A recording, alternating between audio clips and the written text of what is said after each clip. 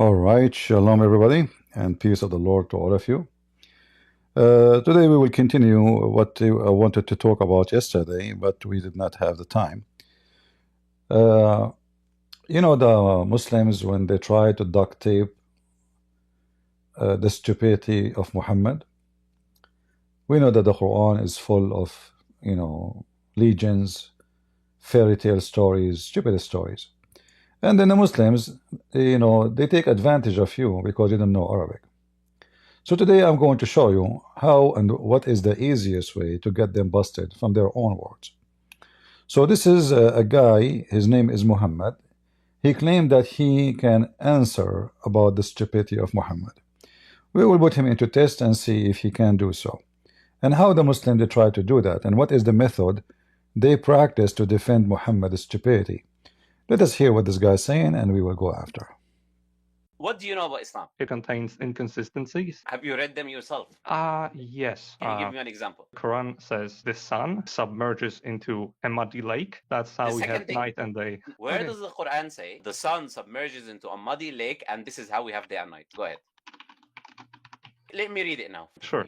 Until he reached the sun setting point, which appeared to him to be sitting in a spring of murky water. So where does it say here the sun sits in a pool of muddy water, murky water? And where does it say this is how we have day and night? Elaborate now. You can interpret this however you like. Come on, be sincere. How are you claiming I'm interpreting when I didn't say anything? I just read the verse, literally, word for word. That's it.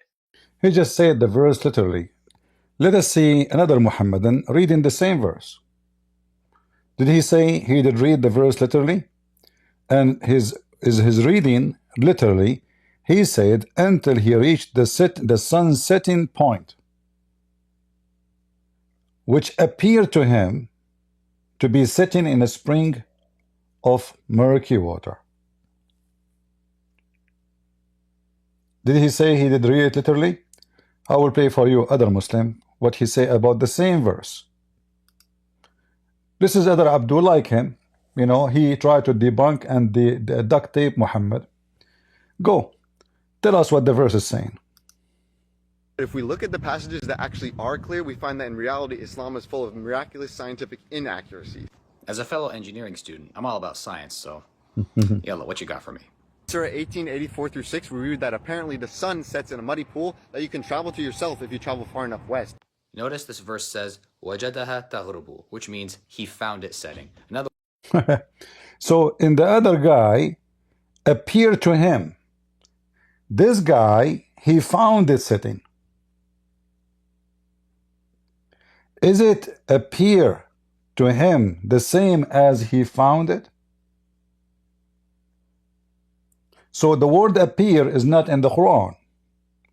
So this guy is corrupting his own book, because when you say it appear is totally different word, have nothing to do with this word.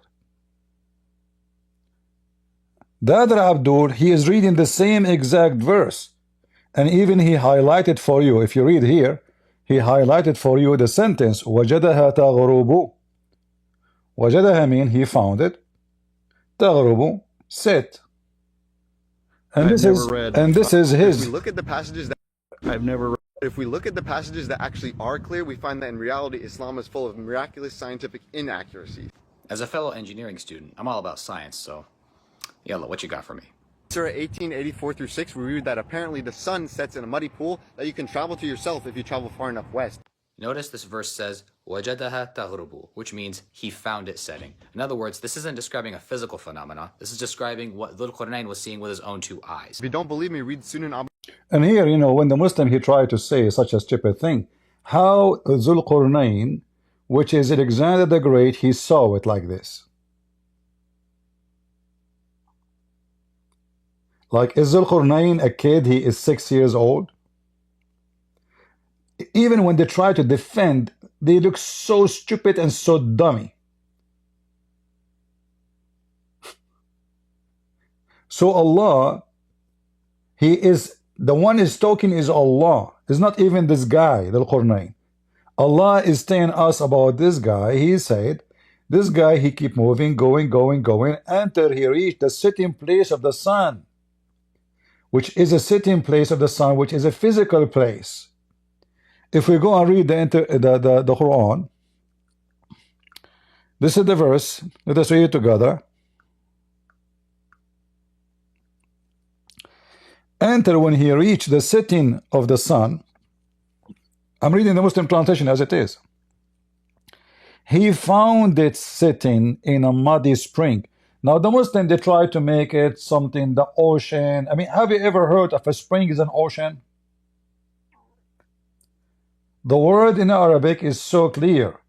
And in fact, the word ayn in the Quran appear in many places.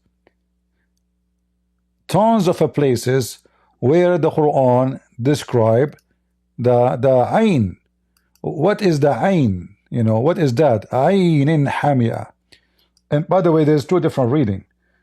Hamia is stinky, muddy, like very stinky mud. Mud, it's a mud. It's not even a water. It's not a water. Now you can say that mud is, you know, a lot of water with dirt, right? Still, it's not a spring of water. All right. Other reading, according to other Muslims, for the same verse, it says hamia. Hamia is not the same as hamia. Hamia is a blazing hot. So depending which Quran we are reading, because there are many versions of the Quran, and the meaning will change between hamia and hamia. However, both of them describing something obviously physical. And you know, if we want to go and see the word ayn,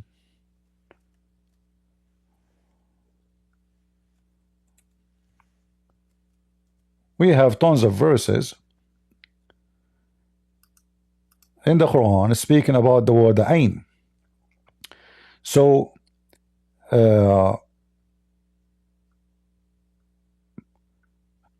as an example, even the Quran, you know, by using the word ayn, which means an eye of a spring, it have to be small. It cannot be something massive. So here the stupid Muhammad, he thinks the sun is small because it looks small. It's far away from us. What we see little ball. You know, we don't see the real size of the sun by our own eyes. But if we go in the Quran, we will find tons of verses speaking about the word ayn. Let us give you an example.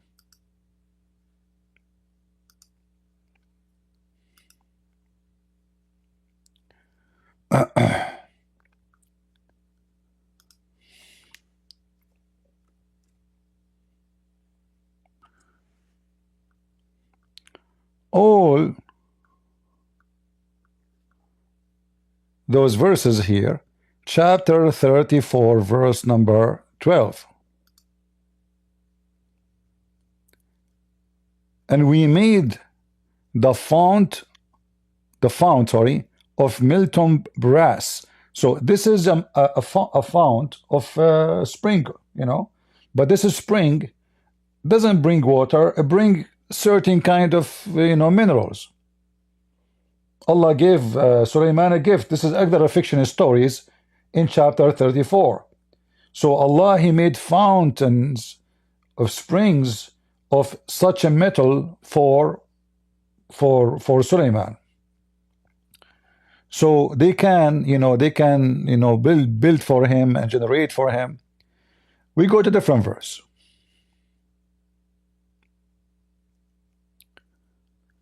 The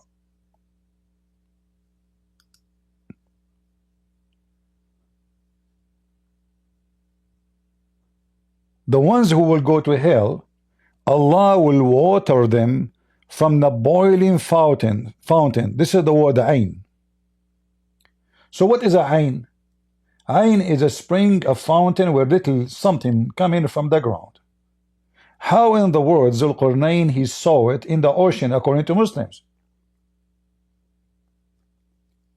And why the Muslims are lying about it? Simply because this is proving the Quran to be false.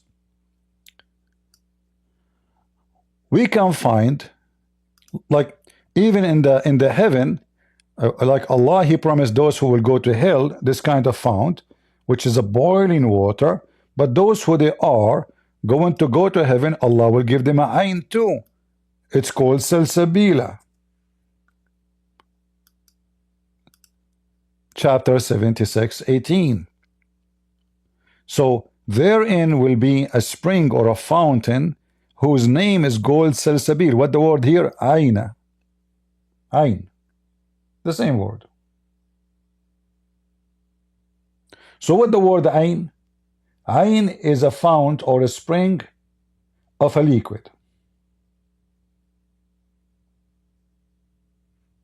It can be a melting liquid. It can be maybe iron. Something coming from the ground as a liquid. As simple as that.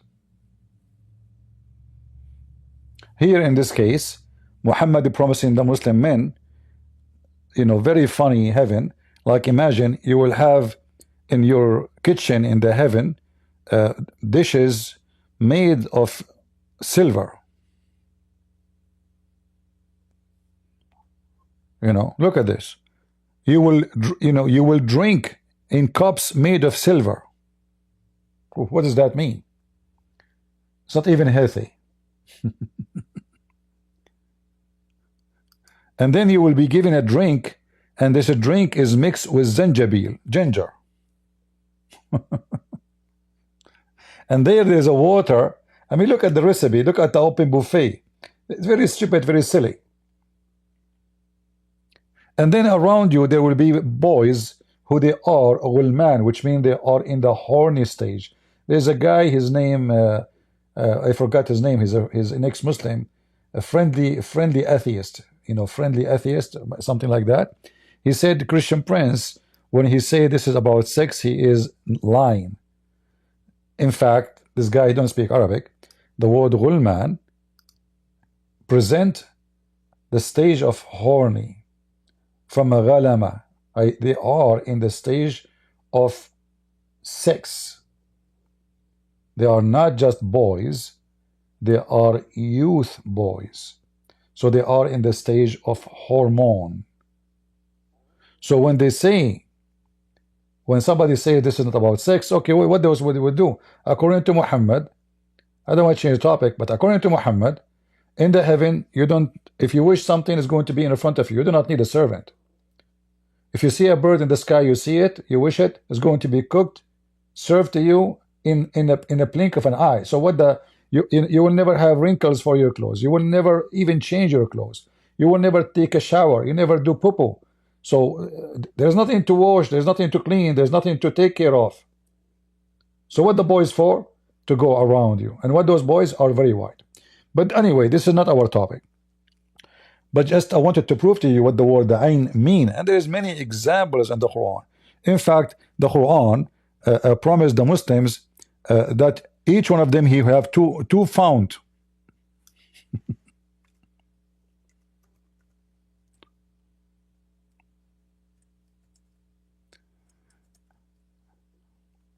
Muhammad is trying to tempt you.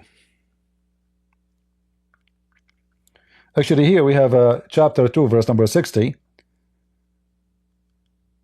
Speaking about Moses, that Allah, he opened for him when he strike with his rock.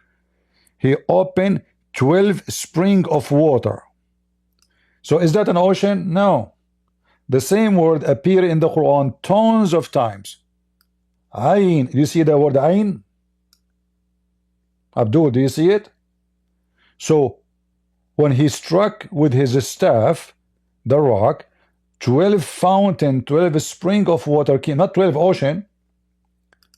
So I'm here trying to confirm to you what the word ayn. Ayn can be by your eye. Ayn, your eye. Why is it called ayn? Because simply it fount.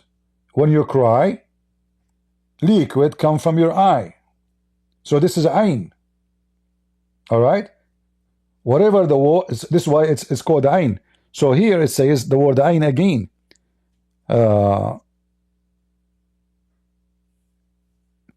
Here the same, chapter 7, verse 160.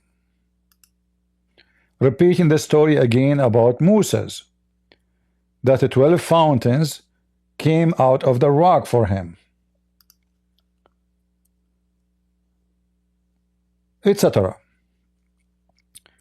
In chapter 15, verse number 45, it says, for those who they are believers, there's gardens and uyun, melty spring, melty fount. So they will have melty fountains. So what the word ayn mean? You see all over the Quran, never came as an ocean. Never. And I challenge any Muslim to show me where it came even once as an ocean. You will never find it, because simply you Muslims lie to defend your stupid prophet. All right, chapter 26, verse number 57. So we are going to make for them gardens and fountains. What is the word? Uyun, which mean ayn multiplied. Many of them. All those verses, 26, 134, 26, 147. I mean, look how stupid Muhammad, he keep repeating the same thing. The same thing, you know.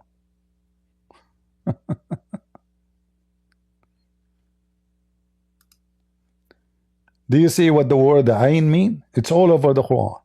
So it's always come as fount or fountains. So if it is ayn, one fount. If it is or I is a spring, or uyun mean many of them. Here it says uyun, so it is many fountains. So we accomplished the understanding for the word ayn. So the word ayn in chapter 18, verse number 86, mean for sure spring of liquid. Spring of liquid. Here, because they use the word hamia, they use the word muddy. Other reading, like Ibn Abbas, he says hamia, which mean blazing hot, which mean did not add the word mud. So there's different in the Quran. There's use different between hamia and hamia. However, when a Muslim, he tried to explain this, and he tried to make it look as he thought. I want to know how in the world anyone he would think that the sun sitting in a muddy spring of water. Is the ocean muddy?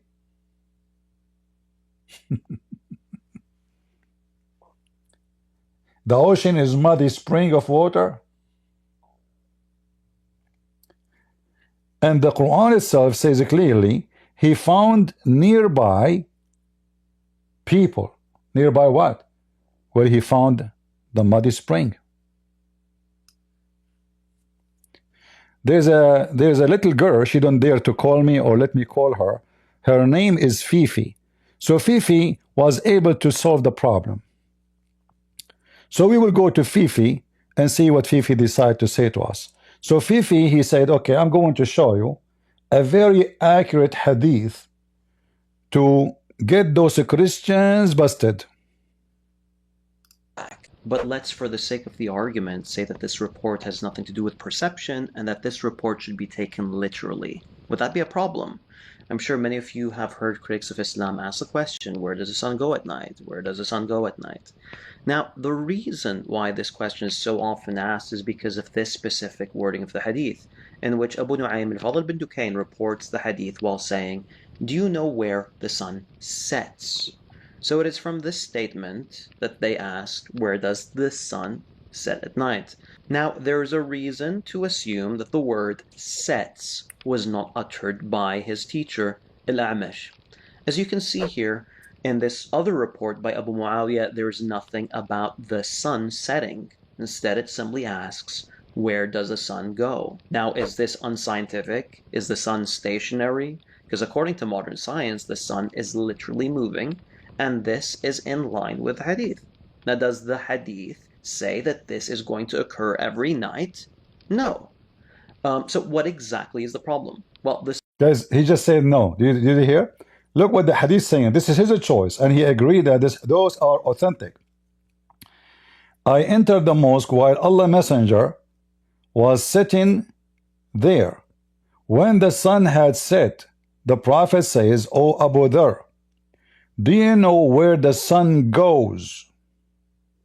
He just said, Fifi, peace be upon her, that is it about every day? Abdul Potato. I mean, do you think people are blind, you idiot? It says when the sun set. So he's describing where the sun is going now. This is about every day.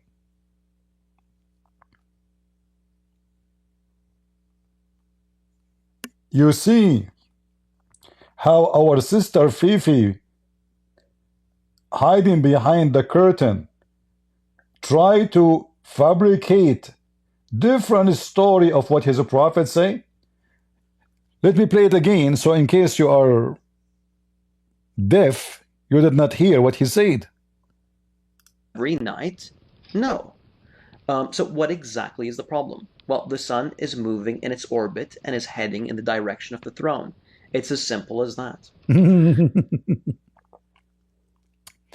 Read carefully and see how this is stupid idiot trying to duct tape the problem. I said Allah and his apostle knows best. Muslims are kuffar, mushrikeen. They associate the knowledge of their God with the knowledge of Abdul. His name is Muhammad. His penis is not working. So suddenly Allah and his apostle knows best. And they say to you, we are monotheist. Are you monotheist in the knowledge of Allah? Or Muhammad and Allah, they share knowledge together? Allah and his apostle knows best. They don't, like Muhammad, not he know little. No, he knows best too. He said it goes and ask permission to prostrate, and it's allowed. So this is will happen every day. He said it goes and asks for permission to prostrate, and it's allowed. And then one day, it is as if being ordered to return where it's coming from. Let us hear what Fifi want to say about this so we can laugh more. Remember, guys, I schedule for 6 hours before the live. So you have no excuse to say nobody knows I'm coming live, right? Until now we have 725. You guys are not sharing. And those who say number doesn't count, it does count. It doesn't count for me because I don't make money from it. People, they count for numbers because they receive donation, they super chat, commercial, advertising. I don't have those things here, as you see. So numbers for me, I don't even keep my videos. The numbers for me is about how many people coming to learn. And then how many people will teach what they learned. So numbers does count. If we share the truth with one person, it's not the same as sharing it with 10. So if you really care, do something. Obviously, you guys don't care. You see those Muslims, when a Muslim make a video, they gang, they share it everywhere. Allahu Akbar, we busted them, we refuted them. You Christians come here to just for entertainment. You don't care. But I do. So the coward here is trying to duct tape that this has happened every day. Now, one may ask, why should we trust Abu Muawiyah over Abu Nu'aym? Well, it's simply because Abu Muawiyah is the closest student of Al-Am. Hold on. Why we should trust Abu Muawiyah more than Abu Nu'aym? As if you know them both, huh? They used to be with you in the school. But let me go back a little bit. Just for comedy purpose.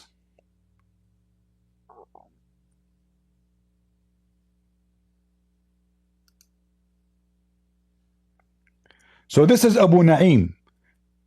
Look, like Abu Muawiyah is more important than Abu Na'im for Fifi. Abu Muawiyah is more close. Not like Abu Na'im. Abu Na'im is not close. I mean, do you see how they try to duct tape? They are looking for any hole in the wall. Abu Na'im have a problem. Listen, and here there's a different. The hadith is different. Okay, Listen, stupid Fifi. What the difference between two hadith? Can you explain to me again? I'm not smart like you. Sun go at night? Where does the sun go at night? Now, the reason why this question is so often asked is because of this specific wording of the hadith, in which Abu Nu'aym al-Fadl bin Dukayn reports the hadith while saying, "Do you know where the sun sets?" So it is from this statement that they asked, where does the sun set at night? Now, there is a reason to assume that the word sets was not uttered by his teacher, Al-A'mash. As you can see here, in this other report by Abu Muawiyah, there is nothing about the sun setting. Instead, it simply asks, where does the sun go? Now, Hold on. So the stupid Fifi, he tried to fix it. He made it more blind. He said he trusts Abu Muawiyah more. But the stupid, when it says goes, that make it even more clear. Do you see how stupid? He said we should trust Abu Muawiyah more than Abu Naim. But both of them, by the way, they are saying where the sun goes. I will show you. I will show you how this donkey do not know even how to read his own Arabic language. If somebody see Fifi, tell him, Imam Murrah say hello to you. So listen. Here it says, do you know where the sun goes? At what time, Muhammad, he said that? At the time of the sunset. So is Muhammad now speaking about the sunset or speaking about the orbit of billions of years? Or this is every day? It's every day. In fact, at the end of the hadith, look, it says, and the sun runs to orbit fixed course for a term decreed, chapter 36, verse number 38. So Muhammad now is explaining the Quran, chapter 36, verse number 38, stating that the sun run into a decree. This is the run of everyday term.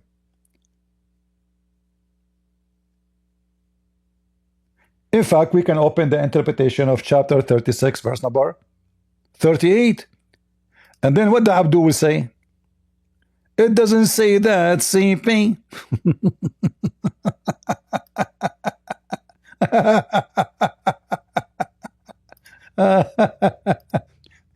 So, you know, they try to fix it.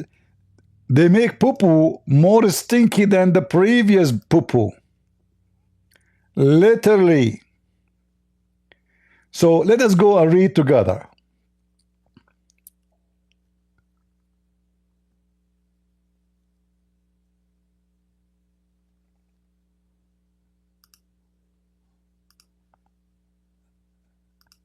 Let me find some potatoes for you to chew in it.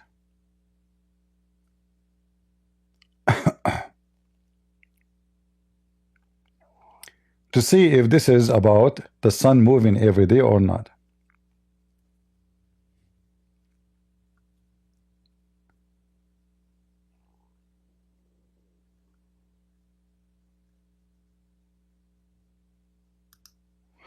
Let me see if I can open Ibn Kathir in English here. Hold on.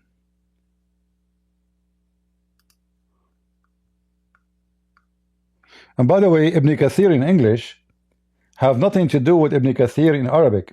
As an example, this is Ibn Kathir in English for chapter 18, verse number 86. It says just a few words about.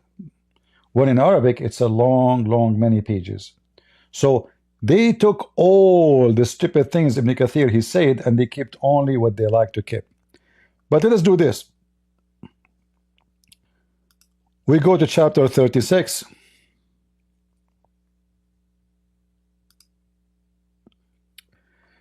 And then we go to verse number 38.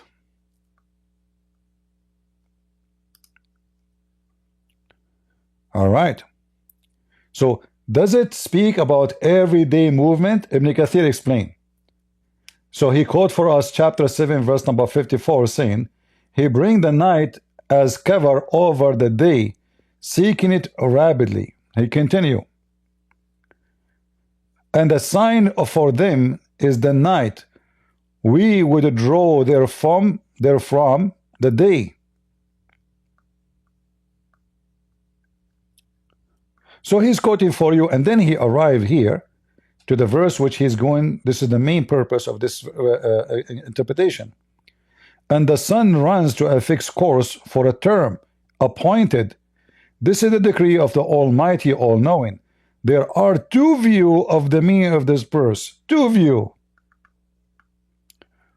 One on its fixed course for a term appointed. The first view that refers to the fixed course of a location. Fixed course of what? Location. Do you see the word location? All right. This website I cannot even highlight. I don't know why. I'm trying to highlight. When I try to highlight, it's you know, go left or right. Because the throne is the roof of a creation, and it's not a sphere, as many astronomers claim. So the stupid Fifi in his video, he tried to make fun of apostate prophet, saying that apostate prophet thinking that the Quran claiming that the earth is a flat. But as you see, Ibn Kathir confirmed that the earth is flat. Do you see it? I mean, how I can highlight this stupid thing? I'm not sure why this thing is not. Because you can flip pages here. All right. So it is not, you can see my mouse, right? When I move, you can see it. All right. So it is not a sphere as many astronomers claim. Rather, it's a dome supported by legs or pillars carried by the angels.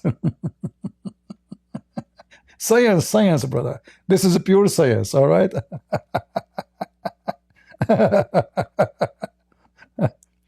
And when it runs in its fourth orbit, the opposite point of its zenith, at midnight, it is in the farther position from the throne.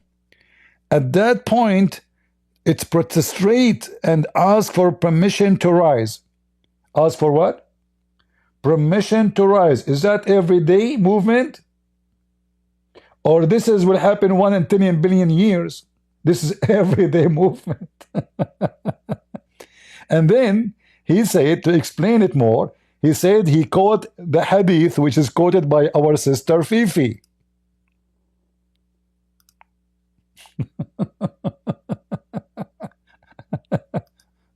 So here he says, "O Abu Dhar," by the way, Dhar mean ants. I don't know why they call him ants, but anyway, the father of the ants. Do you know where the sun set? I said, Allah and his messenger knows best. He said, it goes and prostrate beneath the throne. So it is clearly explained, even in Ibn Kathir, by the way, it's just the same as those YouTubers in his time. He was living in Syria between those Christians, which is debunking Islam left and right. They are educated, they are not dummy, and they speak Arabic fluently. So he was trying to debunk by answering, saying this. So he quote Muhammad saying, it goes prostrate beneath Allah's throne. And this is what Allah says, the sun runs to a fixed course for a term. And this is the decree of the Almighty, the all-knowing, the Almighty, all-knowing. The Almighty who cannot have a son unless he have a girlfriend. The Almighty who cannot. He said he can create by saying be, but he never been able to create anything by saying be. He said he created Adam and Jesus by saying be, but then we check, we find he was using his hands, he was using mud. So this is the Almighty and the all-knowing who we think there's a sperm become a piece of meat. And before become a piece of meat, it become a piece of dead blood. And the sun runs to a fixed course of a term. Its fixed course is beneath the throne. So this is the first view. This is the second view now.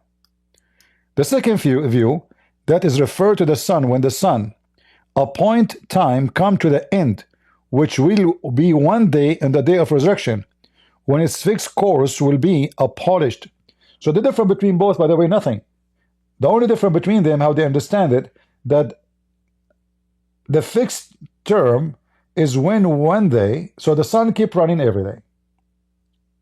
And this is why we see the sunset and the sunrise.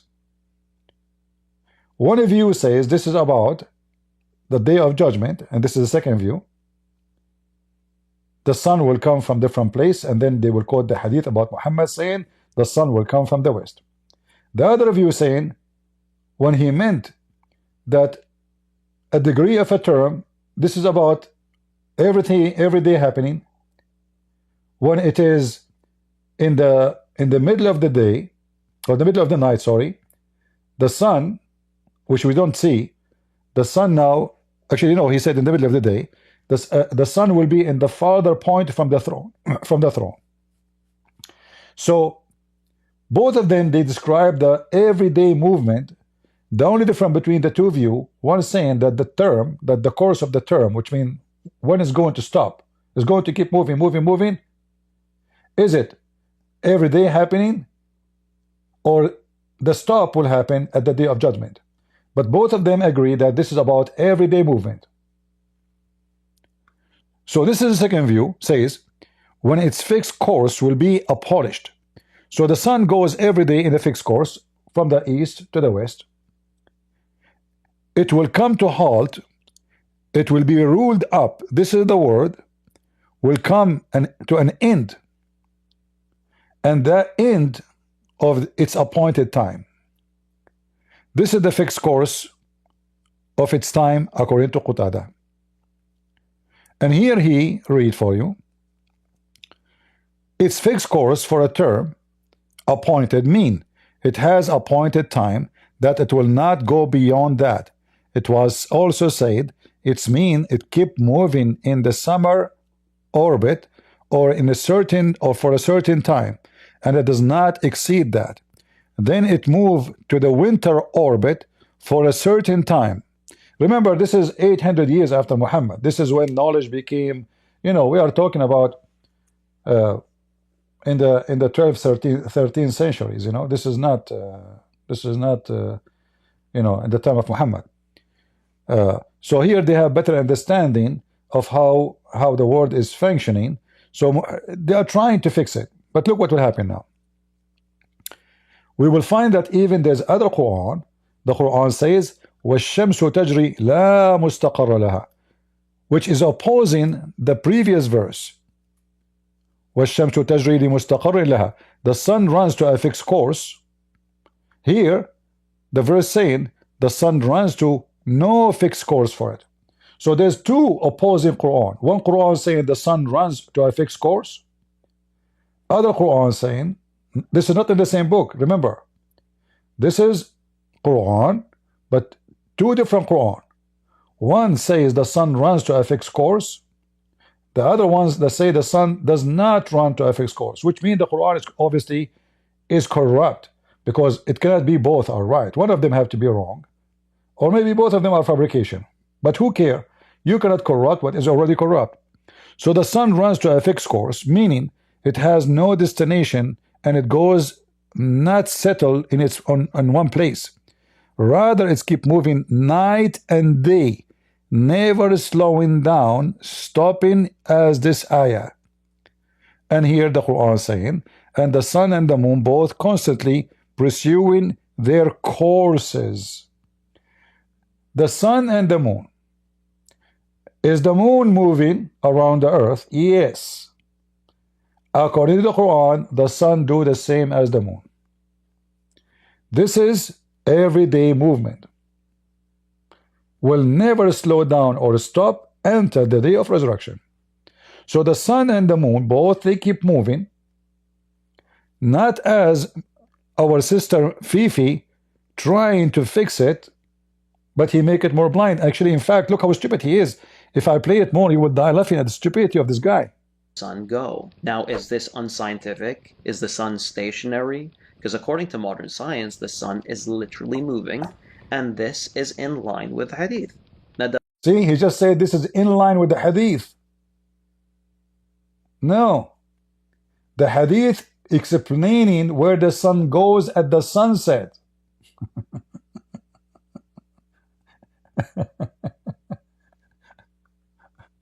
Does the hadith say that this is going to occur every night? No. Read it.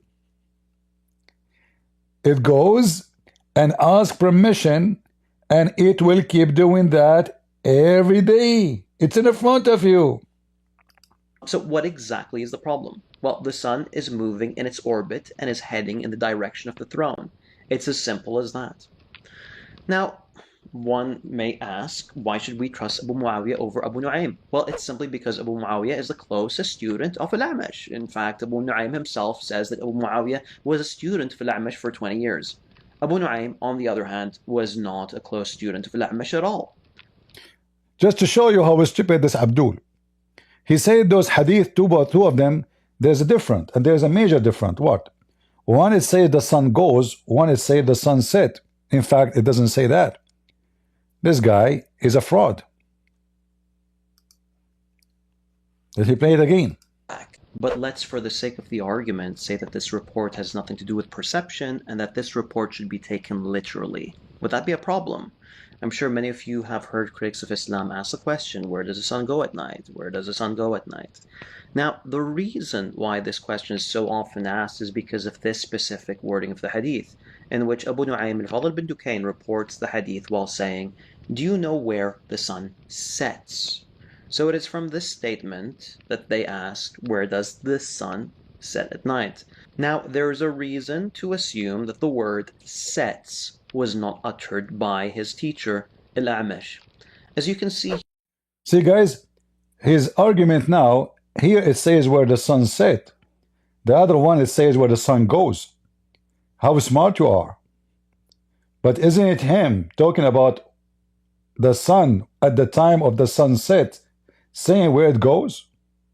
But not only that, look what he would say.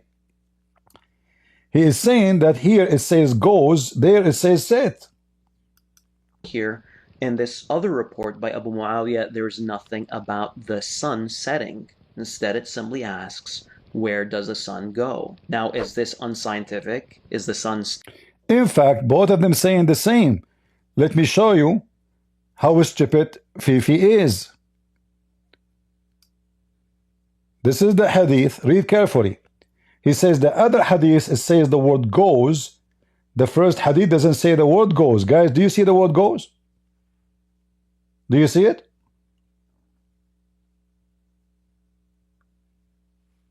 You see it? It says that. Muhammad, he says it goes. So if the word said does not mean it goes, he will not use it. Are you saying to me that you're a stupid prophet, he did not understand what set mean, so he used the word goes? Same time, the word goes is more stupid, because now you are describing physically, literally, who is going. It is not anything except the sun. Do you know where the sun goes? Or where the sun set? Doesn't make any difference. It's the same. How we know that? The hadith itself, it says it goes. So both they use the word it goes, and there's no difference between them. But this Abdul, he tried to find a difference to say, oh, there's a difference here, so we should not take this one, we take that one. But if we take that one, it's even more ugly, because it's make it so clear that the sun is going. And then he says, we know that the sun keep moving non-stop. But this is not, the sun moving non-stop will not affect our day and night, you idiot. The whole hadith is about what? Is about when the sun is setting, where it goes. In fact, if we go to the hadith,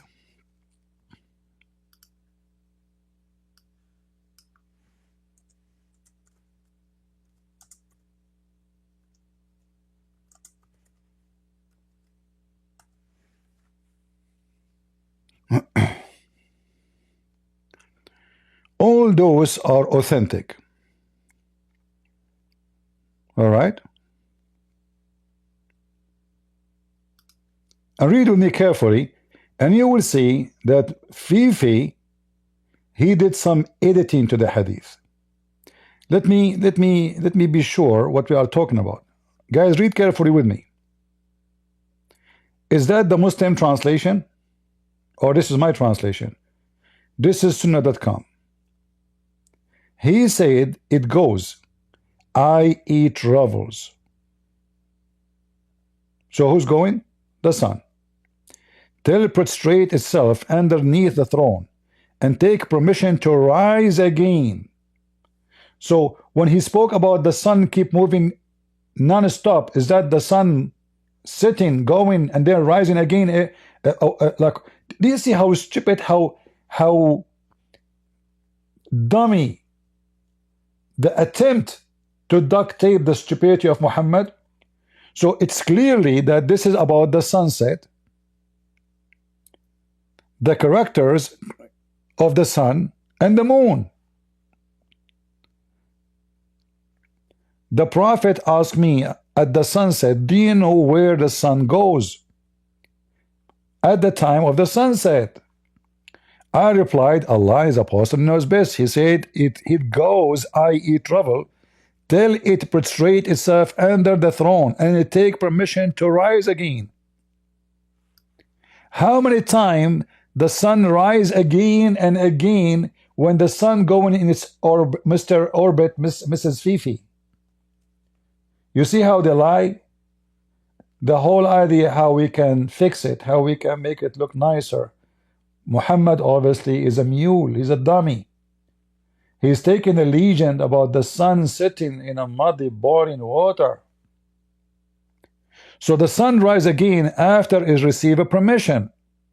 Is that about every day? Yes. As you see, it rise again. Again. You see, guys, do you see the word again?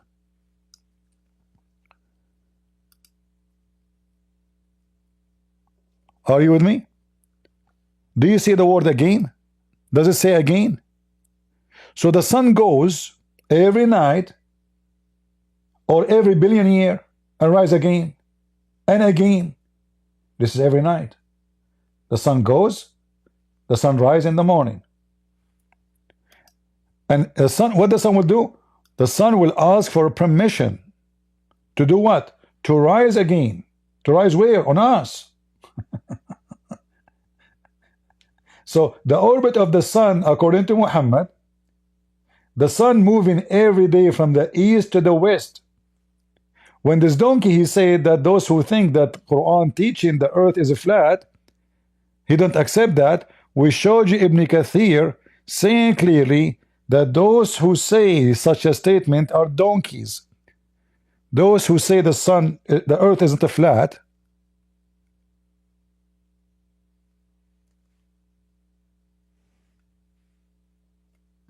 do you see it?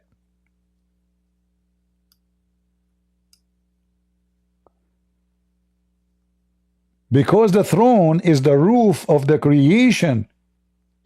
If the throne is not if the earth is not flat, how the throne will be the roof of the creation? Ibn Kathir explain to you more. The earth must be flat because the roof of the earth is the throne. So the sun goes every day and go to the muddy water, still it is under the throne of Allah because the earth is flat. If we go to different video, this Abdul here, Fifi, the same Fifi, he speak about the flat earth. Hold on. Even he made the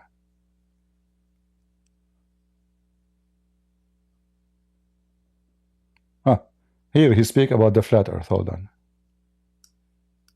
Likes that the addition of Sufyan is acceptable, but seriously, who cares what Ridwan thinks? Let's assume for a moment that Ridwan's addition is correct. That would mean that the sun, at the end of a long day, soaks into a muddy spring. Now please ignore the fact that our artist placed the murky spring in the middle of the Pacific Ocean. Anyways, while the sun is bathing, it finds the throne of God under the water and then starts to prostrate towards it. Now, the issue with this ridiculous understanding is that the throne of Allah is not underwater, but it is above the heavens. Donkey like is a prophet. The throne of Allah is above the water. Let us prove it. So if the sun goes above, the sun goes in the water, the throne will be in the top of it.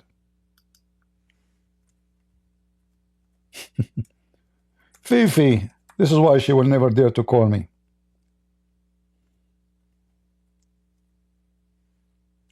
Isn't it this is your hadith saying, your prophet saying that Allah's throne is above the water, you donkey?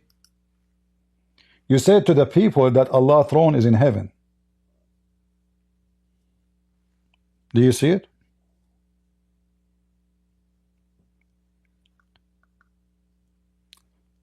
Is that sahih? It is sahih.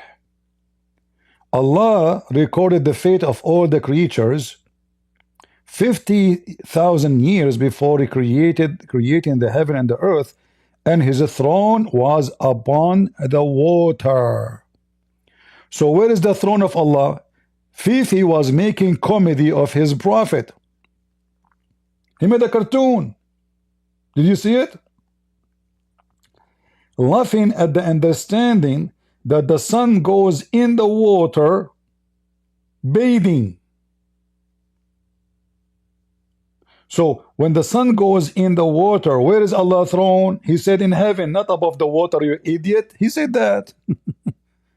Listen to it carefully again. This is not a Christian prince making things up. Mean that the sun, at the end of a long day, soaks into a muddy spring. Now, please ignore the fact that our artist placed the murky spring in the middle of the Pacific Ocean. Anyways, while the sun is bathing... Hold on. We have Zen speaking. If you guys don't give money to Christian prince, he would not put effort lying about Islam. Hey, Abdul, I like what you just said. I don't know, like all those years, I am doing it for free. I even give my books for free. But as long as you are talking about money, is it true that your prophet in the Quran, he said that those who gave him money, Allah will give them heaven? And if they don't give money, Allah will not give them honey? Do you like to call me? As long as you are talking about, not only that, your prophet Muhammad, he will not even speak to Muslims unless they pay him first. Are you there, Izen? Do you dare to call me? You brought this to your prophet. You see, guys, I talk to you for free. Have I ever charged you? Did I even say donate to me when I go live? Until I to the end, from the beginning to the end, do I say donate to me? I never mention it. It's you Muslims. Buy Ali Dawa, he sell halal cat food. Scam. Since when cats, they eat halal food? They eat rat, they eat cockroaches. Muhammad Hijab, he wanna sell what is called? Black seed, necklace seed. I give my books for free. But look, let me show you how your prophet will meet with you.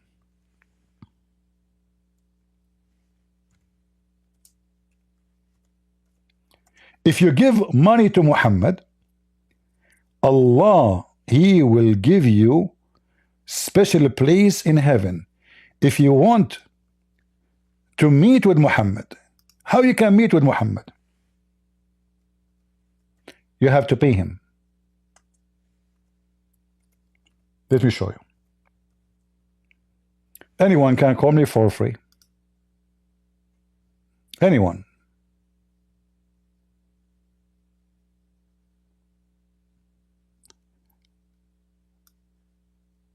Take from their money so you can purify them.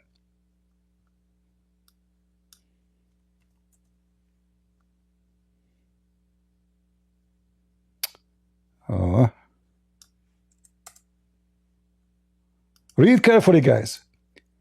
Take of their wealth free will offering to purify them and cleanse them. So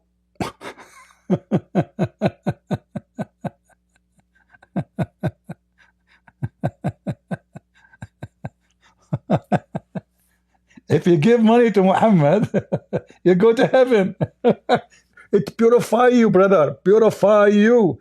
You go fornicate, you go kill, you go rape. Just give money, you are good to go. Not only that,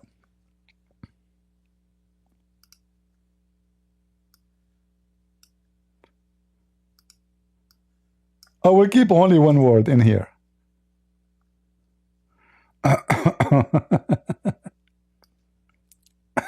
Hold on.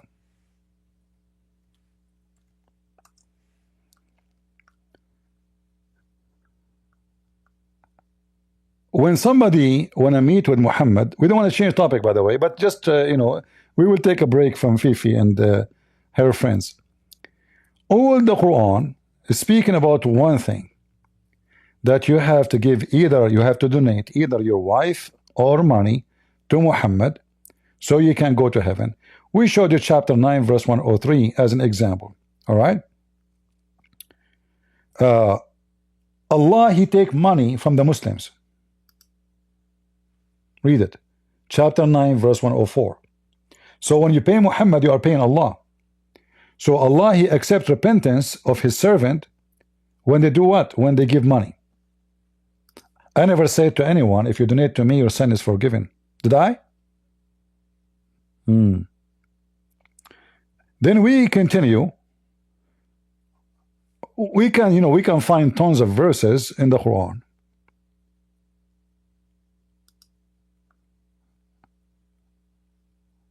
Let us see which one I will show you. Here we go. Chapter 58, verse number 12.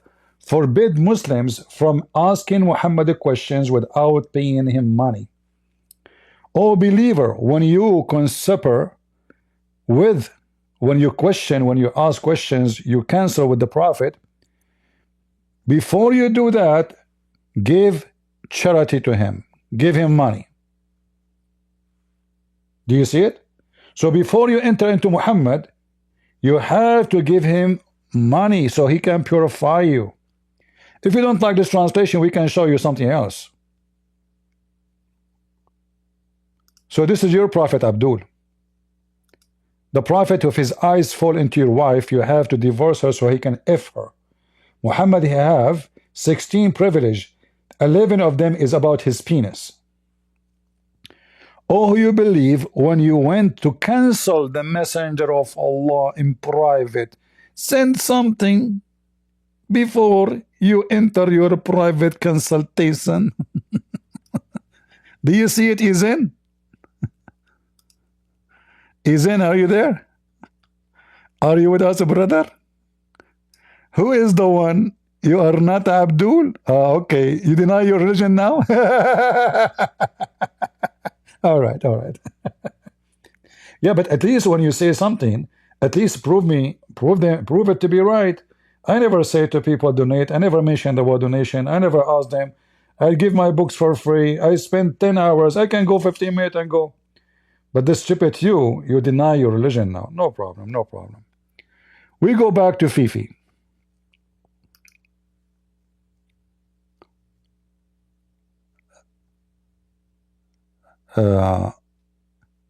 So when Fifi tried to explain, she made a big mistake, because he's making fun of his prophet, making it clear that yes, Allah's throne is above the water, and this is all is sahih. Those hadiths is all over the place in Sahih Muslim. Did Muhammad lie? And Fifi making fun of Muhammad, speaking about the sun bathing in a murky water, making even a cartoon about it. Isn't it the throne of Allah, according to Muhammad, is above the water?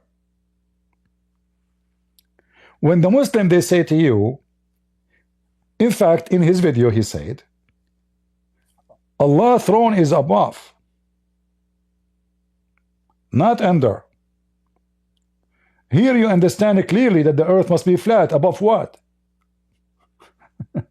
So is now the throne of Allah is above Australia or above Mecca? If the word above, according to him, mean literally it's above, well, that means it have to be in one direction. And Mecca, now, the throne is not above it, because the sun is going to prostrate under Allah's throne at the time of the sunset.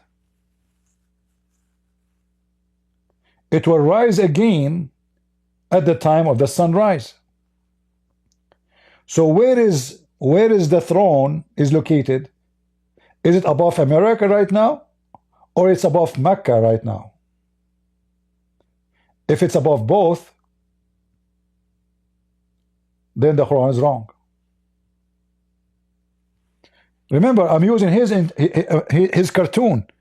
It is him who made the cartoon, making mockery of his prophet. One's addition is correct.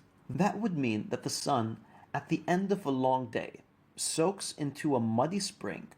Now, please ignore the fact that our artist placed the murky spring in the middle of the Pacific Ocean.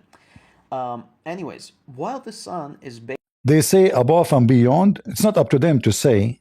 The hadith is so clear. Above the water. What beyond? I can add words as I wish. So what about I add, the passage of time? You want to add some sentence from Kamala Harris to the hadith? What above and beyond? Does it say beyond here? And what does that mean, above and beyond? That's a good one. Above and beyond, and behind the refrigerator, and under the couch, and in the top of the mule, and next to the tree, and under the the cardboard. Take a beer. Supposedly now they fix it. Above and beyond. That's deep. That's so deep. Brother, we discover beyond. But no, I mean, look how dummy they are. All those hadith are authentic. The funny is, by the way, Allah and Muhammad and Shaitan, both of them, their throne is above the water. Read it. Jabir reported that Allah Messenger saying, Iblis set his throne on the water.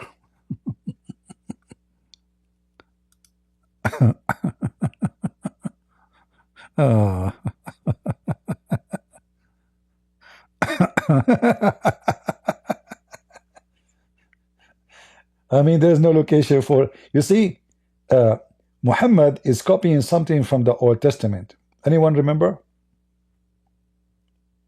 He's copying some, but because he's a corrupt man, he tried to change it to make it belong to him. Anyone remember? In the book of Genesis, what it says. Let's go.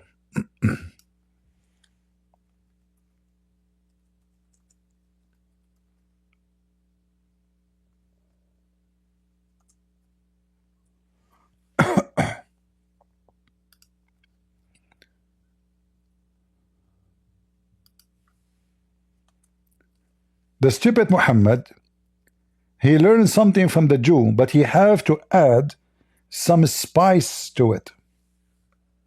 Remember, the Quran in chapter 9, verse number 61 says, Muhammad is an ear. Muhammad is what? He is an ear. What does that mean? Anything he listen, he hear, he copy and put it in his book. In the beginning, God created the heaven and the earth was without form, and void and darkness was upon the face of the deep, and the Spirit of God moved upon the face of the water.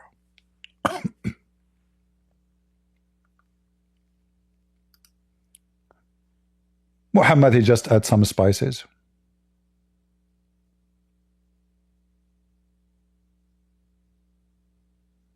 Right? Okay. Let's go back to Fifi. Fifi is struggling trying to fix the problem. Bathing, it finds the throne of God under the water and then starts to prostrate towards. So remember, if Allah's throne is above the water, so now it's very true what Muhammad he meant. Allah's throne is above the water, even though Fifi making fun of that, but we show you the reference. And now the throne, the sun, is in the water. So what is above the water? The throne. Either Fifi, he did not know this hadith and he is ignorant, or Fifi is a mudallis, hypocrite, coward, as the rest of them, trying to cover up, making a mockery of those who they are questioning Islam. Instead of being honest, refuting according to his belief, he is making mockery of his prophet now. Towards it. Now, the issue with this ridiculous understanding is that the throne of Allah is not underwater, but it is above the heavens. See? More importantly, the throne is larger than the heavens and earth. So, to conclude, the addition in this hadith strong. Guys, did he say the throne of Allah is larger than the earth and the heaven? He said that, right? He is fabricating the new Quran.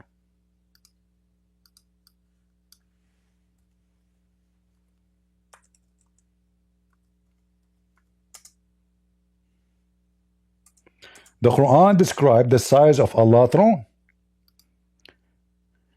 It's exactly the same size of the earth and the heaven, not larger. And here, you see how stupid Muhammad is again. Because of the earth.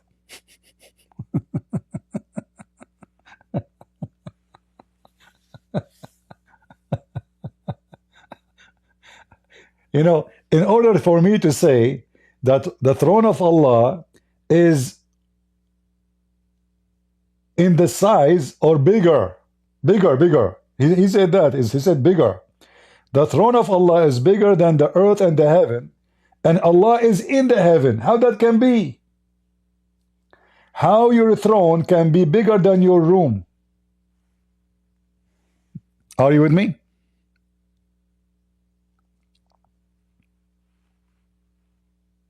If we ask the Muslims, where is Allah? Is he in heaven? Or he is not in heaven? They will say he's in heaven. We have tons of hadith about this. You remember when Muhammad, he went to the seventh heaven? And then he went to Allah. So Allah is in the seventh heaven. So how the throne of Allah is bigger than the earth and the heaven according to Fifi? Yet Allah himself is in the heaven. And not only that, Allah himself, he come down every third part of the night to the lowest heaven. So do Allah come down with his throne, or he leave his throne there and he come walking? Well, Allah, where are you going? Why you don't take your throne? Why you are walking? My throne, you know, it's very big. It doesn't fit there. I am smaller than my throne.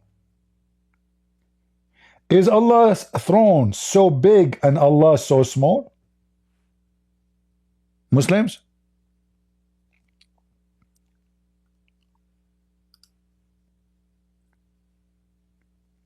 Continue. Contradicts established aspects of Islamic ideology.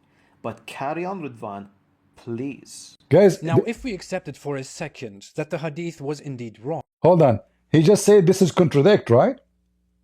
Did he just say this is contradict? It's not me. So if believing that the throne of Allah is above the water contradict Islam, that means Muhammad contradict Islam.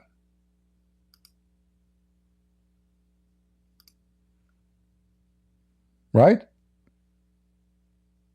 So he is now giving a screwdriver to his prophet too.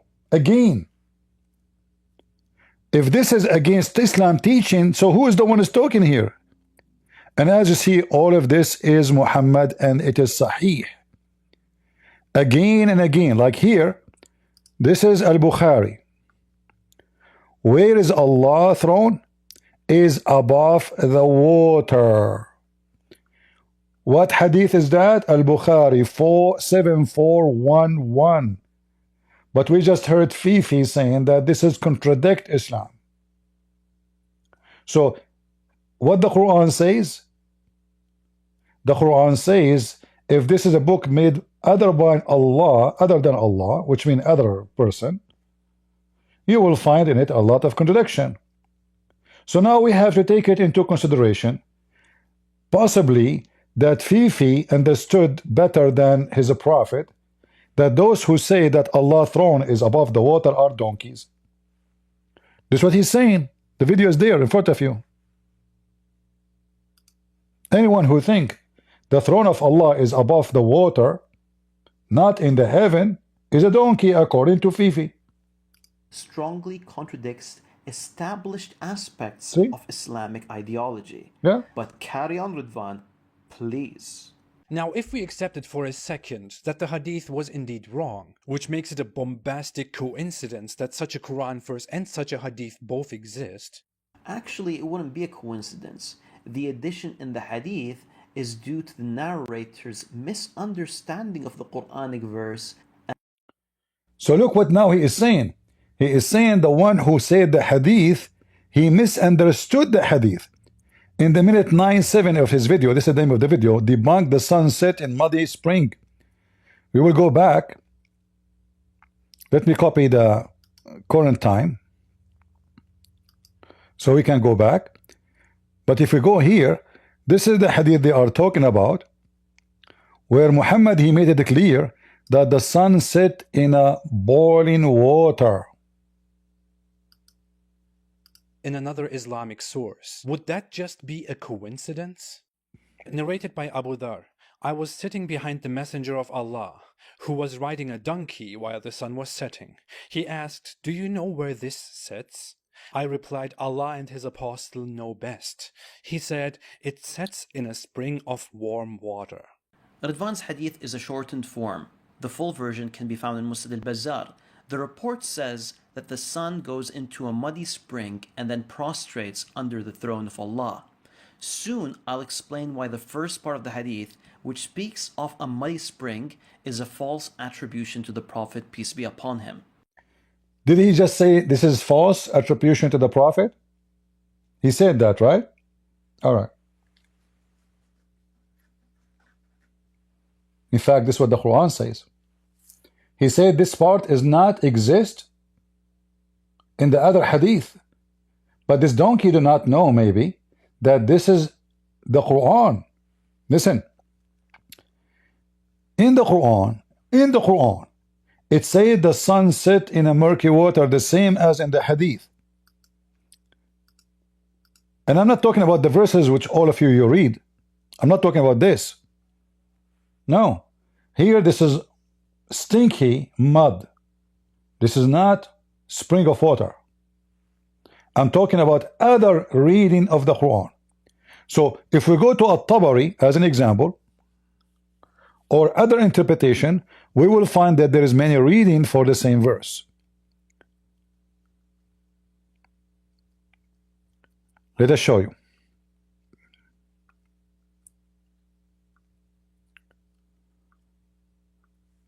Where is At-Tabari? Let us open At-Tabari. All right. This is At-Tabari. This idiot, properly he do not know. I am just assuming the best for him. I don't want to call him a liar, even though he lie a lot. But I will let it go this time. I will say he's a donkey. He's ignorant. He do not know his book. The Quran have many reading. One of it says Ayn Hami'ah. This is the muddy, stinky mud. All right. Other reading, it says the people of Medina, they read it as عين حامية. The donkey, he said that the عين حامية in the hadith is a falsely attributed to the Prophet. But this is Quran.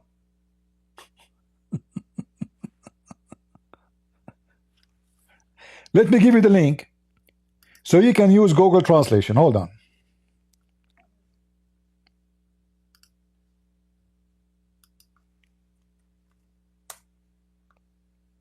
We post it in Rumble and we post it for you in YouTube. You see where it says 86 here? Go down 1 line, 2 line, 3 line, the one in blue. في عين حامية. This is the reading of the Medina. Sorry, here it says in the city of Al-Basra, they use it as, read it as عين حامية, stinky mud, which mean it's set in a muddy water, dirty mud.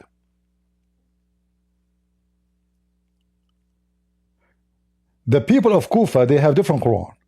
They read it as في عين حامية, which means blazing hot. Let me use a translation.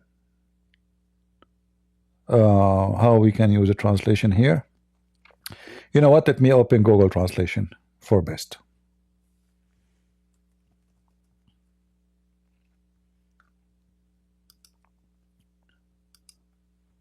And I will copy in front of you, copy paste.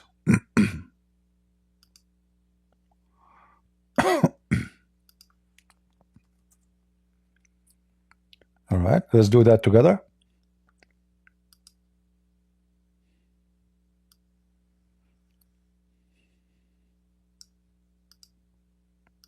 And here you will see how the Muslim understand what the Quran is saying, not the fabricators who try to defend Islam. Allah Almighty says, enter when he reached the Dhul Qarnayn, the setting of the sun, he found it sitting in a spring of murky water. So the reciters differ in the recitation of that. Do you see? Differ in recitation. So there is different Quran. And now he is going to tell us what. So the reciters of Medina and Basra, they recite the spring of murky mud, dirty mud, not water. Meaning it's set in a spring of murky water.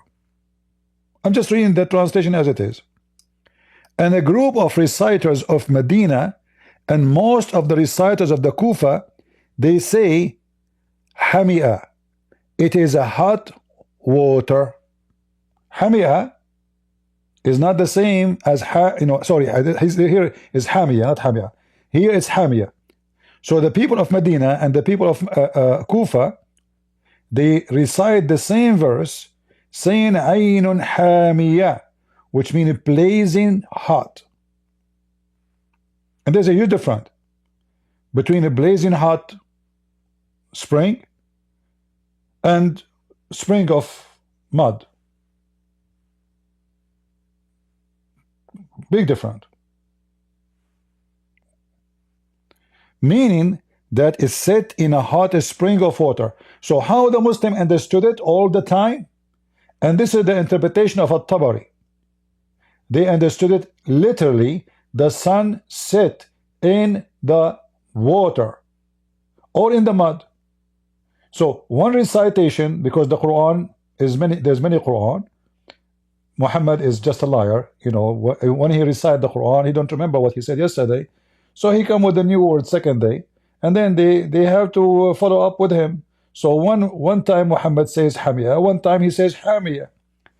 So Fifi is saying that the hadith is speaking about this Hamia is a fabrication, but this is Quran. He said falsely, this part, the hot water attributed to Muhammad. Falsely. While the sun was setting, he asked, do you know where this sits? I replied, Allah and His Apostle know best. He said, it sets in a spring of warm water. Radwan's hadith is a shortened form. The full version can be found in Musnad al-Bazzar. The report says that the sun goes into a muddy spring and then prostrates under the throne of Allah. Soon I'll explain why the first part of the hadith, which speaks of a muddy spring, is a false attribution to the Prophet, peace be upon him. This hadith can indeed be traced back to Muhammad, because the By the way, the hadith does not say muddy spring, you idiot. It says boiling, blazing hot. transmission between the people who reported this hadith has been authenticated. This is actually the definition of sahih or authentic in hadith terminology. But, because the Quran verse is an example of how you sound when you learn basic science from 7th century Arabs, Muslim scholars don't want to take this hadith at face value and therefore only call it sahih in transmission, in chain. Some add explanations like, well, someone in the transmission was not a reliable person. Sorry, no. You are going to give a lesson in hadith sciences, Ya Radwan? You, Okay, let me... you like Fifi, he can do better. The one who said, let me explain to you the verse about you can be a pimp in Islam, and the video is online. He can go right now and search for the video. Farid says you can be a pimp in the Quran. For sure you know how to explain Islam better. You know, look.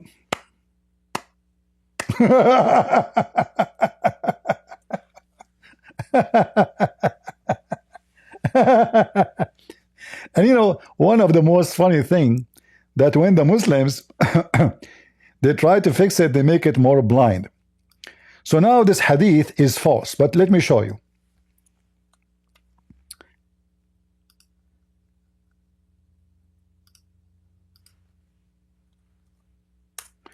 This is the same hadith. All of those are the same hadith.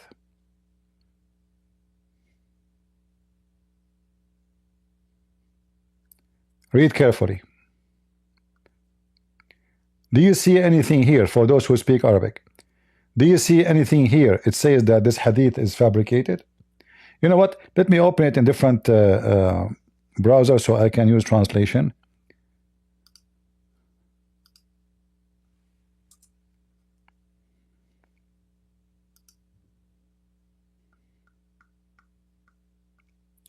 So now we have to switch to this false. We have to, how we can duct tape the stupid prophet. It says here, let me translate the whole page, hold on. Translator, translate this page to English. All right.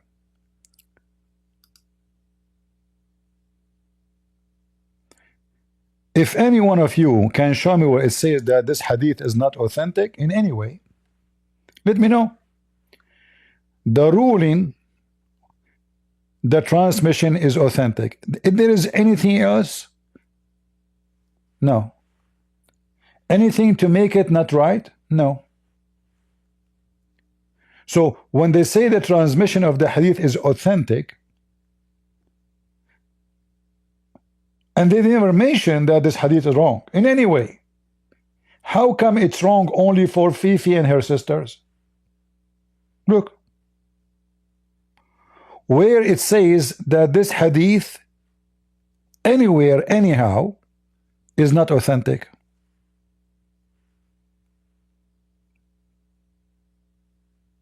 Huh? He said it's set in a spring of a scorching fire. See, guys, what I say to you?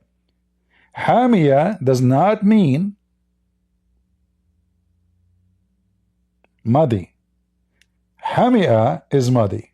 Hamia mean very blazing fire. Anywhere here it says that this hadith, this is a different hadith, by the way. I'm showing you a different one. Like different numbers, different books. All of those are different books. I was with Allah Messenger. I said to him, do you know where the, he said, do you know where the sun set? He said, let us zoom in. Allah and His Apostle knows best. He said it's set in a hot spring. Let's read again. Do we see anywhere it says that this is something wrong with this hadith?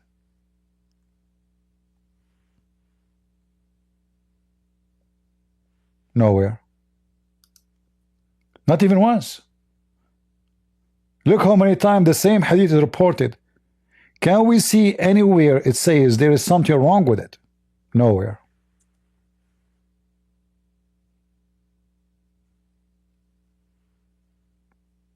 All those are different books, different hadith, different location. Nowhere it says anything, there's anything wrong with this hadith. Not even once. But for sure we have to fix it. But remember, this is exactly what the Quran says. We just showed you in At-Tabari. At-Tabari says that according to the recitation of the people of Kufa and Medina,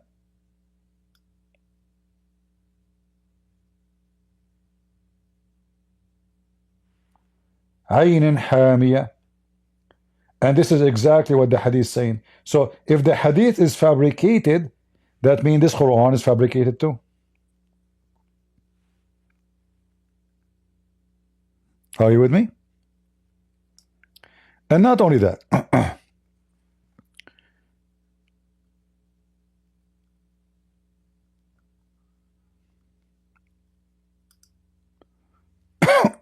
going back to At-Tabari, you will see that the Muslims, they are so stupid with the stupid Quran, which means this Quran make them so much confused. Let me show you. I will open this verse, this page here in other browser so I can translate.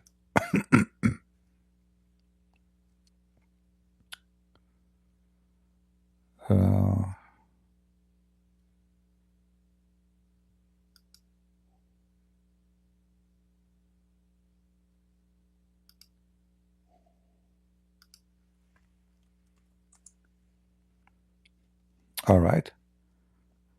Let us go here.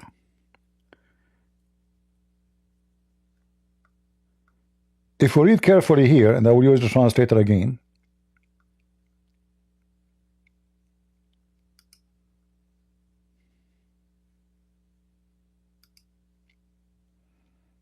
remember I gave you this page. I gave you the link. Come on, translate. I don't know why it's not translating.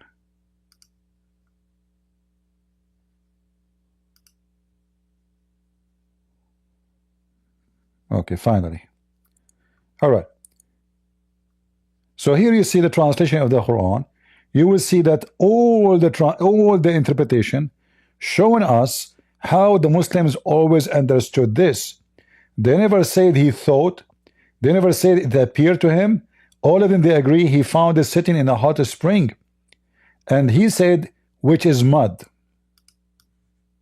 What is the hot spring? Mud. And here they are giving you tons of hadith. And they have to be authentic. You see, why I want to explain the Quran with something not true? Is that possible? To explain the book of Allah with a lie? No. Why do they want to explain the Quran with a lie? If this is not approved by them, if those stories are not approved by them, there's no way they will use them to explain the Quran. In fact, that would be so stupid to do so. So here you see from the authority that Muawiyah recited those verses, and he said a hot spring. Ibn Abbas said it is a hot spring. He said so. You know, they brought Ka'b. There's a guy, his name is Ka'b, and supposedly he was a Jew. They sent somebody to this guy Ka'b al-Ahbar, and they asked Ka'b, what do you say about this verse? He said, Ka'b al-Ahbar agreed with them. He said the sun, it's set in a clay.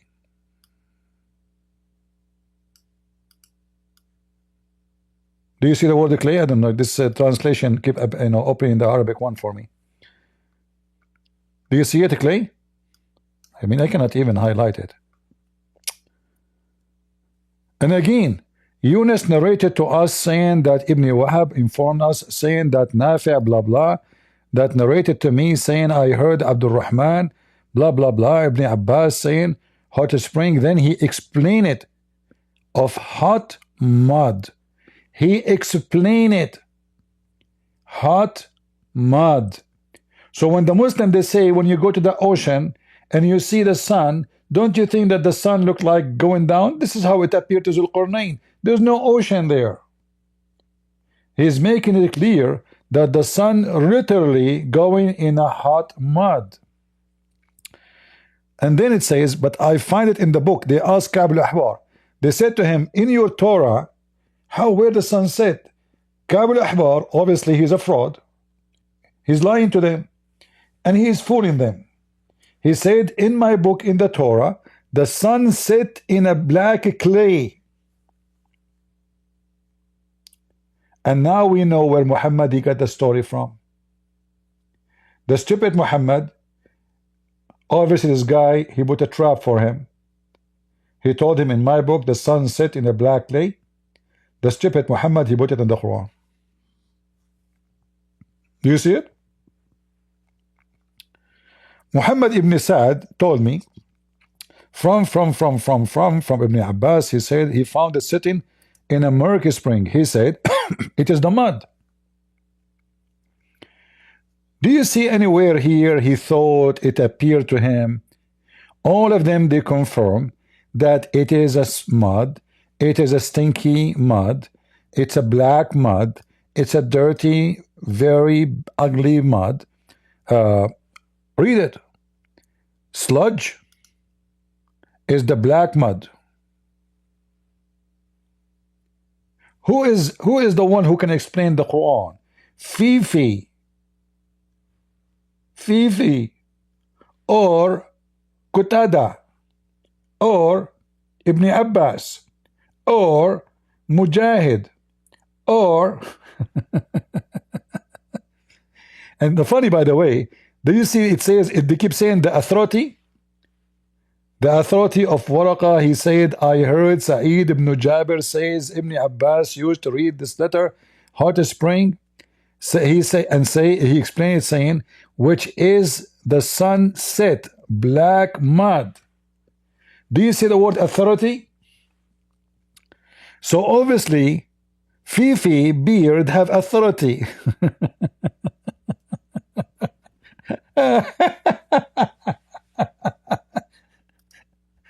Authority, in the authority. Look how many times the word authority appear. Ali told me that he said Abdullah told us that Muawiyah told him and told me on the authority of Ali and on the authority of Ibn Abbas, he found it sitting in a hot spring. He found it what? Meaning it's a hot spring. Does it say meaning it appeared to him?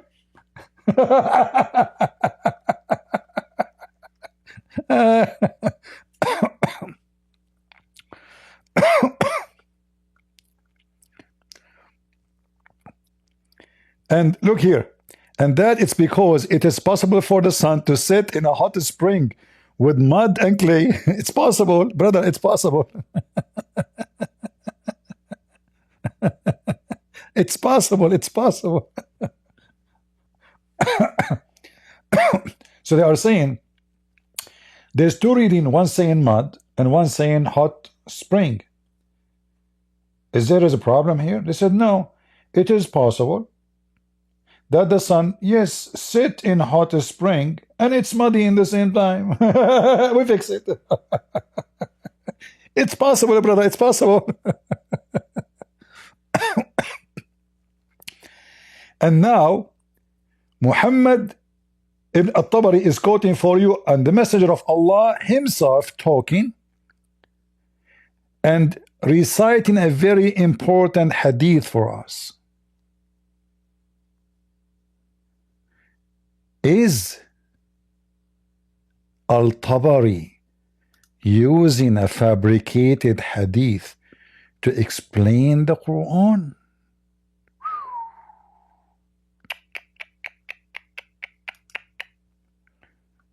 So Muhammad, he said, may Allah bless him and grant him peace. Look, when the sun set, it said, in a blazing fire of Allah. In the blazing fire of Allah, were it not for command of Allah that prevented, otherwise it's going to burn the whole earth, brother. Oh boy. So the desperate attempt of the Muhammadan trying to explain the stupid Quran, trying to deny many things, that the earth is a flat in the Quran. It is a flat. It's very flatty in the Quran. All the Quran confirm that the earth is a flat. I'm going to open my Discord. Now, we have more reference, by the way. We can show more and more. But I will give a chance to the Muslims to refute me if there is any. Let me open Discord. I will not stay long. So, only like if you are a Muslim, you would like to call me, take your chance and get me busted. So Discord will be up. It says it's updating. So I will open Discord in a minute. It's opening. And if you are a Muhammadan, you would like to call me and get me busted, go ahead.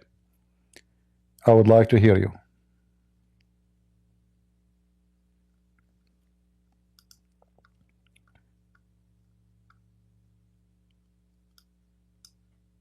Every Muslim, remember that. When it's come to Islam or anything else, actually, every Muslim is a liar. Every Muslim is a liar. Because lying in Islam is the shield of faith. And I can show the reference. Muhammad told them that lying is the shield of faith. Not honesty, not decency. Lying. So how in the world anyone can trust a Muslim? About anything. Muhammad even, he make it legal to the wife to lie to her husband, and the husband to lie to his wife. So what is left? What those people, what the accomplishment of Islam is about? If I lie to my wife lied to me, and this is halal. This is very lawful, so nobody should feel guilty. So what is the point of Islam then? If the core of society, which is the family, does not exist. If the man, he lied to his wife, the wife lied to her husband, so what people would do to each other in the street?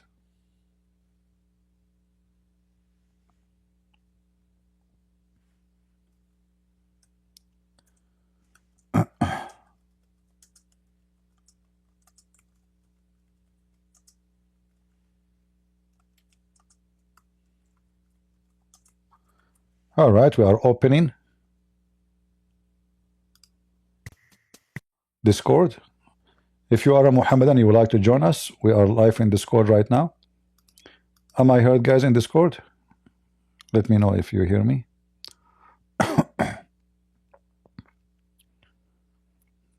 Am I heard? All right, good. Who is a Muhammadan would like to join us? So yes, the throne of Allah is above the water. Yes, the sun goes under the water or under the mud. Yes, the sun asks for permission to come back. And Muhammad is a false prophet.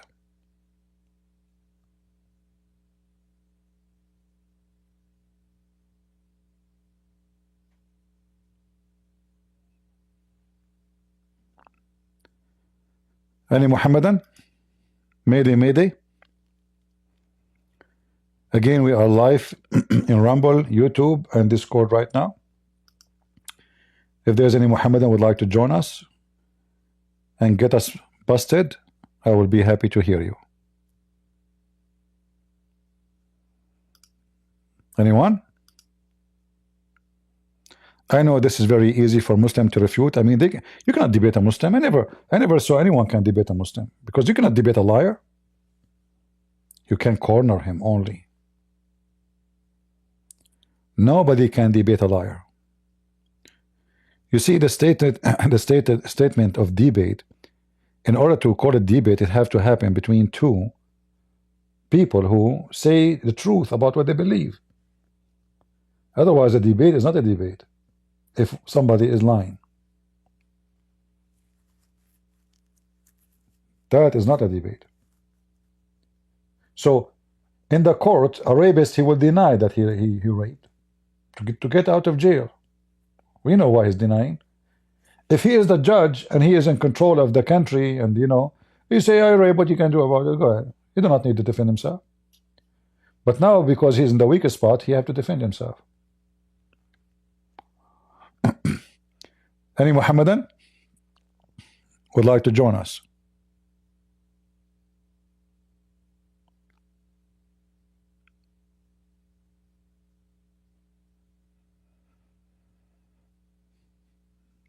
Anyone? I'm sure there is many Muslims, they can come and they can prove us wrong. It's easy. Those Christians are lying to you about Islam, and Prophet Muhammad is not stupid. What this guy Christian Prince trying to say to you, he's trying to make Prophet Muhammad look stupid, but this cannot be true. Prophet Muhammad, he said many smart things. As an example, he said, water is always pure, and nothing make it impure, even if dead dogs is inside it, and women blood of him, period. So you go to your bathtub and you have dead dogs there, and you have women blood of him, period, and their rags, and a stinky garbage, still the water is pure. Muhammad is saying the truth. Any Muhammadan would like to join us? Mayday. We have a person, his name is Islamic Prince. Oh, that's good. Why he don't come to join us and get us busted? Do you like to come to the stage, Islamic Prince? Prince, huh? Prince. All right. Any Muhammadan? Mayday. Who is brave to join us? Anyone? Remember, if you defend Allah Prophet, do you know how much reward Allah will give you? Muhammad, he mentioned one of many reward, and the biggest one is your penis. Prophet Muhammad, he says Allah will give you endless penis, which in my view, this is endless punishment. I mean, how you can walk with it? I don't know. If it's a tail, I can say I drag it behind me, but it's in the front of me. How you Muslims shake hands in heaven?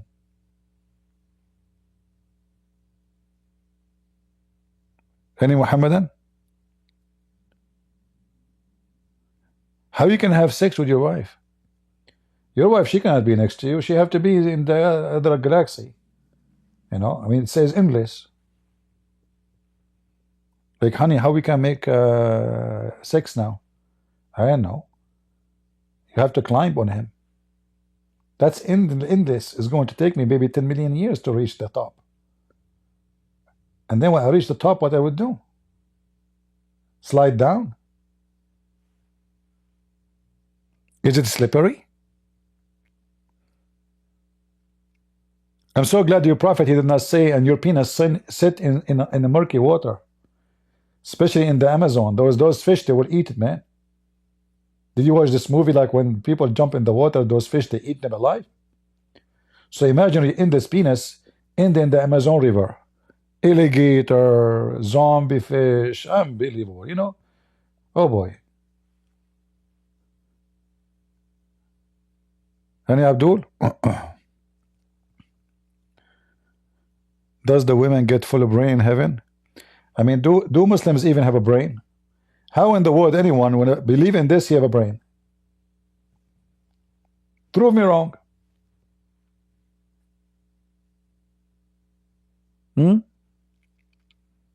Any Muhammadan?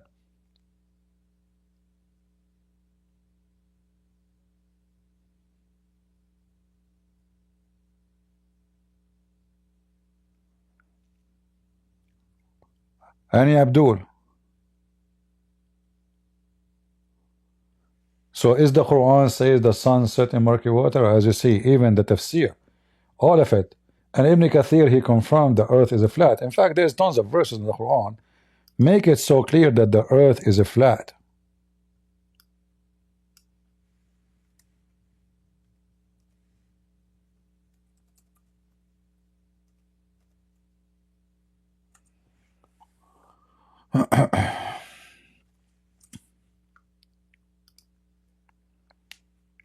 Look at the Muslim translation. وَإِلَى الْأَرْضِ كَيْفَ سُطِّحَتْ. The Muslim, they says outstretch. Really? The word سُطِّحَتْ mean outstretch? Are you sure? You change the translator.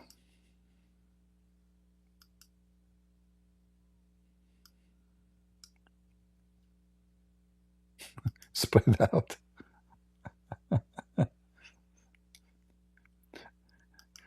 Even the Quran says that the earth is a carpet.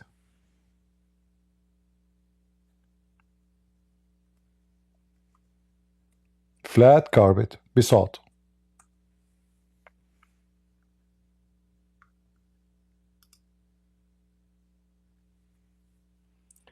The Muslim, they try to fix it. They say to you, the earth widespread. False. You can always take this word. Well, let me do it in front of you. Take it, the Google translation. Paste. As it is. Do you see how they lie? The word rug or carpet become, expand, There's no Muslim translate the Quran. It is about, it is duct tape. They are trying to cover up the stupidity of the Quran.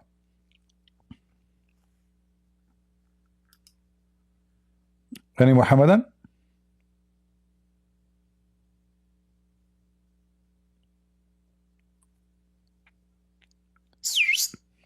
Anyone?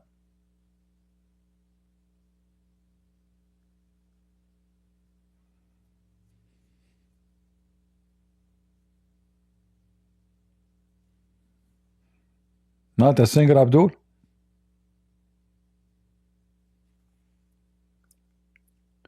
Even Zakir Naik, he tried to fix it, by the way. Like Zakir Naik, he have a video. Hold on. Where is the video of Zakir Naik?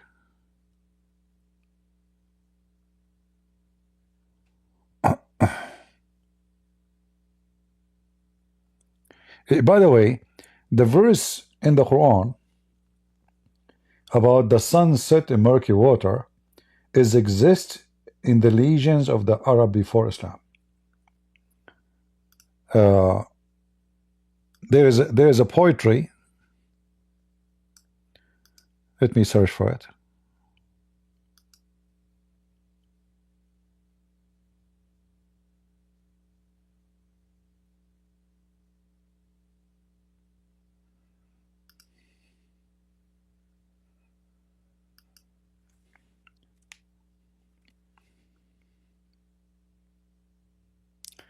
This is a book about Arabic language.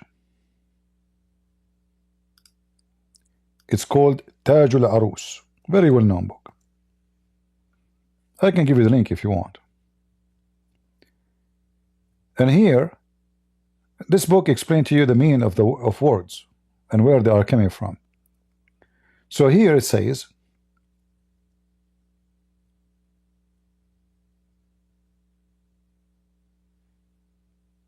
let me open it in different browsers so we can translate. Give me a minute.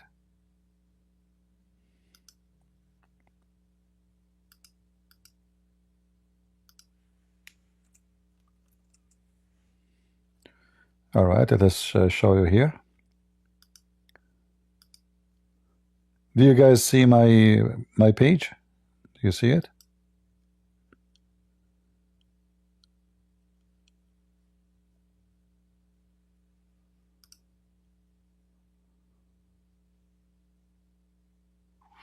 Okay, let me change in Discord.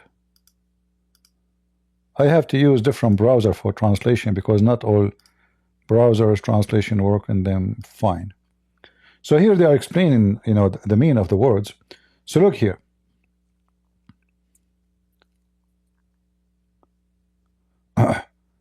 Talking about a word, explain what the word mud. All right. So here it says, speaking about other word, have nothing to do with our topic, but then he will get closer to speak about the mud, and then he says the following.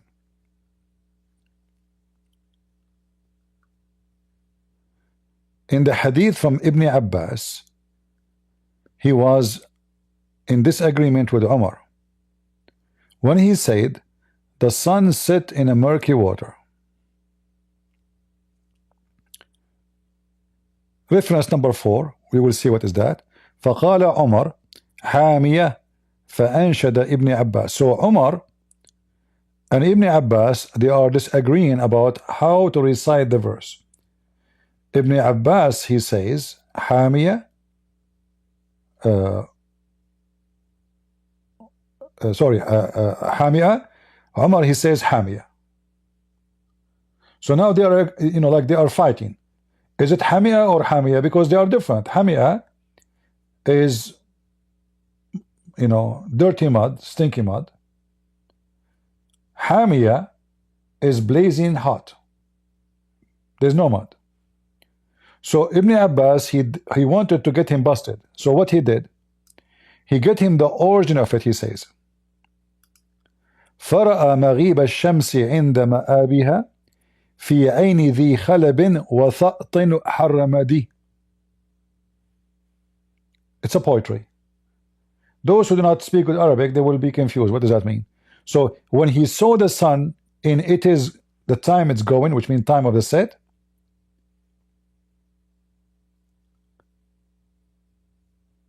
in the spring of mud. So this is exist in a poetry long before Muhammad. It's a legend of Alexander the Great seeing such a thing. Let me use a translation. Remember, you can see it. Let me give you the page. Who want the page? Anyone care for reference? You guys don't care for reference, forget it. Let me translate. So in the page here, in when you see number 4, look for number 4, reference number 4. Here we go. Umar said, it's hot. Ibn Abbas says, it's muddy. And then Ibn Abbas, he quote for him, citing the sun at setting place of return in a spring. Now the translation is not coming really good, but this is an Arabic poetry long before Islam came to existence. So when he arrived, when the sun was in its setting time, he found the sun sitting in a muddy water. In fact, maybe if we not without using the translation, let me do this. If we use Google translation, let us go to the previous. I think Google translation can do better. Hold on. So let us switch again.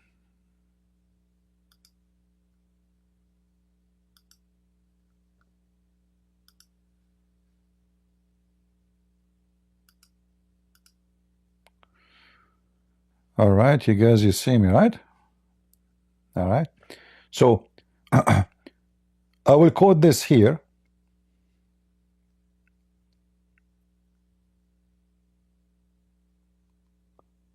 From here.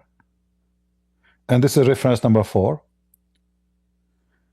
So Umar, he says Hamia, which means blazing hot. Ibn Abbas, he quoted the poetry of Tubba. Tubba is a very famous man who have a lot of poetry, an Arab man who have a lot of poetry. So Muhammad is quoting the poetry of Tubba. So he quoted this. Let me copy this part first, so it will not become so long to translate and you will not get confused. We will paste. In the hadith of Ibn Abbas, when Umar argued, so Umar is arguing, you see, even the Muslims in the time of Muhammad, they are arguing about which one is the correct. It is Hamia or Hamia. One, Hamia mean blazing hot, Hamia mean dirty mud. And then here, number 4, the reference number 4, this is the poetry. Umar said it hot. Ibn Abbas recited the verse of Tubba. Okay, do you see it? The verse of Tubba. What verse of Tubba is a guy. He's not a sheikh. He's not a Muslim. Tubba is a poetry man. This is a poet of Tubba. What the poet of Tubba says, exactly as the Quran says. So he recite the poet of Tubba. All right, let us see.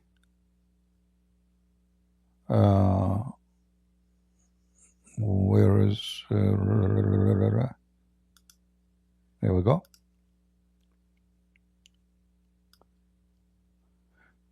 I will translate part by part. فرأى مغيب الشمس عند مآبها. So he saw the sun on its time when it's going, leaving. This is the first part of the point. He saw the sun set at its destination, or it's when it's going, was leaving. All right, so this is about the sunset. Okay, we copy the second part of the point.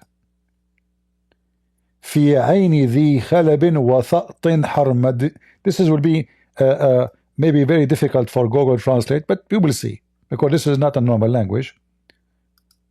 But we will give it a chance.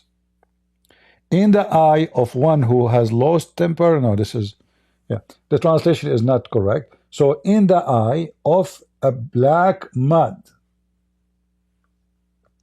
How we know that? Even if you don't speak Arabic very well, translate the rest. It says here al-khalb. This is the word khalb.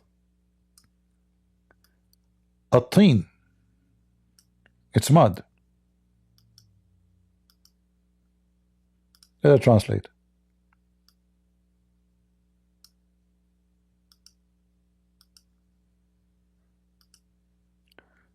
So now we know where Muhammad he got this story from. Khalb is a mud, sludge, and the water of Khalb is like, very dirty mud. Now we know where the Quran is coming from. Do we have any Muhammadan?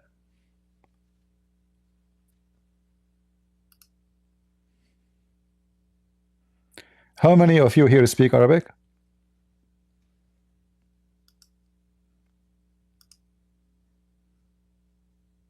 Does anybody speak Arabic here? If you speak Arabic, this is the book of Taj al-Arus, volume number 1, page number 472. Christian Prince is not making things up, my friend. Ibn Abbas himself is quoting the poet of the Arab.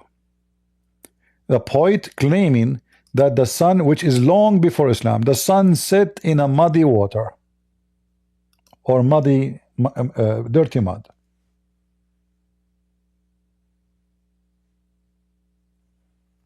Any Abdul? How many times I said? Any Abdul? In fact, by the way, Tubba, this guy, he prophesied.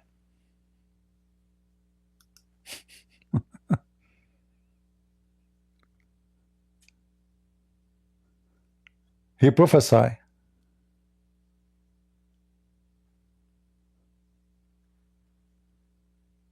And Muhammad is copying from his poetry.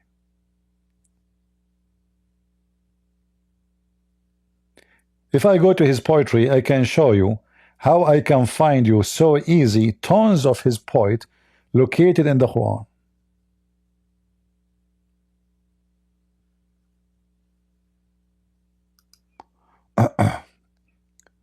Any Muhammadan?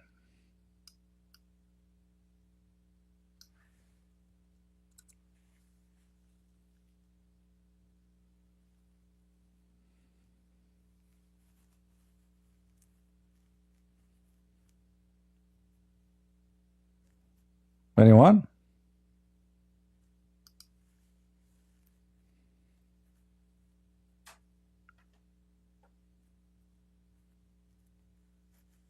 Hello?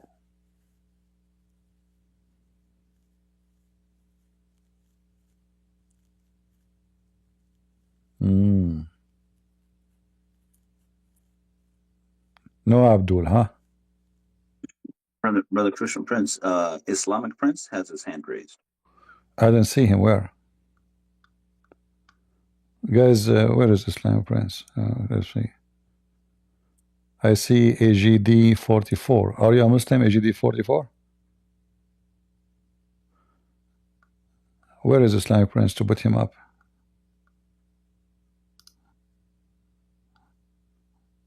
I don't know. I don't even see him. Hello? Hello, hello. Hey, Christian Prince. So I know you're misquoting a lot of stuff here. Okay, help me. Give me example. And I have Start a one by Muslim one. researcher. Start one by I one. have a Muslim researcher that speaks Arabic fluently, Okay. and we want to debate on our terms, on our court, in our channel, so we can embarrass you right in front of our subscribers. Oh, you cannot embarrass me here? No. Why you cannot? I don't want to embarrass you in front of your subscribers. No. I want you to wanna embarrass prove a me. point No, to hold on. my I have a solution for you. You can go, you can link all the audio you want to anywhere, at YouTube, Discord, anywhere. Embarrass me now. Why not tomorrow? My friend, tomorrow I might be dead. Now take your chance. Come on, go do it. You and the Arabic one with you, we all will come in the front of everybody. Here we go. Embarrass me. Guys, I'll give you a link. no. You are trying to run away. You are trying to run away. The man, he can fight everywhere. Are you saying to me that you have muscles there, but you don't have muscles there here? Come on, I'm not going. I go nowhere. You are a kid. I don't know who are you. Are you a big sheikh? I'm telling you. Are you a big sheikh? Okay, listen. If you are a big sheikh, We are educated Muslims. if you are a very listen. Okay. In front of everybody. If you are or the guy, if you are you or the guy who wanna debate me, hold on. No problem. Hold on. If you are like, if are you Nu'man, the guy with you is Nu'man Khan, I will go. I will go to your Discord if he is Nu'man Khan. Is he Zakir Naik? I will go. If he is somebody big, like, no, I'm very big, like 10 foot. So if you have somebody big for me, I will go to Discord. I don't mind. If two of you are a bunch of potatoes, I don't go nowhere.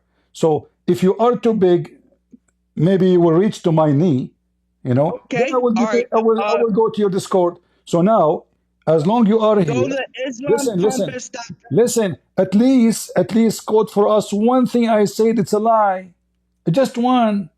Bring your friend. Here we go now. People are waiting. Don't make them disappointed, please. Come on. I'm challenging you. Okay. If you go to islamcompass.com, you'll see a Muslim researcher wants to debate you. If I go where? islamcompass.com. Compass? It's called Compass? Yeah. What, Islam Compass? Yep. Just type it in. Who is the scholar when they debate me there? Do you have a scholar? Don't worry about he wants to debate you, the owner. Okay, let him come here. I accept. He wants you to go on a Zoom call. Okay, I am in Zoom now. Let him call You're me. on. So how do we give you the link to our Listen, link? listen. As long he can debate me and he want to debate me, I'm here. Why, why he don't come? Because he wants to go to his turf. Go ahead, go to islamcompass.com. Listen. So if I go He's to a his, very if smart I guy. go to islamcompass.com, he will. I see that somebody is desperate, trying to, to promote himself, and nobody listen to him. Otherwise, he will be here. No, because I'm just saying. Are you willing to take? Are you willing to take it or not? I am willing I to mean, be. I you're am. I fluid. listen. The one who don't He's want to debate fluid. me, the one who don't want to debate me. Obviously, it's you Muslims. You are scared. You are terrified, and you are trying to promote yourself. Nobody heard of this person, but anyway, people heard of him now, and they are farting from laughing because you don't dare to come to debate me. We could debate Okay, let him and come. schedule an appointment. No, there's All no you need have for to say is your appointment. true There's no knowledge. need. There's no need Just for there's no need for appointment now. Now, why you are not ready? I got to make sure he's ready. Why he's not? Why he's not don't know. ready? He need to change his diaper. What's wrong with Muslims? Why Muslims They are? already Why Muslims are not ready? Why Muslims are not ready? Tell me. Give me a reason. because we have lives unlike you. Good. You have life. You have something. Lives. You have something more important than Allah. Well, that's why we're trying to make an appointment with you. You see, you just get yourself busted. You just get yourself busted. So you are saying to me, I have no life because I prove Islam to be true, and my Lord Jesus is it true, and I give my life for that. According to you, I have no life. You want to eat, you want to shit, you want to make money, and you think this is life. For me, this is not life. This is garbage. We know that you're misleading listen. non-Arabic Listen. speakers, and they can't read Arabic or anything like that. Okay, So you said. Listen, we don't want to repeat ourselves. You said you have your friend, your hero. He speak Arabic, so the problem is solved. Let him come. Yes. Okay, bring him. You have to come to our ball court. I go nowhere, my friend. I'm so big to go around. All right, I'm heavy. So if you want to debate me, bring your Arabic friend, all the Arabic friend you have in the world, not only one. And I challenge you all of you together. You cannot even debate me for 5 minutes. Okay, listen. In the front of everybody. Hold on. If you can bring your friend for 15 minutes, if I find that he is good, he have knowledge, I will go to his Discord. Is that fair, guys? If he proved to me that he has a good knowledge, we're on Zoom. What? We're on Zoom.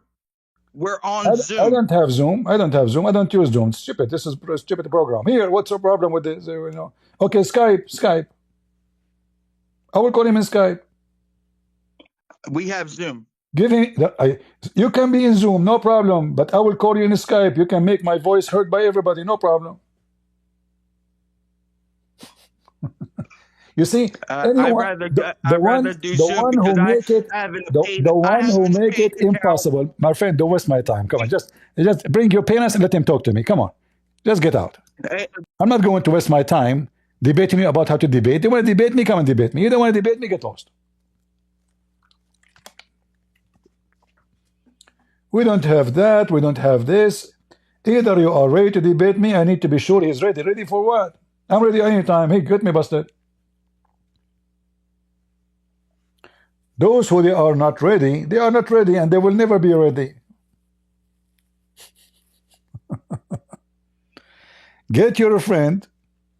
Don't waste my time. Let us debate about how to debate. Get me busted. In fact, none of you Muslims speak Arabic, including your Prophet Muhammad. All the Quran, none of it is in Arabic. In fact, even the word Quran is not Arabic. The reality is Arabic doesn't exist. Name for me one Arabic word in the front of you. Which one? Ard is not Arabic. Busat is not Arabic. Quran is not Arabic. Muhammad is not Arabic. Allah is not Arabic. What is the Arabic in your Arabic?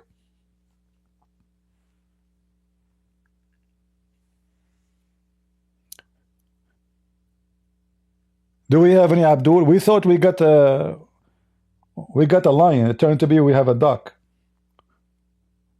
We need to be ready. Ready for what? Even you're fasting, you eat more. Everything you have is upside down.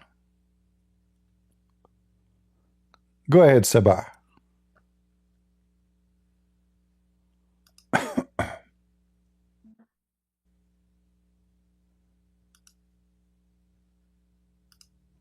Go ahead. Finally, man. Finally. Christian Prince. Uh-huh. You're a liar. Really? Give me one lie. Go ahead.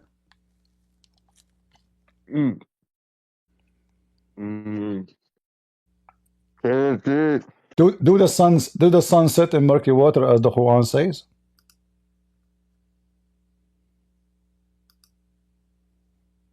Hello? What could I read? Ya Hamar, donkey. You just called me Himar. What Himar mean? Donkey. You donkey.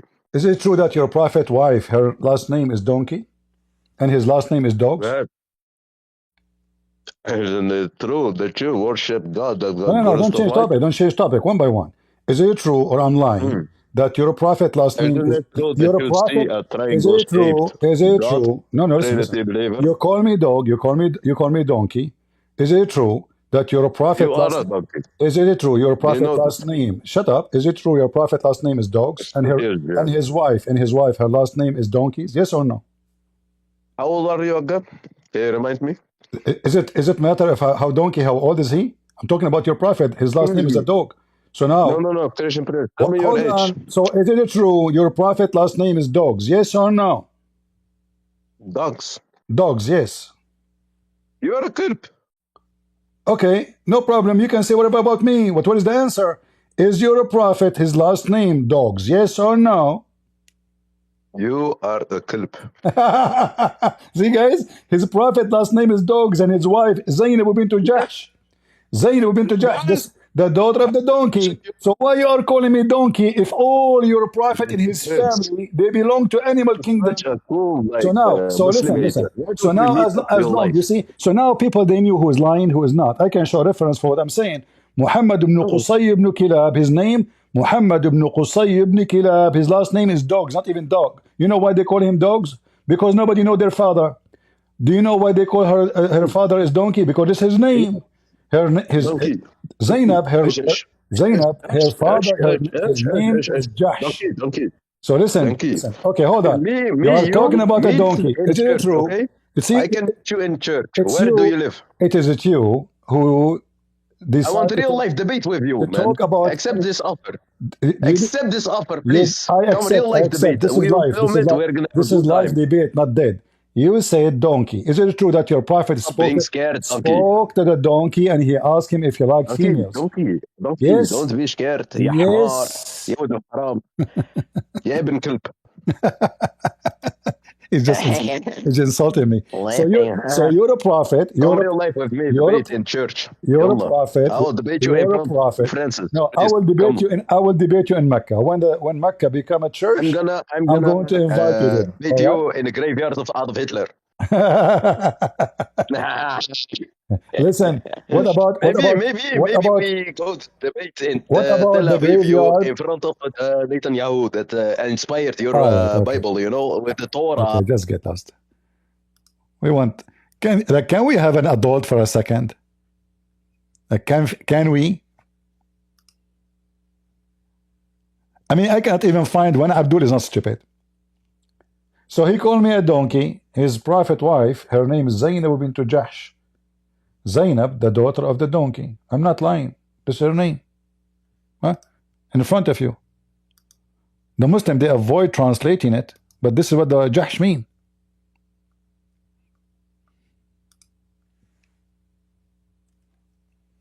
Okay? If I type the word Jahsh, Here we go.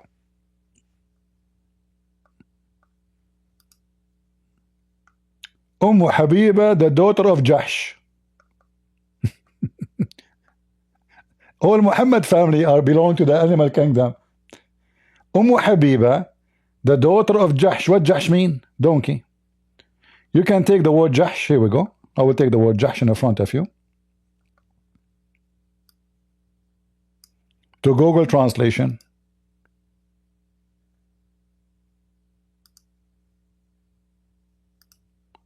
This is your prophet wives. Their last name is donkeys. What about Muhammad? His last name is Kilab.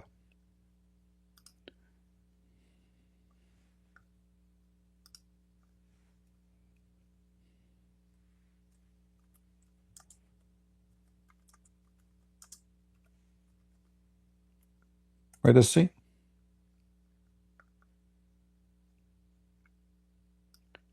Qusay ibn Kilab, the grandfather of Muhammad. I will copy his name as it is. Qusay bin Kalb.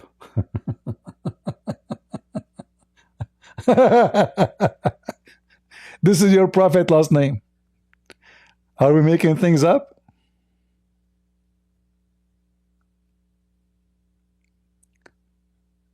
This is why you Muslims don't dare to debate me. Because wherever you go, I will beat the hell of you. A bunch of potatoes.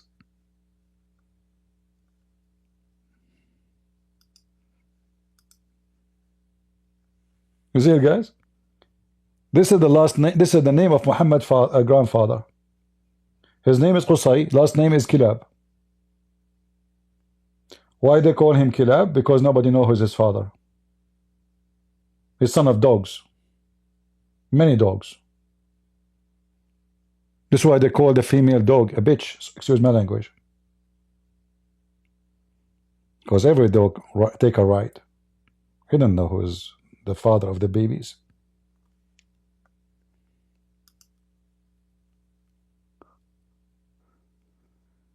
Debate Christopher Mahdi. Is that this guy who hold the stick and he claimed to be the Mahdi?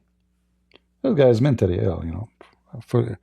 We don't want to abuse people who have suffering from mental illness. Any Abdul?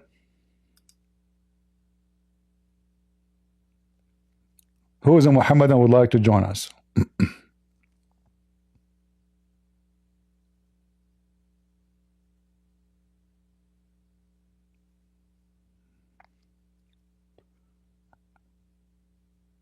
Any Muhammadan would like to join us?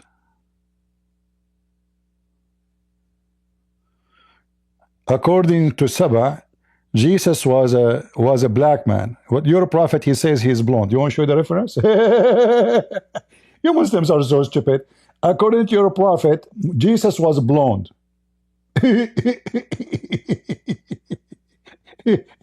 He was from Utah. He's redhead. Stupid Muslims.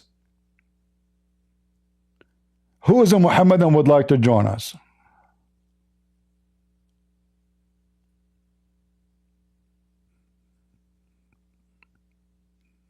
Anyone?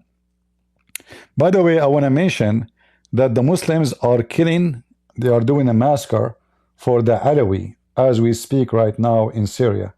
Those poor Alawi, they are left alone. They killed some Christian, we don't know how many yet, but as I learned that at least 1,000 Alawi between women and children and men, they've been slain, not in a fight. Those are not in the fight. Those Muslim Sunni, they go inside their houses, they are raping women, they are shooting them in the head after raping them, and they are shooting their kids.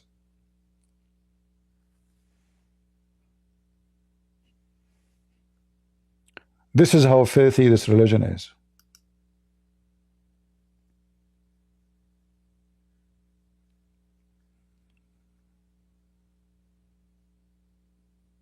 Yeah.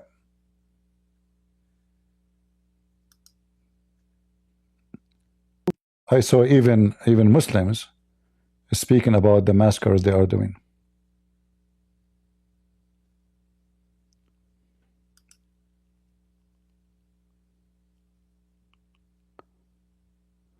Any Muhammadan would like to join us?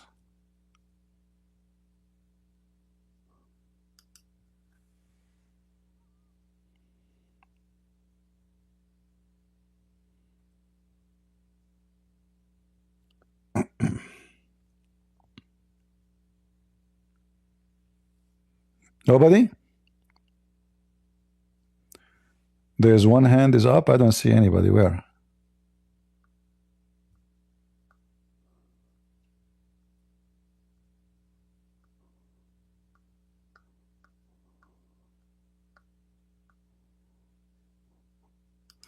If there is a place in Discord where the hands appear beside the chat, because I don't see anything on my side. I don't know. Sometime maybe I miss it.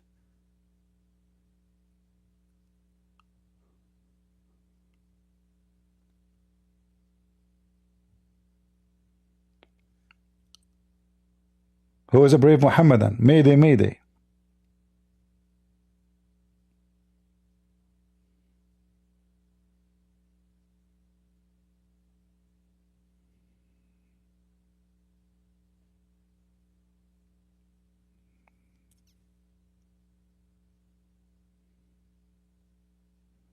Nobody?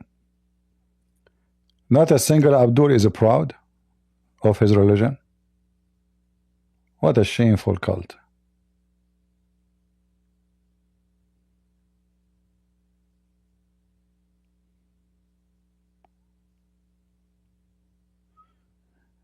Yeah, you know, those filthy Muslims in Syria, they are taking advantage of those poor Alawi. Nobody around the world support them. The whole world left them for their destiny. So they are raping their women, they are kidnapping them, they are killing them. There's tens of thousands of young men and women are missing. And, you know, the European Union don't care. They claim they care for a human. You know, Europe and America, they care for a transgender right.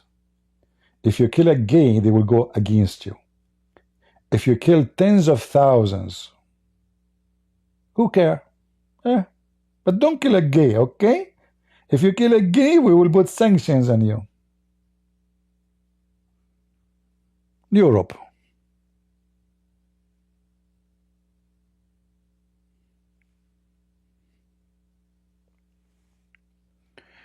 Islamic Prince, you still here? So what, are you ready now? Did you get ready? Islamic Prince, did you bring your...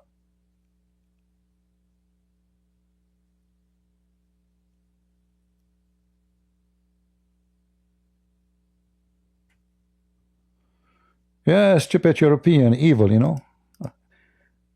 Europe always support terrorists. America always support terrorists. Do you see even what Doge discovered? $20 billion sent to Al-Qaeda in Syria under the umbrella of human aid. $20 billion is enough to arm massive army from our money. This is just from America.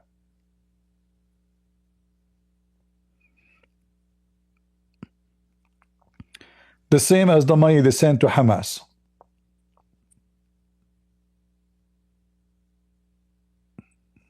Right?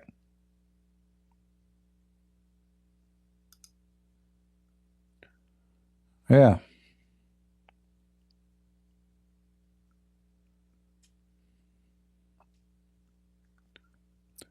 Who's Abdul?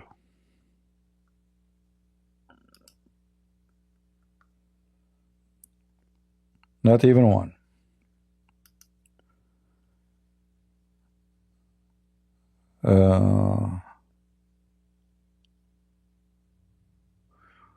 Why the Druze are protected, Alawi are not? Well, you know, the Alawi, see, the Alawi, they don't really care for Islam. That's why I feel really bad for them.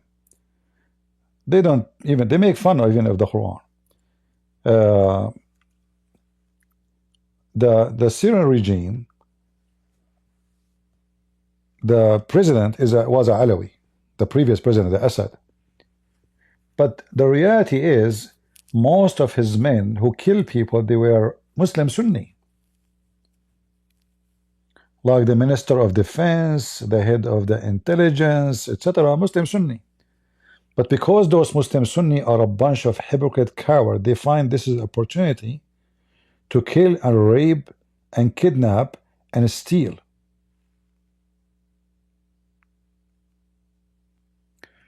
Ukraine support Jolani too. This is not true. That is a false argument. Ukraine, anyone who's against Russia, they, he is doing good for them. This is not about Jolani and Betwani. This is a false argument. Anyone who's against Russia, because Russia, Assad, the stupid Assad, he sent even fighters to fight in Ukraine. So why they will not support anyone fight him? Right? I can show you tons of videos. So this Assad, he's a donkey, he's a big fat donkey. He made many huge mistakes, and those mistakes made him go. Number one mistake, anyone goes against Israel will be doomed. And I said that many times. Anyone he go against Israel, any country will go against Israel will be screwed. It doesn't matter how big you are, including America. Big, small, it doesn't matter. You go against Israel, you will be doomed. Number two mistakes. He made his country a farm. In fact, all those terrorists, they were sent by him to Iraq to fight the American. So he himself, he used to call, he gathered all the big sheikhs in Syria, and he asked them to call for jihad to fight against the American. But the stupid fool, he never thought that they will be trained now in Iraq, join ISIS, Al-Qaeda, and they will come back to him, and they will go after him, and this is what happened. Idiot. But this is the same mistake everybody repeat. Europe support terrorists. America supported Osama bin Laden. Osama bin Laden came back to America, and he did 9/11. You know the song, it says, who let the dogs out? Anyone who supports terrorists, he will be doomed.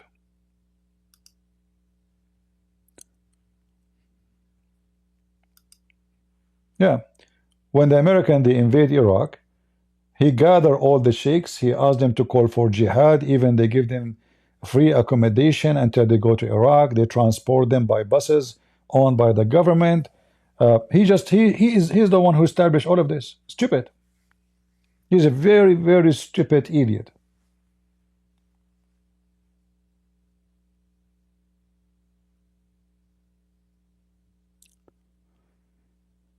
Any Muhammadan. The same as Israel. Israel actually, they sponsor Hamas. Do you know that? If we go back on time, I know many of you do not know really too much history of the Middle East. And always I support Israel, right? But I don't support Netanyahu. Correct? I always speak against this idiot. This idiot is a big problem for Israel. Big problem. It's a disease, actually.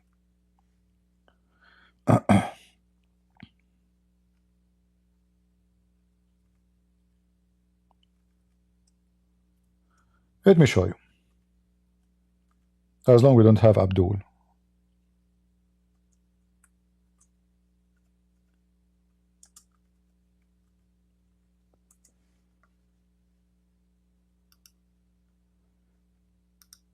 This is the founder of Hamas.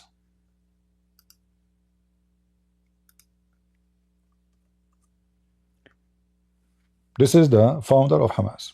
He was in jail in Israel. When Yasser Arafat became in control of so-called Palestinians, which are not Palestinians, Israel, because they are so smart, they said to themselves, okay, this guy, those are Islamists. So let us release him from jail, and Qatar will support him.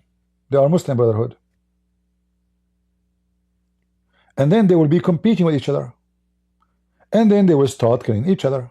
Okay, sound good. So they got this idiot from jail, and he took over his group became very powerful by the money of Qatar, which is allowed to go through Israel. As simple as that. So now what the Israeli planned for working. Hamas and Yasser Arafat, they are shooting each other. And then one day, more than 20 years ago, Hamas, they killed hundreds of Yasser Arafat men in one day, and they took over Gaza. And they established their own government in Gaza. So now, what Israel wanted to happen, planned to happen, it happened. But now they got rid of the mice, but they have a rat.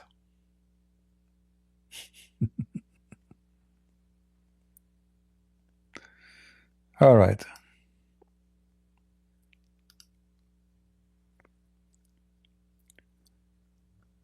Do you hear me, guys?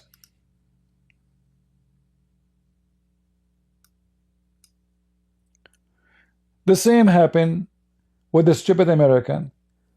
They want to fight the Soviet Union. So they said to themselves, let us support Osama bin Laden.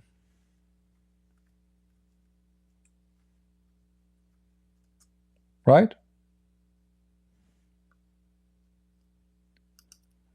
And then the CIA, they start promoting that Osama bin Laden is a hero who is fighting the kuffar. Yeah, the kuffar. I'm not joking. The communist. This is one of the newspapers in the West.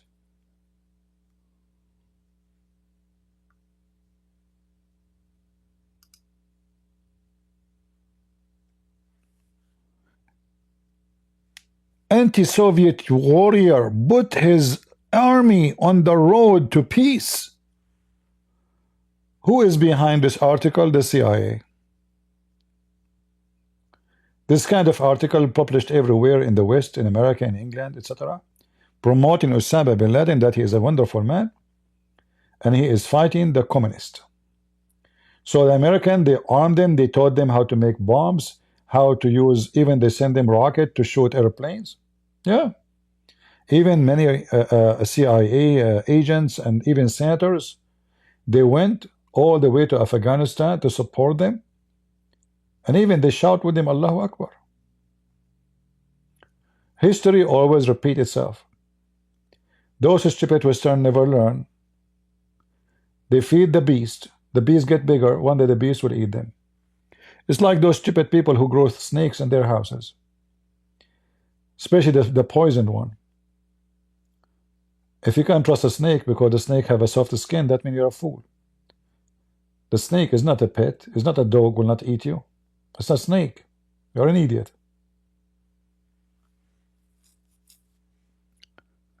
Always the same garbage repeat itself.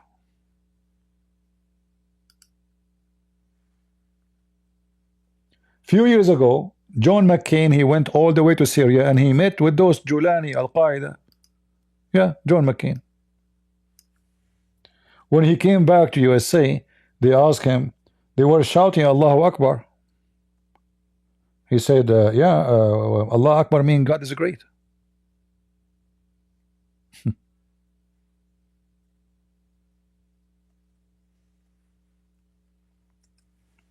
In fact, his picture is with the head of ISIS.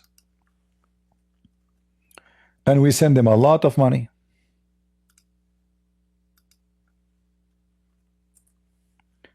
Those are the cowards who they used to be your senators. I remember me myself, actually, I made a video to elect this guy. I thought he's a good guy, he was in the army. It turned to be he's a scumbag.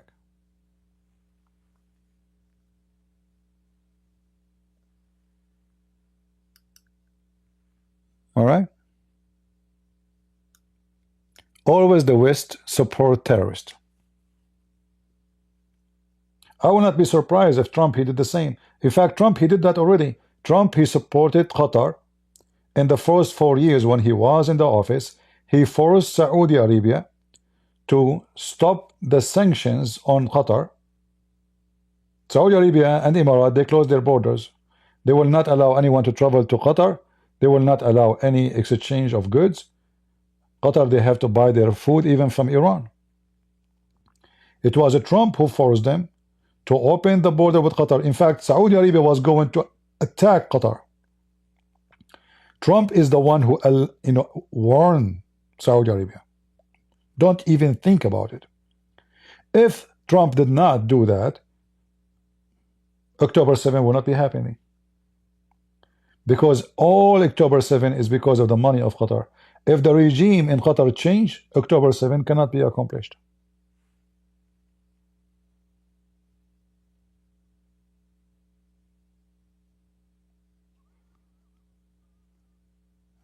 Any Abdul?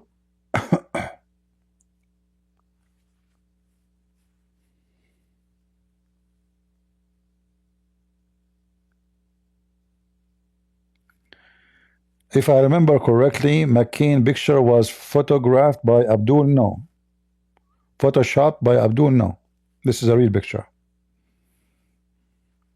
Yeah, videos, there's not only a pictures. What were photoshopped?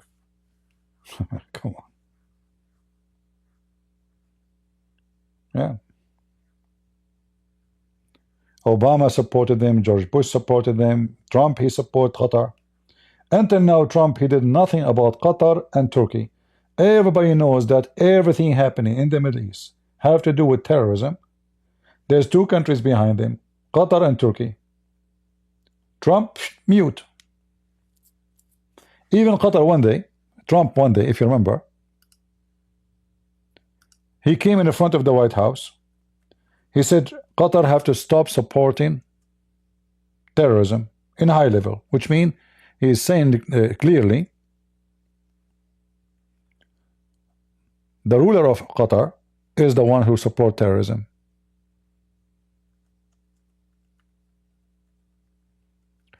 Then Qatar, they send their money, and then Trump, he went into sleep, as usual.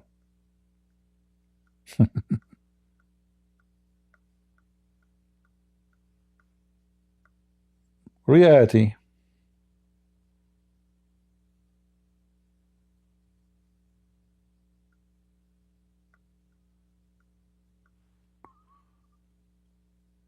Any Muhammadan?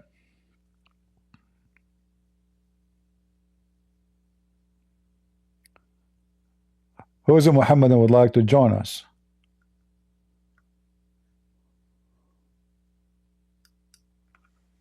No?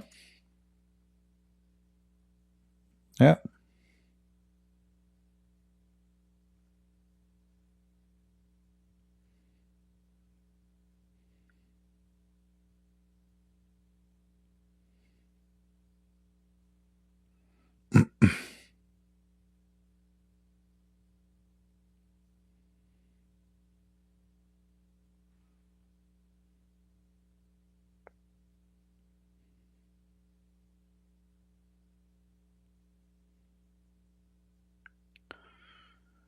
All right, look like we are out of Abdul. Peace be upon them.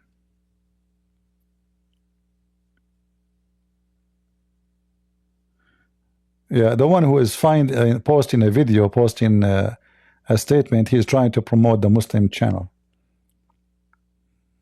Yeah.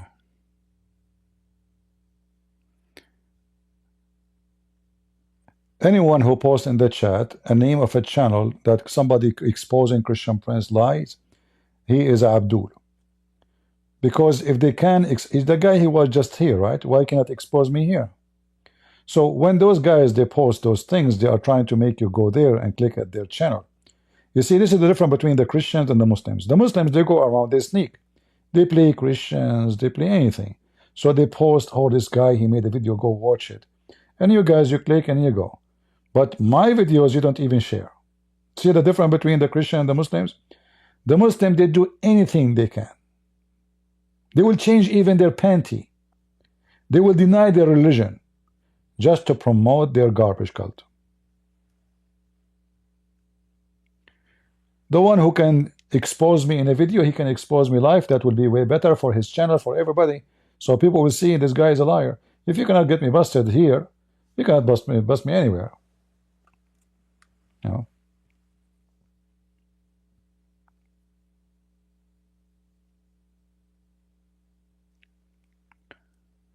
Any Muhammadan?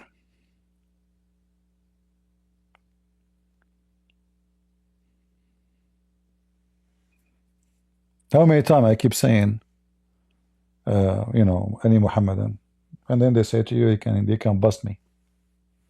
All Muslim, they can bust anybody. I mean, a Muslim, he can bust everybody. Even Muhammad, he busted the Christians in his time. Like when the Christians, they came to debate Muhammad, what Muhammad, he said to them, okay, bring your wives, I bring my wives, bring your children, I bring my children, and let us invoke Allah to curse the one is lying. Have you ever heard of a debate like this? What make it more funny, that those are monks, they don't get married and they don't have children.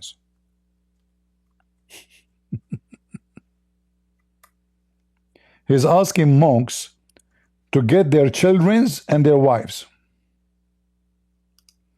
This is how Muhammad, he won the debate. Your turn. May Allah curse my nose if I'm lying. Your turn. May Allah cut my toes if I'm lying. Your turn. May Allah make my penis 7 foot only if I'm lying. Your turn. Okay. May Allah make my penis 5 foot if I'm lying. Your turn. May Allah make my penis 4 foot if I'm lying. Like, what the heck is that? What is the debate? Have you ever heard, this is Allah telling Muhammad what to do? Muhammad, he cannot debate them. He don't dare to debate them. They came to him to talk about the Messiah. He could not answer. In fact, they waited 2 days in the front of his house. He never opened the door. The coward is hiding inside. When he noticed that they are not leaving, so he came, he said, okay, Allah told me to do this. Okay, bring your wives, I bring my wives. Bring your children, I bring my children. And let us invoke Allah to curse the one is lying. So supposedly based on this, we will keep doing this until one of us get tired. And the one who get tired first, he give up, is the one who lost the debate.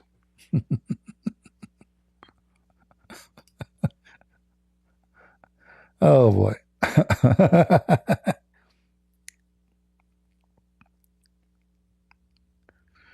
Have you ever considered that the Quran is being figurative here? What does that mean? Figurative.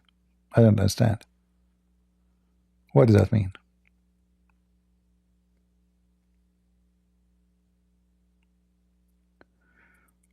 Magog was the offspring of Noah? Oh, okay. I thought all of us, we are the offspring of Noah anyway. I don't know. People, they say crazy stuff. I don't know. I better go, man. When the flood happened, everybody died. So what do you mean for Noah? And according to Muslims, actually, they are confused about Gog and Magog. Are they human? Like one statements or like description of Gog and Magog, like one of the descriptions, that they have a big ear. The right ear is so big, so they can sleep inside it. Have you ever seen a human being like that?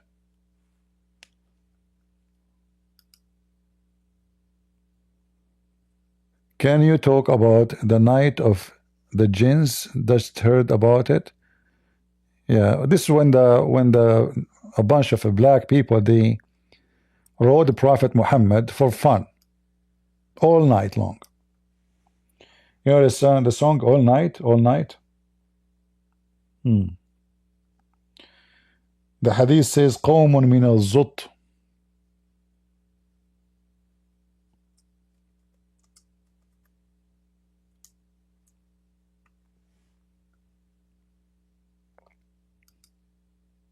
And they are totally naked. Totally naked. Unbelievable. Do you remember the guy who called me and he said he accept the book of Musnad Ahmad? I forgot his name. Which was his name? And then we showed him this here, and suddenly he starts saying, yeah.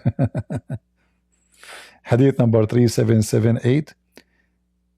A group of black men who they are totally naked and their penises is so big They rode Prophet Muhammad, peace be upon him, all night long, to the point he came back and he is so much in pain, which is very normal. I cannot create content that depicts nudity or sexual activity, oh boy, especially when it involves religious figures.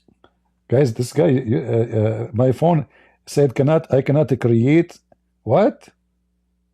Especially about religious figures. My phone is the phone is spy at us, you know, because I was talking about 5-foot penis. Are you black?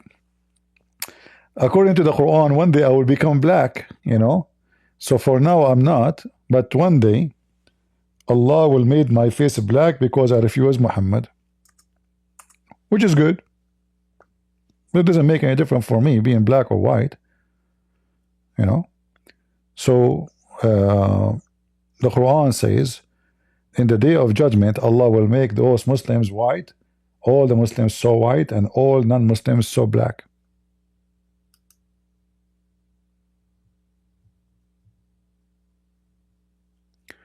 Russia is more Christians or Muslims. The Muslims in Russia are a small, tiny minority.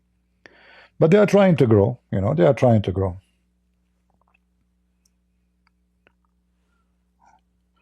Any Muhammadan here?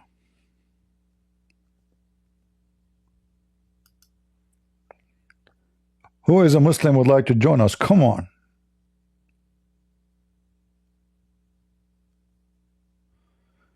Yeah, according to the racist Muhammad, if Allah made your face black, that because you are punished for you refusing.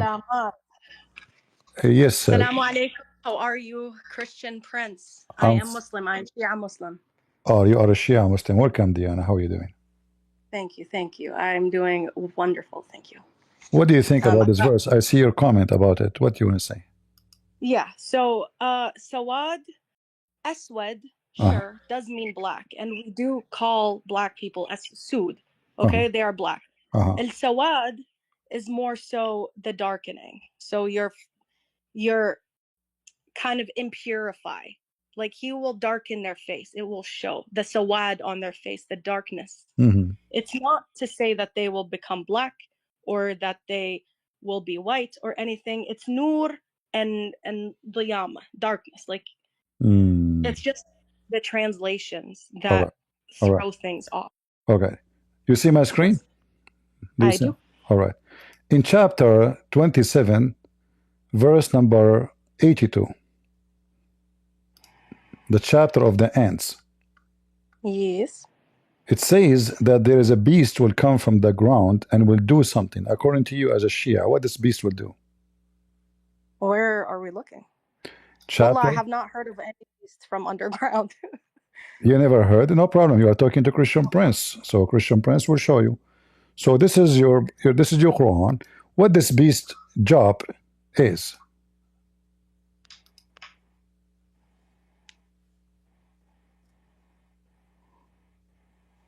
Because mankind, we shall bring from them earth. Wait, what verse is this? 2782. 27, chapter 27. Because I'm not sure what Quran you're going off of. How many Quran you have? I follow the Hadi Ahlul Bayt Quran. Okay. Open your Hadi Quran. I am. Read for me. The translations change. I live in the United States, but you speak Arabic, right? Yeah. All right, so there's no problem. All right. So now read for me in your Shia Quran, the one you mentioned, what it says about this verse number 82. Well, I'm trying to get there. Give me 1 second. No problem. Take your time. It's okay. Are you guys centered in? Where are you guys located in? I'm black, blonde, African American from Japan. Let us focus on the verse. Yeah, I'm international. My daddy used to hijack airplanes, so nobody allowed him to land. He do it with my mom. So during that time, my mom, she was giving delivery to me over all those countries. Nobody would let him land. And then he hit 9/11 building. You know what we can do? I was the only survivor. Anyway, we go back to the topic. So now, chapter 27, verse number 82. Can you read it for me? Yeah, in your Quran. In Arabic or in English? Read the interpretation for me, no problem. And when the world is fulfilled against them, we shall bring forth for them a moving creature from the earth that shall speak unto them, because people did not believe in our revelations. Okay, what this moving creature is? وإذا وقع القول عليهم أخرجنا لهم دابة من الأرض. It's this دابة word. دابة من الأرض. Yeah. تكلمهم أن الناس كانوا بآياتنا لا يوقعون. لا يوقنون لا يوقنون. Let me read for you correctly. وإذ وقع القول عليهم أخرجنا لهم دابة من الأرض تكلمهم أن الناس كانوا بآياتنا لا يوقنون. All right. So now, what is this beast will do? Truthfully, I don't know what this beast is, and in my translation, it has not labeled it as a beast. Yeah, first it's coming from the earth, right? It says we shall bring forth for them a moving creature from the earth. From the earth, not necessarily from like inside the earth where the earth splits open. No, min al-ard, which means from the earth, inside. Yeah. Min al-earth, yes. Min. All right. Yes, in the earth, a part of min. All right. And what this? How you explain this according to you as a Shia? I don't know the entire. I need to, as a Shia, I can't pick out just one verse and clearly say that it means this or that. It's all about the rest of the text. Okay. So I am curious about what this beast situation is, because Okay, this beast will come with the staff of Moses and the ring of Solomon. You heard of the ring of Solomon? Okay, the ring of Solomon, he will hit you with it to make you black. The staff of Moses, he will hit you with it to make you white. More to make you. We need to clarify. Please don't say to make you black or to make you white. It is not about color. It is about to bring you nur or to darken you. Your heart. No, this is literally about making you totally black or totally white. It's not up to you. It's not up to me. It's not. Okay. You cannot say to me, don't say this is what it says. So he will hit you. The beast will hit you in your face with the staff of Moses, and then a dot will be in your face and the place of where the beast hit you, and then that will spread all over and will make you totally white. Same for the person who is a disbeliever. The beast will hit him in his face, and then he will have a dark spot in his face, and then that dark spot will spread and will become totally black, covering all his face. So is it physically changing the color or not?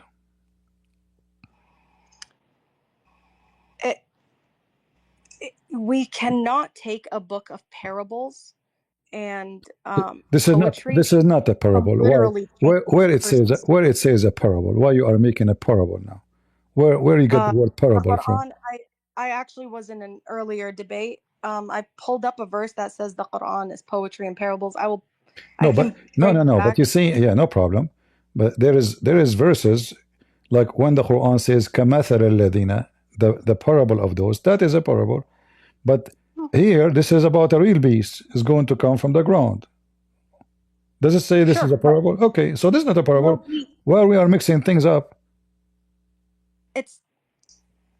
I think you're misunderstanding what I'm saying. When it again goes back to God is trying to put things in human perspective for humans to understand. Now, where you get this that God is trying to put things in a human perspective? So are you saying to me Allah is fabricating things not true to make it fit with us? Incorrect. I'm saying Allah is all knowledgeable and knows everything. Like what he knew? But humans like don't. What do you mean he knows everything? He's everything. He's oneness. He's what is everything. What is your, what is your, what is your education, Diana, if you don't mind to say? Family. You don't have education? You never go to school? Oh, of course I went to school. So what is your education? I don't understand. Like college degree? Yeah, your degrees. What you learn? Like what? I took classes. I didn't finish college because I landed a successful job. All right. But you know how the baby is made as an example? How a baby's made? Yeah, according to science. Alhamdulillah, yes, I was blessed with the knowledge. Okay. So according to you, can you explain to me how the baby is made according to science? The one you believe is true. How a baby is made? Yeah. A sperm enters an egg and they cook together and create a baby. The sperm go what? To the egg. Correct. But the sperm will not be an egg, right? They're two different entities. Thank you very much. But because you said to me, Allah, He knows everything. This is your God speaking about how the baby is made. Yeah. I mean, a person who is, 2 years old, he will know better. So I'm not changing the topic, but because you mentioned that proves my point. You mentioned this, so Allah here is speaking about how He made the baby. Is that a parable or no? It's not. It says then He made the nutfa into a clot of a dead of coagulated blood. But you said there's the semen and the egg is two different entity, correct? Correct.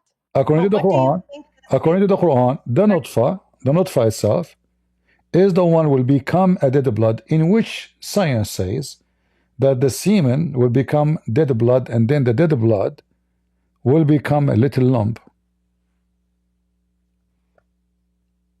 Correct. Yes.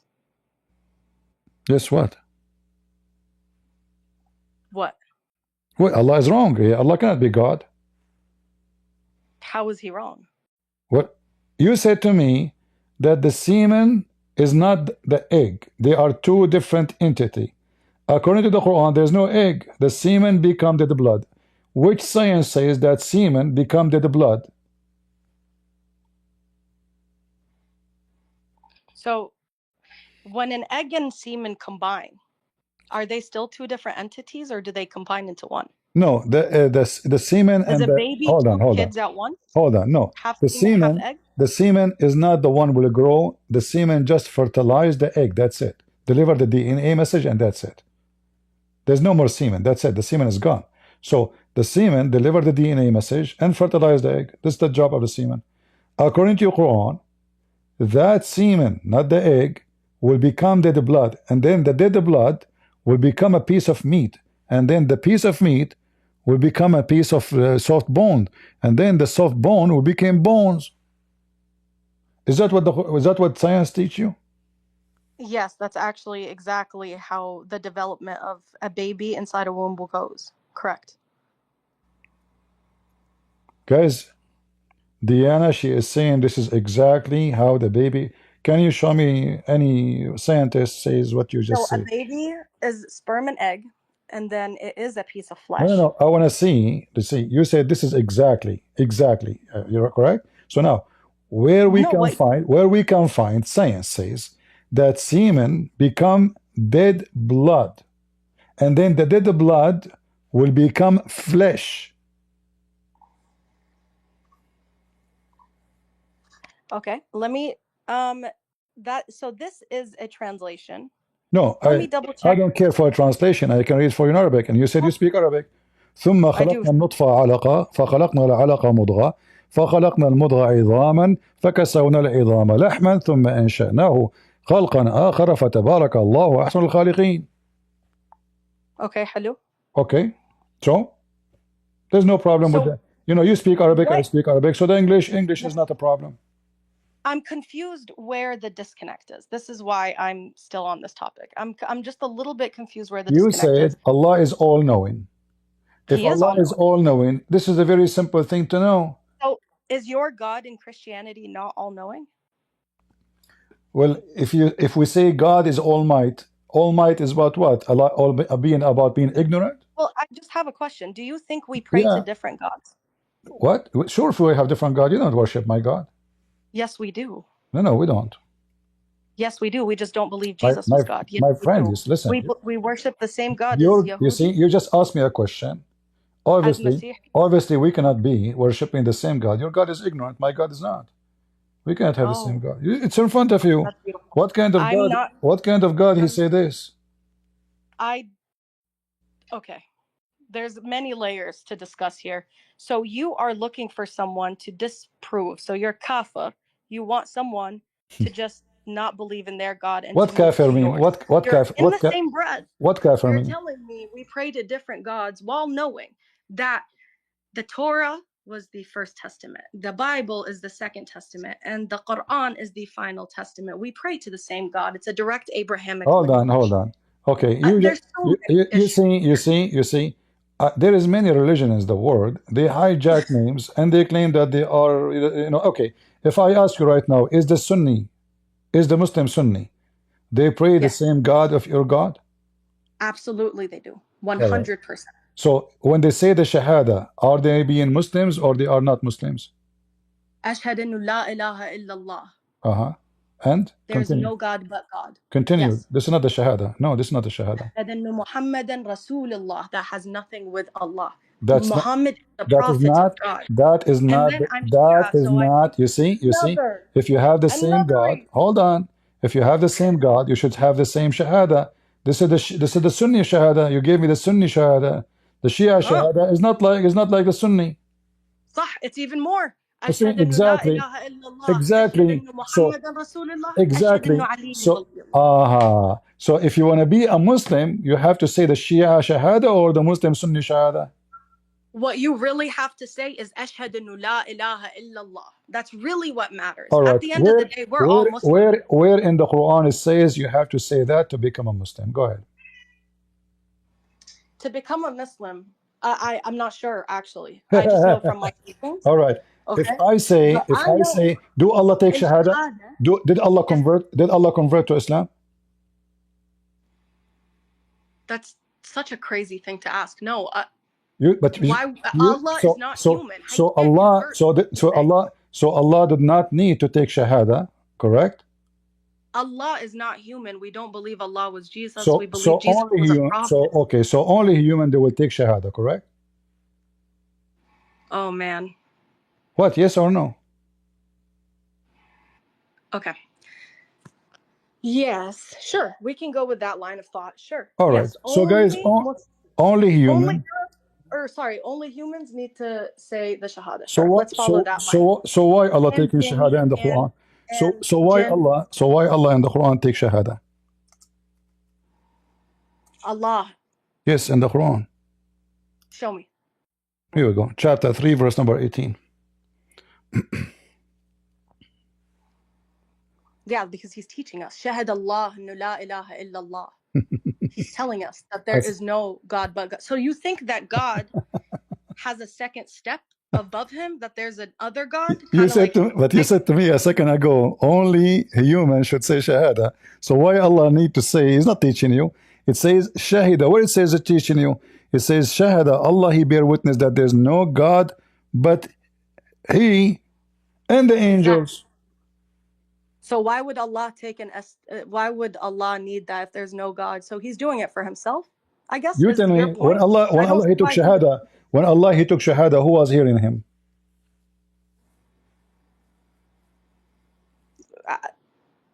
What? If I take Shahada, I witness in the front of somebody. That's what Shahada mean. Sure. Okay, Allah was witnessing in front of whom? Angels, I guess. They are higher authority? Because I witness. No, yeah, I take Shahada. No, listen. No, you said to me a second ago that Allah will not, because this is only human. Why? Because they are the human. They don't have the authority. So they have to witness. So I witness in the front of the judge. That means the judge is higher than me. So now, if Allah is witnessing, He's witnessing in the front of the angel according to you. Oh, who is the angels? Who care? What is that? So Allah, your perspective is very human, and I really appreciate it. But what you are failing to recognize is that since he is God and since he is bigger than, there is no one above him. That that is even more funny when you say there's no even above him, because There's Allah, no one above Allah. anyone who have high school is above Allah, because this is what Allah said about the baby is created. Who have what? If I have high school, I don't have high school. The only license I have is driver license. So now listen, but based on what I learned when I was a kid, that the sperm fertilize the egg, and then the egg will double, the cells. That's it. But there's no blood, the blood, and then the blood become lump of a flesh, and then the little But lump isn't will that become. exactly how it works? Like, isn't the sperm enter the egg, and then the egg multiplies First and of all, becomes flesh, you keep and saying. then after that First of flesh all, listen, grows bones. Diana. And I don't know. after I don't know if you are listening to yourself. Can you show me the word egg? Egg. What is the word egg? You keep saying egg. What is the word egg? Nutfa Nutfa is a semen. Okay, so Nutfa is a semen. That Nutfa will become. So we made a nutfa into a clot, right? Clot is dead blood. Clot is a dead blood. A nutfa into a clot. When you cut yourself, if you cut yourself, the blood, that blood will dry. That dark blood on your skin, that is called alaqa. That's why it says here. Okay. Yeah. So according to you right now, if a man just ejaculates, okay, and it coagulates, then a little mini baby will be born. There is no reason. This is not according to me. This is according to your Quran. Habibi, again, you're supposed to have some thinking skills along with it. You're supposed to really understand Diana, what you're reading. You see, they took the sperm turns into a clot. In what vessel does the sperm turn into a clot? It's your Quran saying that. No, you see, the semen become blood. So what is the first stage of the semen to transform into? Like the Quran telling you the stages one by one. So the semen will become a dead blood. And then the dead blood become a lump. Can you go to any? So again, we're forgetting a very important piece in this. It's that a woman has a vessel. I think Allah knows that we're not stupid enough to think that a guy can just ejaculate into his hands and boom, a baby is made. No, we all know that the ejaculate needs to be inside a vessel. All right, listen. Then it turns into a clot. As long we are talking about the word ejaculate, and you are the one who chose to use this word, that means we can speak about sexual stuff, even though we don't mean to be dirty in the language. So as long you mention this, you are a Shia and you believe what your Ali said to you, correct? And what Muhammad said to you, correct? Yeah. I'm not so sure about hadith. All right. So, okay, yeah. So now, according to the science of Allah, who is the one who taught Ali? What? Who is the one who taught Ali his knowledge? Who? You tell me. I'm asking you. You are the Shia, not me. Where Ali he got his knowledge from? His family. Ali he get his knowledge from his family? I thought from Allah. He doesn't speak to God. No. He's not a Rasul. So when Muhammad and Ali they speak, are they receiving knowledge from Allah or they are receiving false knowledge? Only Muhammad received the knowledge from Allah. All right, let us say Muhammad he taught Ali. Is the teaching of Muhammad about sexual things is false or true? So therefore, Ali learned from Muhammad. No, Ali learned from Muhammad, yes. So when Muhammad taught Ali, is he teaching him false or he teach him the truth? He's teaching him the truth, but if we're looking at hadiths of what people wrote about what Ali might have said, we don't know if this is true. But you are Shia. I am Shia. And this is your books. You cannot say I don't believe it. That's not what I said. Yeah, you said people wrote hadith. But this is. Yes. Do you accept the book? Do you accept Al-Amili book? Habibi, wallah, I accept only the Quran really at this point in my life. You accept only the Quran? Huh? You accept only the Quran? At this point, yeah, I mean, I haven't been exposed to anything where I'm like, this is as infallible as the Quran. So this is Okay. number one in my So you are saying to me now the Shia books is full of lies, so we cannot trust them, correct? That's not what I'm saying either. I'm saying that Then they we are testimonial. then we They can are spoken then we can word. read, we can read because your prophet, he taught Ali a lot of wisdom about sex. And then look as an example. So your prophet teaching Ali, oh Ali, don't have intercourse with your women in the beginning of the month, or it's in middle, or at the end, or else insanity, leprosy, and dementia will hasten to her and her child. Is that correct? I don't think that this makes sense. We should be focusing on the Quran, no? All right. So now, if we go to the books of Shia to explain anything about sexuality, it doesn't make sense, and she agree with me. So if this is correct, and this is a very authentic book for the Shia, then Ali and Muhammad, both of them, they are lying. So we go back to the Quran. Okay, No, let's no, go no, back. no, don't Let's go repeat back to the yourself, Quran. Let's go back to the Quran. No problem. So when the Quran says the semen become blood, can you back this information by any scientist that semen transform into blood, dead blood? Wait till you find out that we're all bloody creatures. Just like wait till you find out. What do you mean wait until till you find? out. This is a basic knowledge. They teach it. They teach it to you. These days they teach you in elementary school those stuff. What mean though? You don't need to be a doctor. MashaAllah. Wait till you find out in order for a baby to have life, it needs blood. Just wait. Lady, I am a man and I have semen as I remember.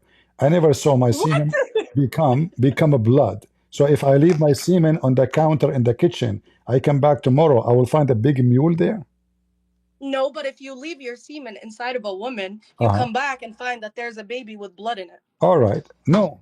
The Quran is saying that the semen will become a blood. The semen will become blood. The semen will become blood. Is that a knowledge of God or a knowledge of ignorant? Alhamdulillah, the semen will become blood. I mean, does it not though? Can you really sit here and tell me that the semen doesn't transform into a baby that has blood in it? No, the semen, there's a difference between the baby have blood and the semen become a blood. The second semen stage, does become blood. The first is the first stage. Okay, what is the thing become a blood? The semen. So now, it doesn't say the baby will have a blood. Everybody knows this is not science now. Come on, are you saying to me the Quran saying the baby will have a blood? No, this is like we're just reaching here. Again, we are all humans. We all know how babies work, right? No, you don't. No, you don't. Obviously, you do not, because you just told me. Because you just told me that the semen become a blood.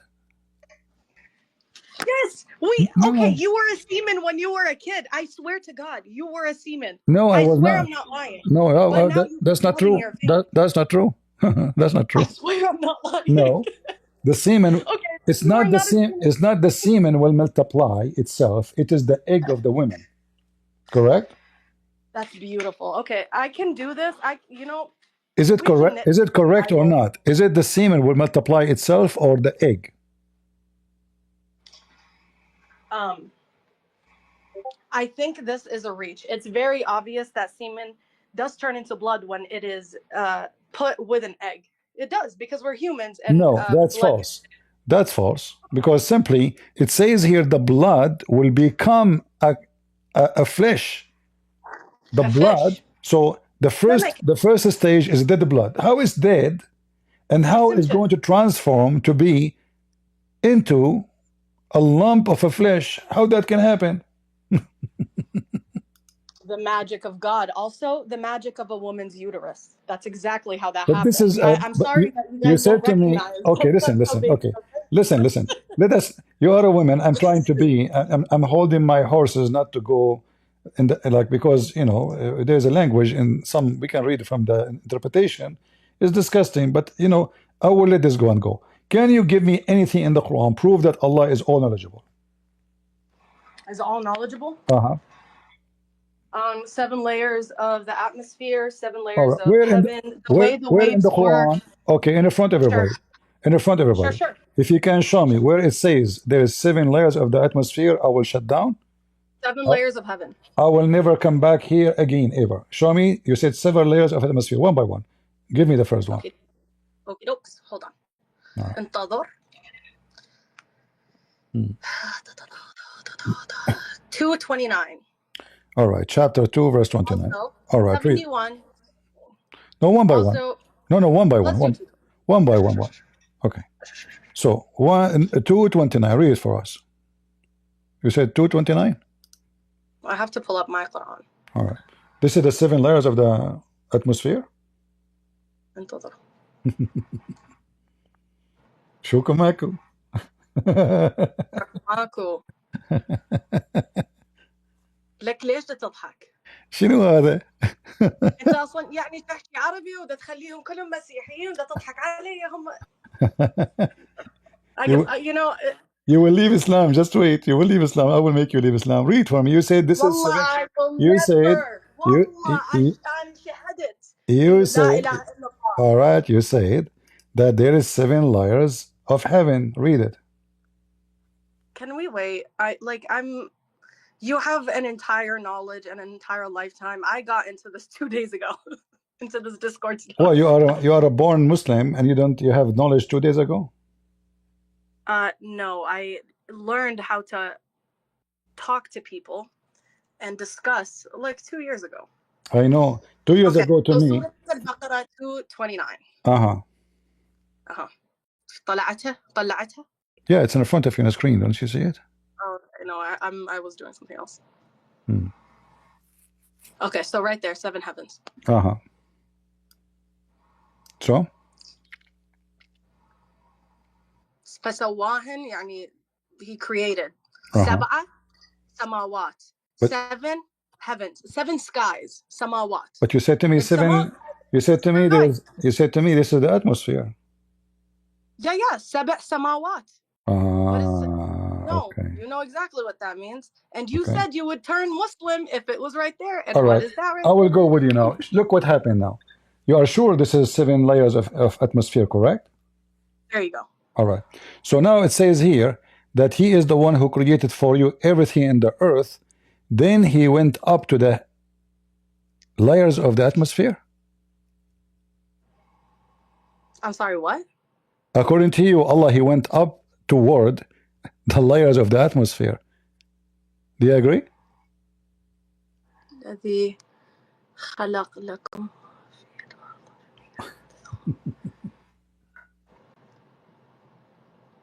Yes, what about it? How Allah? So now Allah is in the earth, correct? And now he's going up to the atmosphere? Huh? Estoa. It doesn't matter. You said to me this is the atmosphere. 7 Okay. مو قلنا 7 layers. All right. So said. Allah now. 7 layers of the So according to the verse, which one Allah created first, the earth or the atmosphere of the earth?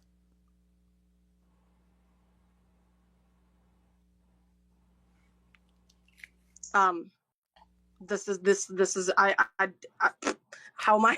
It says he هو الذي خلق لكم ما في الأرض, which probably means that the earth came first, and then he rose over. It's literally then he rose over and created the 7 heavens, the layers of the atmosphere in science. So the 7 heavens is the 7 heavens. Okay, the 7 heavens is the atmosphere, correct?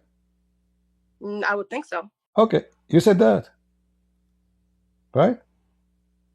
You confirmed that, right? This is the atmosphere, nothing else.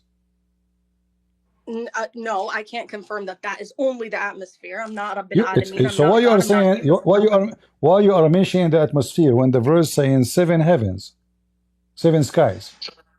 Because I have now learned science, and I find it an interesting parallel that there is also. All right, let us go with you. So you have to choose, because it cannot be both. Either it is the 7 heavens or this is the 7 atmospheres. Which one? Choose one. Why can't it be both? It can't be both. Because this is all Allah creation. There's no other creation. That's it. It's done. So if it's only the atmosphere, that means the sky Beyond that is not Allah creation. So Allah here is speaking everything in the earth, and then He created 7 skies. In fact, the Quran says it clearly that Allah created 7 earth and 7 skies, correct? Okay. How many earth we have? Like layers of earth? Okay, I'm going with you, but how many we have? No, what do you mean of earth? Like how many planets in the world? How many? No, What do earth. you mean? The Quran says Allah, He created 7 earth. Okay. So 7 earth and 7 skies. So are they 7? If the earth, if we say that this is 7 layers of the earth, right? And then 7 layers of sky, that means this is all the creation of Allah, nothing else. No. Yeah. How do we get to determine what is the bounds of what He's created? We are He said that. He said part that. of what He said that. The verse in front of you. The verse in front of you. Allah is the one who created 7 skies, and from the earth like them. That's it. This is all His creation, and even what is between them. That's it. So if the 7 layers of the atmosphere is what you are talking about, then everything else have nothing to do with Him. Secondly, Allah created the sun is in the atmosphere or it's above the atmosphere? Sorry, I'm in your comments. The sun. Is the sun. Is this pro-Israeli server in here? You know, your God is a pro-Israeli too. Oh, astaghfirullah. Okay, I'm gonna go. Goodbye. Very nice talking to you. You are running away. Let me show you. Let me show you before you run. Goodbye. Let me show you before you run. This is your Quran, chapter 5, verse 21. Allah, He said to the Jews, kill all non-Jews. The Quran. This is a pro-Israeli. She's trying to find a reason to run. For sure, we are pro-Israeli. Your God is a pro-Israeli. Your God is a Zionist. O my people, enter the Holy Land which Allah has assigned into you. Who's talking? Allah. He told that to Moses. And when the Jews refused to kill those so-called Palestinians, Allah got upset from them, and He forbid them from entering the land for 40 years. Read it. So who is the pro-Israel? Your God. I understand that you are trying to find a reason to run, but it's okay. Yeah. What 7 layers, 7 heavens, 7? Your God is 7 idiot.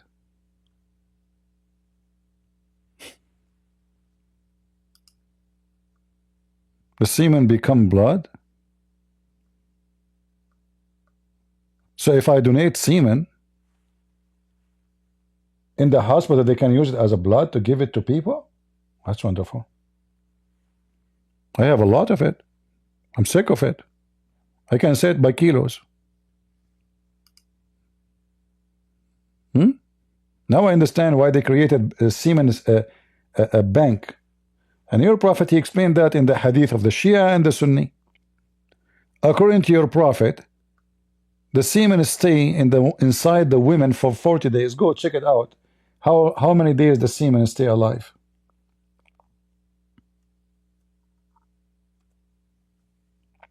"45 nights." That is a powerful semen. I don't think my semen can do that. I think my semen can stay 39 nights, I think. I did not do a study about it, but I would try. Huh? This is your prophet speaking, and I can show it to you from the Shia books. All of this, your prophet explaining how Allah created the baby. Your God, the Prophet Muhammad, is, mentally ill. But I understand you want to run. It's okay. You want to come back? Let me know.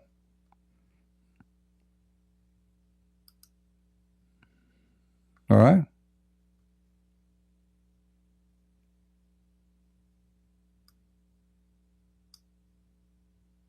Go ahead, Zifran. You are a Muslim, Zifran? Yo, can you hear me? I hear you. Are you a Muslim? Nah, I just saw your thing on YouTube and got an invite to the link, so yeah. All right. Been watching your stuff for a while, so you do a pretty good job with reading the Quran and all that stuff, and you know all that stuff. So yeah, All right, my pretty friend. educational. Okay, thank you very much. Thank you for joining us. All right, we want Muslims. Nee, are you there?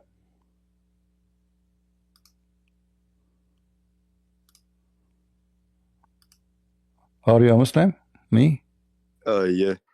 All right, go ahead. Yeah, you can call me Neger, by the way. But anyway, yeah. So why are you Christian and not Muslim? You are a Muslim?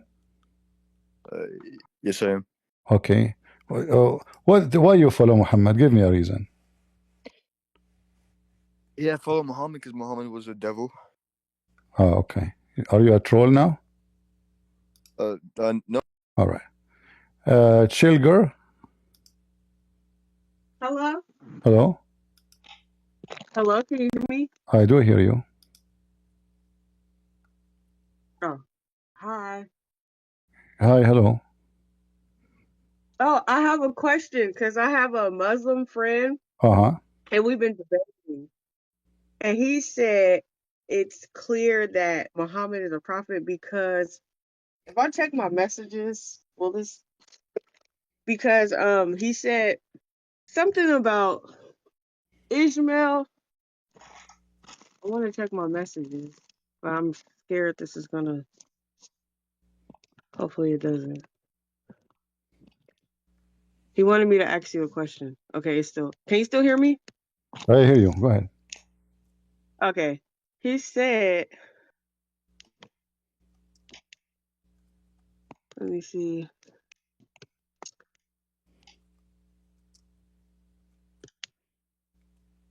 Sorry.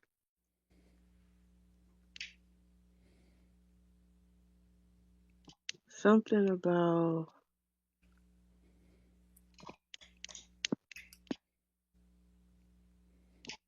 This is why I wanted him to call you. Do you want to invite your friends to join us here?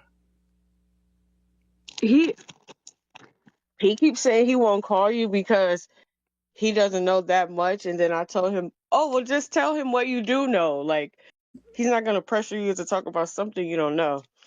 And he was like, oh, he's like, I guess he's scared because he doesn't know everything. But he was saying that there's a prophecy about Muhammad in the Bible, and it says that someone from Ishmael, the tribe of Ishmael, will become the next prophet. So obviously Muhammad's the next prophet. So obviously he's. Muhammad is from the tribe of Israel now. I mean, Ishmael. So Muhammad is descendant from Isaac. Yeah, that's what he was saying. That's what he was telling me, and I was like, well, I don't know much. Okay, so that means Muhammad is not an Arab then. He's. Oh. Yeah, either he's an Arab or, the Quran says he's an Arab. The Quran says Muhammad is an Arab man. So either he is an Arab or he is an Israeli. Which one? Oh. Okay. And we have we have many prophecy about people like Muhammad.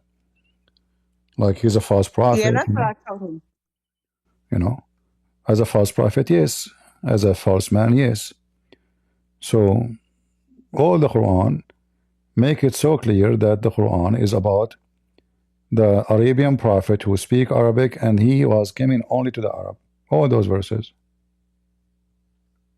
And he also said he's a prophet because something about tall buildings. He prophesies tall buildings. So Well, and he was like, and we got tall buildings. the tall buildings, they have those before Muhammad long time in Yemen. So if he's saying the Arab they will have tall buildings, they have them at that time before Muhammad in Yemen. Go check the pictures in Yemen. They have 6 floors, 7 floors in Yemen in the time of Muhammad and before Muhammad. Secondly, Muhammad, he predict that will happen in the day of judgment. So, and that will happen after people become so rich and nobody need money. So now the Arab, they have, let us say this is about now. So do people need money or do not need money? They still need money. They are killing each other over money. not only still need it. People, especially Muslims, they are crossing the sea just to seek refuge and asylum just for the sake of money and food and free shelter, right? So why he's in the West, this guy? Because he don't need money, or he's because desperate to find a better country than his country. So when the Muslim, they say this is a prophecy, in fact this is proving Muhammad to be a false prophet. Oh, yeah, that's what I was trying to tell him. I kept telling him like to call you, but I think he's scared. Like he kind of knows that he won't win. So yeah, I think he's scared to call you. But yeah, I'll tell him because I didn't know what to say. But yeah, okay, I'll tell him. All right. Let him Okay, come. thank you. No problem. So when Muhammad he speak about what's so-called prophecy, we laugh because those prove Muhammad to be false, actually, not the opposite.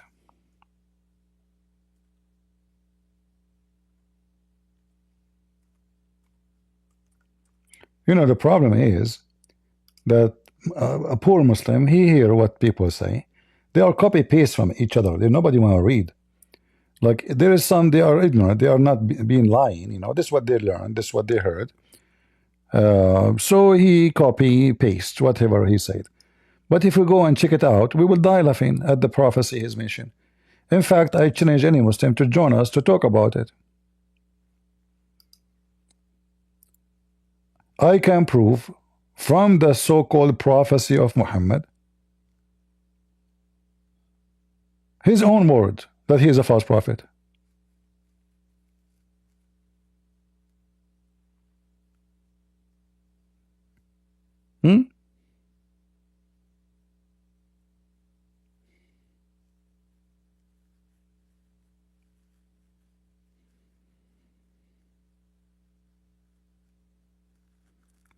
One of the prophecy of Muhammad that the judgment day will not come until the black people, who they are according to Muhammad the lowest of the lowest, they will be the most happy, which means rich. We call them the lowest of the lowest.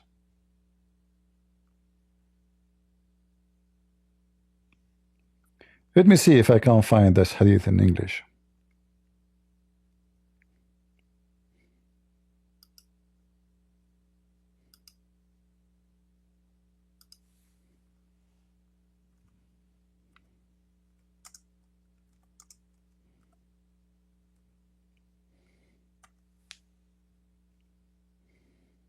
Here we go. You see, the funny is, the Muslim don't translate. Did you ask yourself why they don't translate this hadith? Because simply he is saying that the lowest people in the world, is insulting the black people, they will be the most happy. Why? Because they will become rich. He called them Lukka. They did not translate the word. Let us see if we can find the translation. Let us see here.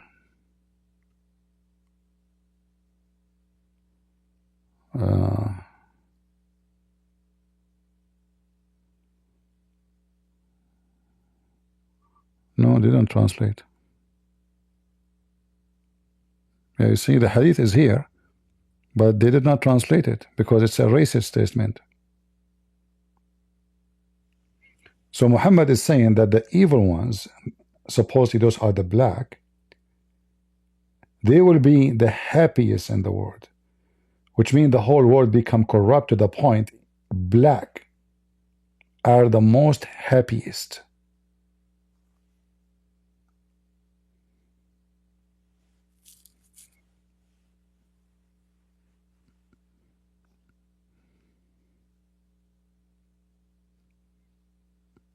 Any Muhammadan? And there is no reason for them not to translate what the word mean, except they knew that this is racist. And they are translated to English, so people will see how evil Muhammad is. In fact, I can find a reference. Hold on, let me show you.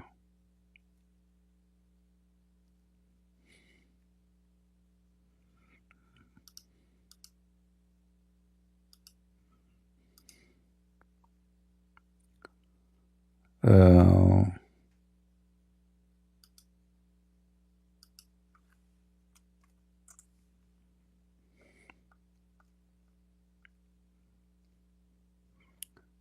us see what lukka bin lukka mean. Here we go. لا تقوم الساعة حتى يكون أسعد الناس بالدنيا لكع بن لكع، يعني العبيد والسفلة من الناس. I will copy that in front of you.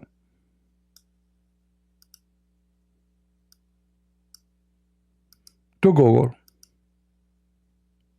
Where is Google Translation? Did we close it? We close Google Translation. Okay, let's open it again. Give me a second. Google Translation.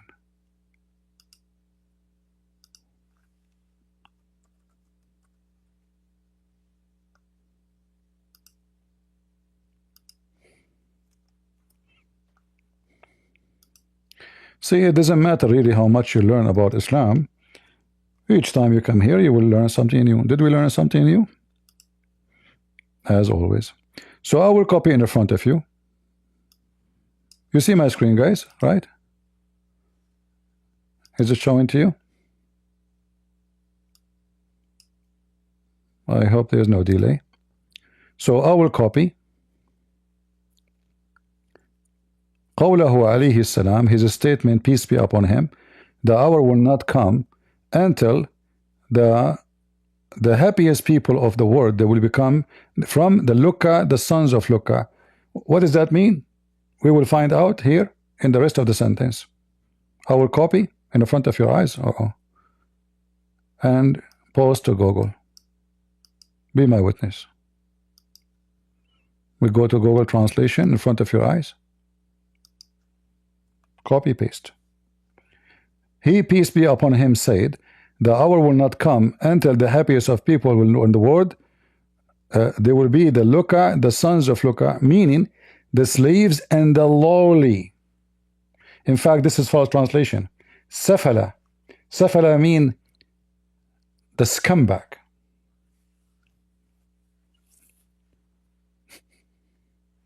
And the word here is not slave. Al-Abid is a slave who they are black.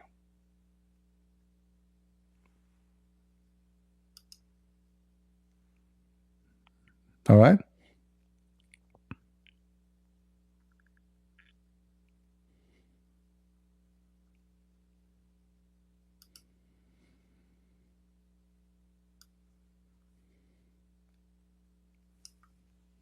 This is Islam.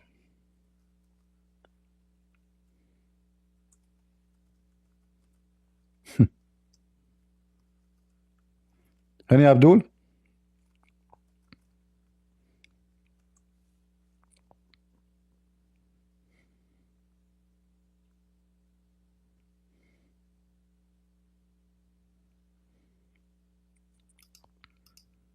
Any smart Muslim?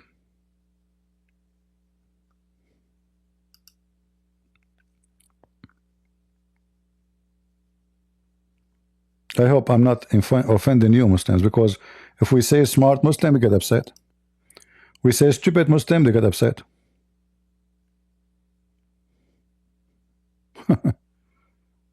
We say dummy Muslim, they get upset. Genius Muslim, they get upset. They will get upset from, are you a supporter of Israel? Okay, bye-bye, bye-bye. Potatoes.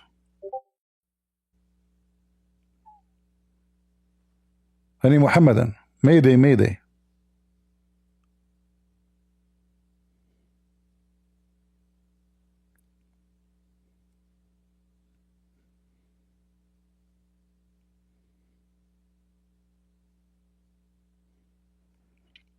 Any smart Muslim? All Muslims are smart. I never saw a Muslim is not smart.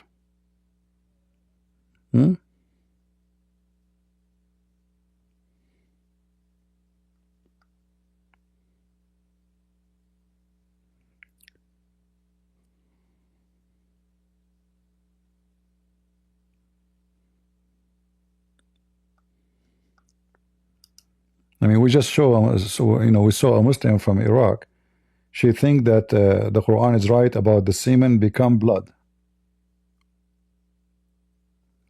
Was Muhammad suckled by a man? Yes, by his uncle. According to, you know, to the Muslim hadith.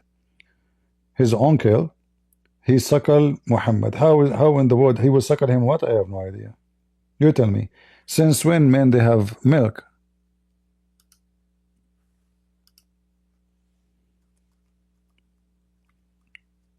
And what kind of boobs he have?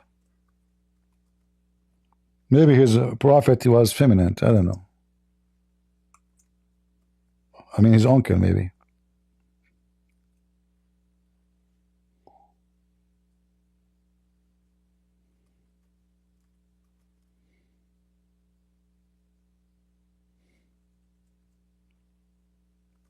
Any Muhammadan? There's tons of stories. If we read about Muhammad, you will die laughing.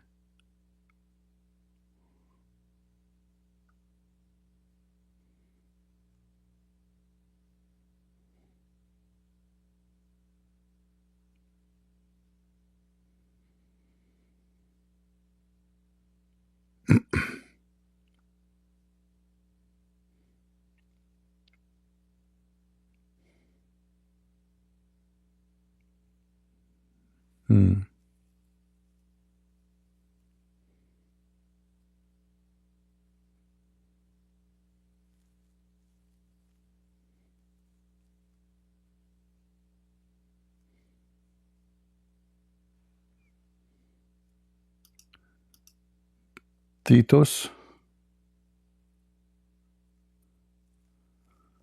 Go ahead.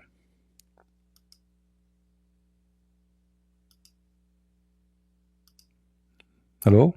Hey, hey. Can you hear me, CP? I hear you. Yeah, I'm Christian and I have a question about the Sabians. I've been talking to my friend about the Surah Bakra, something 62 to 67. So I think I heard somewhere the Sabians are maybe the fire worshipper, but I don't know for sure. Can you please give me some Muslim reference that they are not from the Jews and Christians, still monotheist?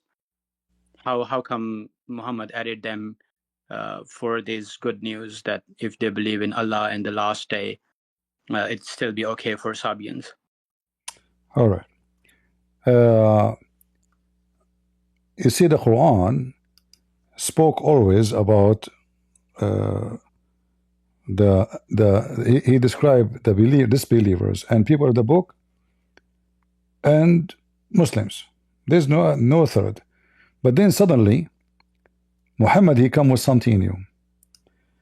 He claimed that the Sabian they are going to go to heaven. Why? Who are the Sabian? Muhammad never explained. If we ask any Muslim, do we have any Muslim here? So we can share all the reference together. Any Muslim want to talk about this topic?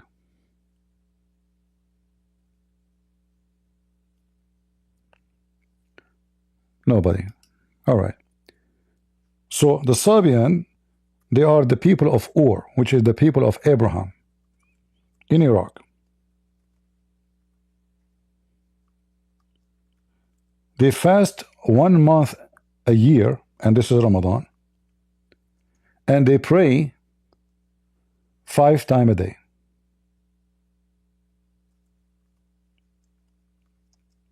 And Muhammad himself was a Sabian, obviously. In the time of Muhammad, Sabian, they were spread. They are like, they become like Jehovah's Witnesses.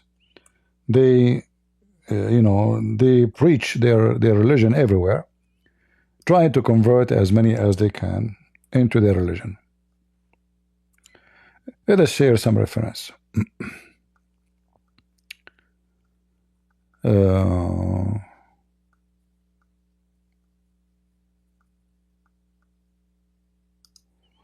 Give me a minute.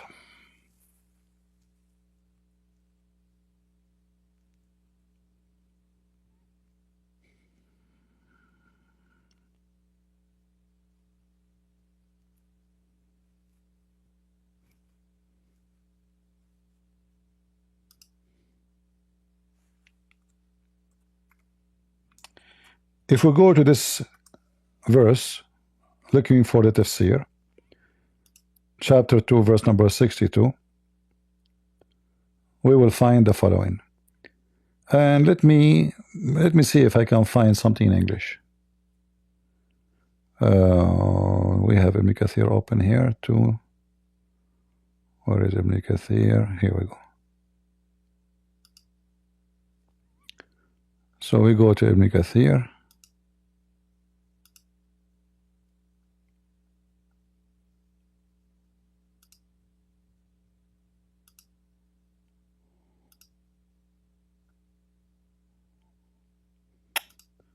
What's wrong with this website? It's jumping right away. It doesn't allow me to go to the verse.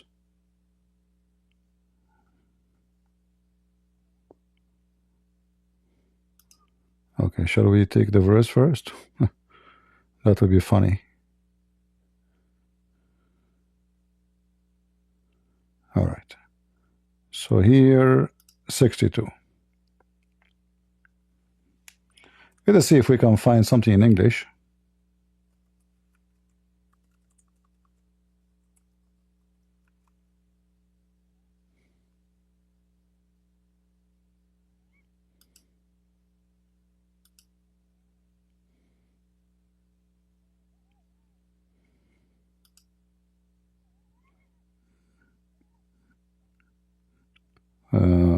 This website is not really right.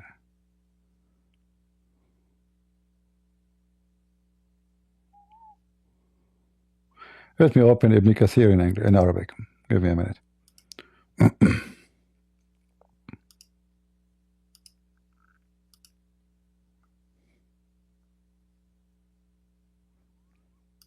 And maybe you can find what I will show you in English, but I don't have time to read all this English thing. And I know Ibn Kathir in English is not trustworthy, so we have to go and see the Arabic one first. So let us see. All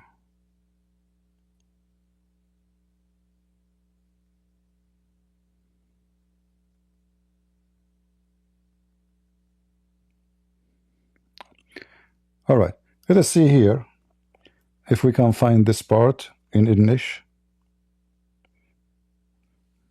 What's wrong with this website? Why it shows me, I search for the word hell, it shows me 2433. What is that? What's wrong with this? So in here in Kathir, when Salman al-Farisi asked about the Sabian, Muhammad, he confirmed that the Sabian, they will go to hell. Let me open the other website. There's the same website, Ibn Kathir, but different from this one. At least I can search there better. Let me use this website here.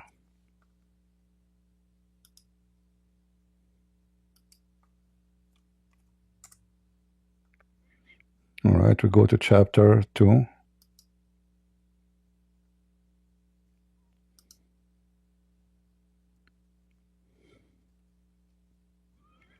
So why Muhammad, he said they will go to hell if they are not? When he noticed that his friend or boyfriend, he is upset. Muhammad, see, guys, this is Ibn Kathir. I cannot find what it says in Arabic. Let us try again. No, I cannot find it.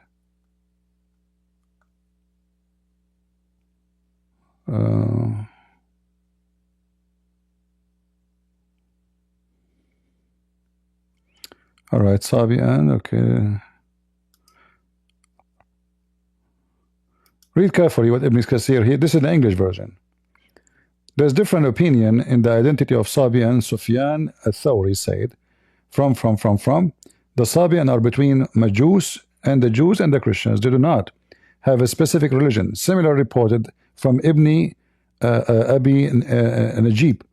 Blah, blah, blah, blah. And then he says, the Sabian are a sect among the people of the book, which is false. And they used to read the Zabur, which is false.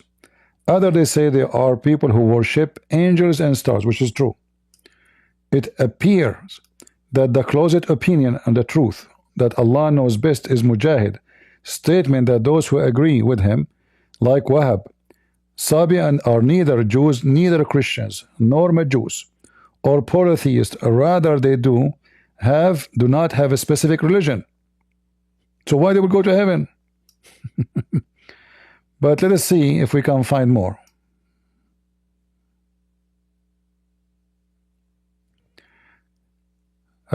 Because they don't have religion, this is why when the adulterer used to call whoever embrace Islam as Sabi, this is why I say the Sabian, they used to try to spread their religion between everybody.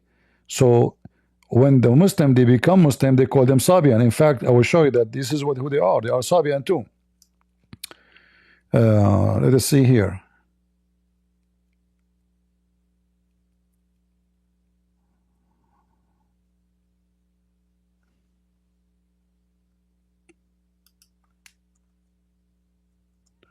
Still, I cannot see where Muhammad, he said they will go to hell.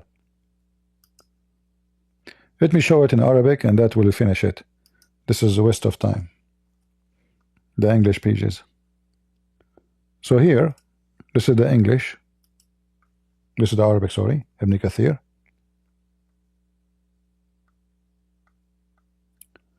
So Salman, he came to Muhammad.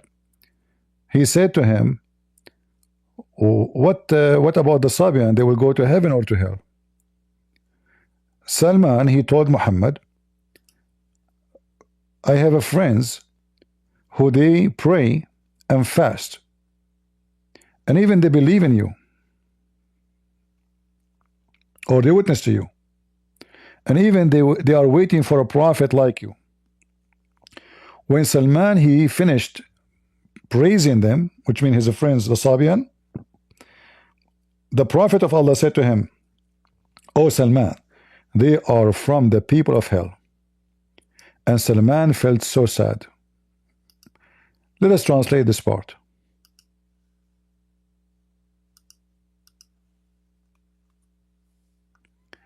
It was revealed about the companion of Salman al-Farsi while he was talking to the Prophet.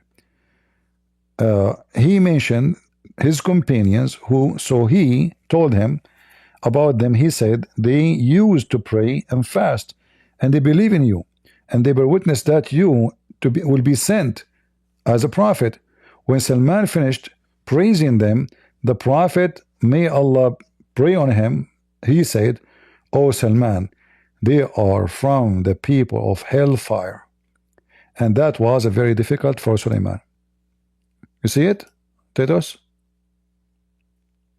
Yeah, I've taken a screenshot of the page and no, I will give you the link. I will give you the link. Here we go. But you see the difficulty. The English one doesn't say that, I think. But you try to find it, because the English always, they cut everything. You know, the Arabic have nothing to do with English, you know. So, and then when here you see the hypocrisy of Muhammad. So when he saw Salman, his friend, he did not like the answer. Muhammad, he claimed that Allah sent him a verse says, well, Sabi, and they will go to heaven too. But a second ago he said to him, they will go to hellfire. So what made Muhammad say that the Sabian will go to hell, and then he changed his mind? Muhammad was short in knowledge. Muhammad did not know Islam. Muhammad did not know what Sabian believe in. Otherwise, why they will go to hell? So here Muhammad is being hypocrite. If we go, let us see what we can read more.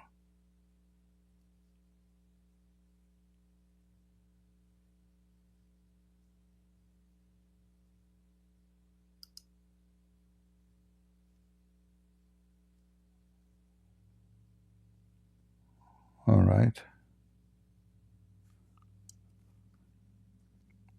Let me see if I go to English here and see a Jalalain about this verse. All right. Here you see how confused Islam is and how stupid those who wrote the Quran or the interpretation of the Quran. Surely those who believe in blah blah blah, the Jews and the Sabian, etc., and who believe in Allah, and then okay, and then it says It doesn't say anything actually about why the Sabian will go to heaven. Let us see other tafsir. Ibn Abbas. All right.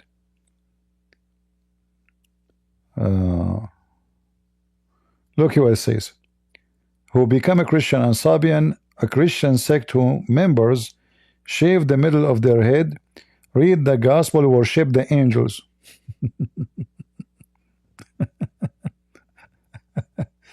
Our heart have returns, into Allah.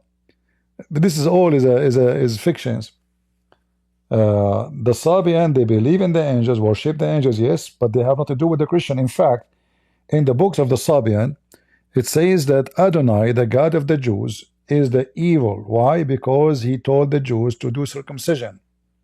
And because the God of the Jews, Adonai, as it's written in their book, caused the death of the Pharaoh. And the Pharaoh, according to Sabian, he is a Sabian. So the Sabian, for sure, they have nothing, the Quran confirmed that the Pharaoh is not a believer. So if the Sabian and the Pharaoh, they share the same religion, so why they will go to heaven? Muhammad was just trying to be hypocrite to his friend. Then if we go to, let us see, At-Tabari,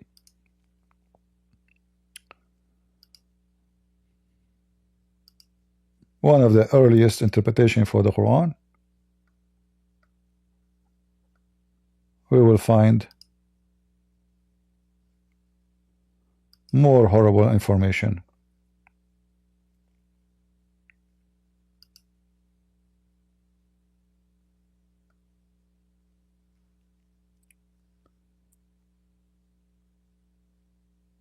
This way here they are speaking about the stars. Let me see.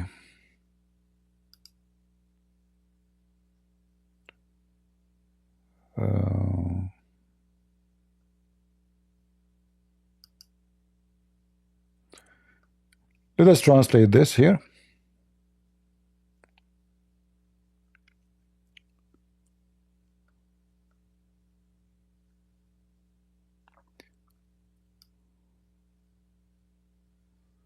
I will copy.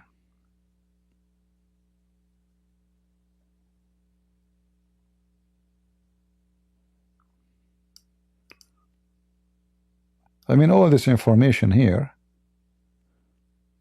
Look at this one here.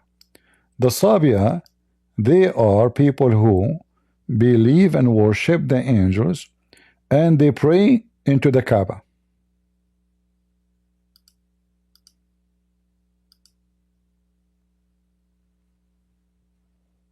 They are people who worship angels and pray toward the Qibla. This is in At-Tabari. And then we continue.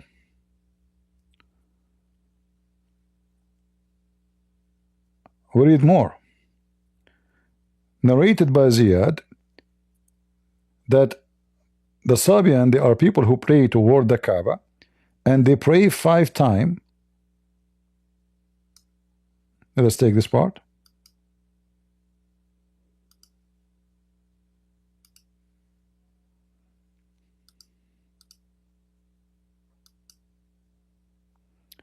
Ziyad, he mentioned that the Sabian pray toward the Qibla and they perform 5 prayers.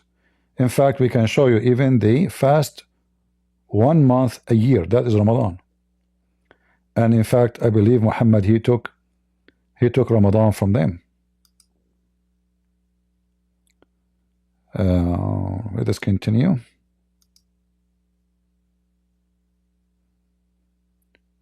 But all agree that they worship angels, and actually they believe that the angels, they are the creators. Let us see.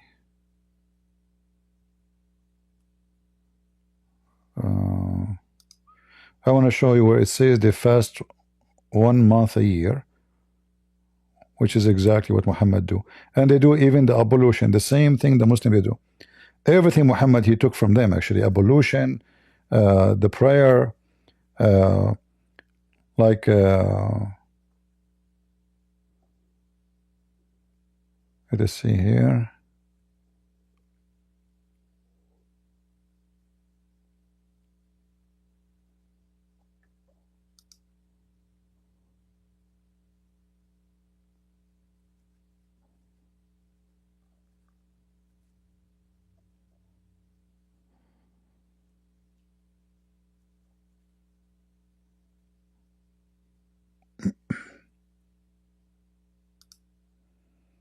too much stories, have nothing to do with our topic.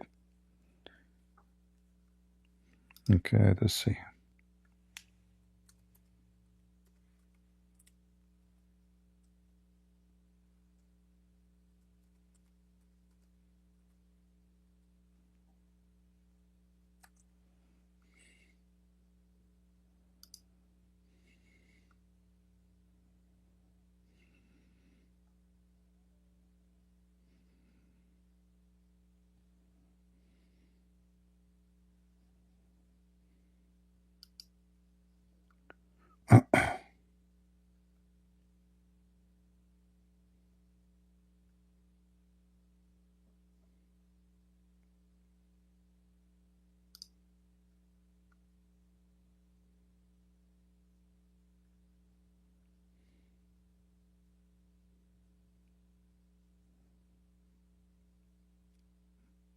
I want to give you some reference, something legitimate, so the Muslim will not say to you this is made up.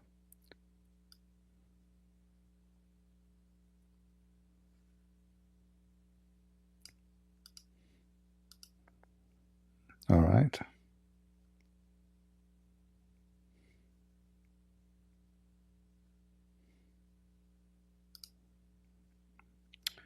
All right, this is a Muslim website here.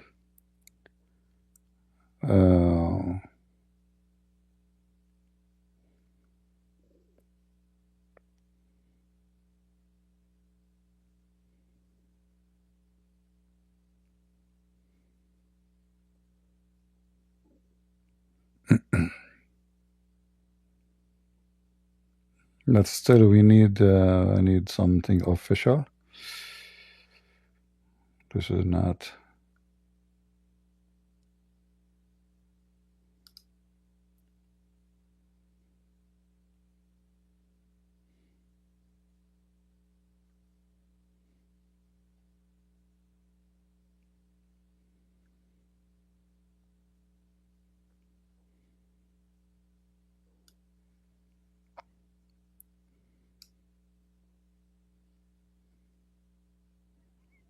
Maybe we found an official website. Okay. You can save them. Here we go. Actually, this is Tafsir Ibn Kathir. You see, we open Ibn Kathir in English. I could not find it in English. But we open Ibn Kathir in Arabic. We find something different. So this is Ibn Kathir, chapter 5, verse number 69. Sorry. Is your screen still shared? I can't see. So. Oh, it's gone? Okay, let me. Thank you for telling me. All right, I will share it. So this is Ibn Kathir. You can open Ibn Kathir in English and see if you can find it. So Ibn Kathir in English, try to see. Let me know if you can find it. Chapter 5, verse number 69. It should say that there are people who fast 30 days a year and they pray in the direction of Yemen every day 5 prayers.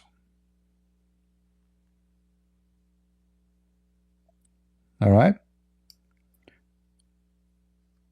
If I use the translation, let me give you the link. I will give you the link. Thanks. I will see if we can find the same in Ibn Kathir in English. 569. Let us go to Ibn Kathir in English. Where is Ibn Kathir in English? 5. I always never trust Ibn Kathir in English because, as I said, they shave a lot of stories. 5. We'll go to 5.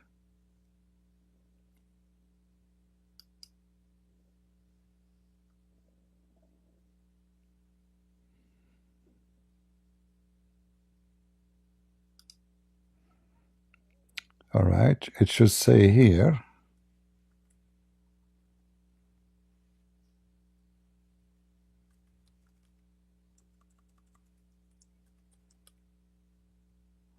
Yeah, I don't trust it.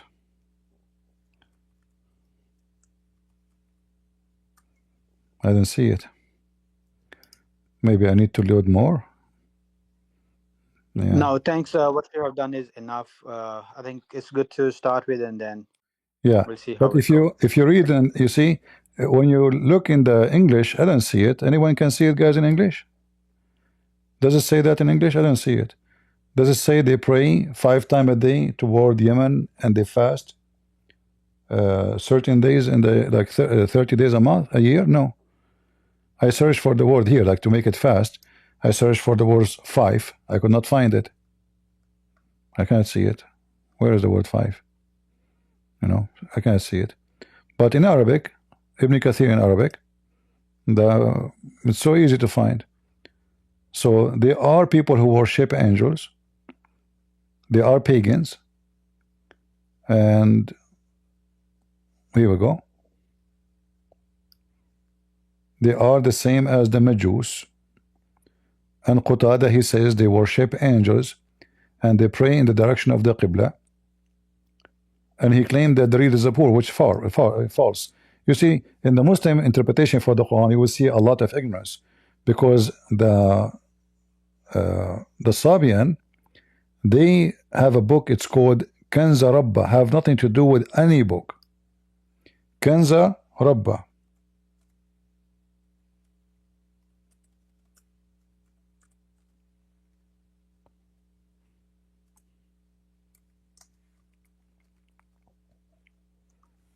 And Kanza Rabba actually written the same way the Quran is.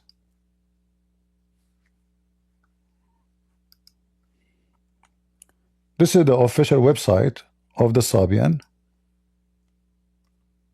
and they are still exist until now, by the way.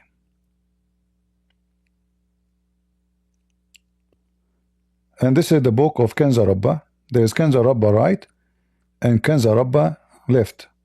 This is right.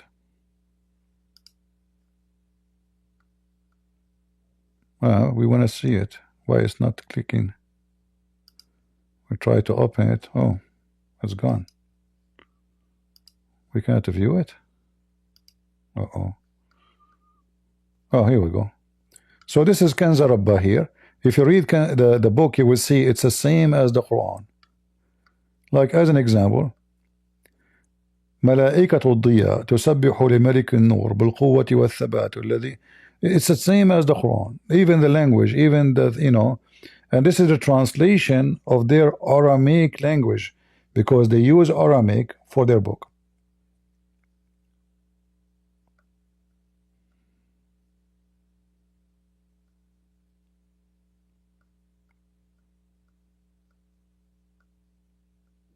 We have tons of verses actually we read before. They are exactly the same as the Quran.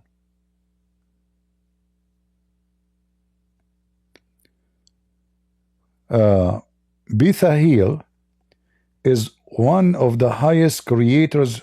He is an angel, but he is the highest. His name is Bithahil. By him the whole world will be enlightened, like the light will come through him. The angel of light, the noble, said, everything was. Bethahil came down, and he left the sky up, and he made the earth flat, besought, exactly as the Quran. Look, if I go right now to the Quran, and this is Kanza Rabba, page number 9. You see here, guys, you can see my mouse over the in the screen. You can see it, right? Yep, can see. All right. So here he says, فَرَفَعَ السَّمَاء. Let me type exactly here the word فَرَفَعَ السَّمَاء in the Quran.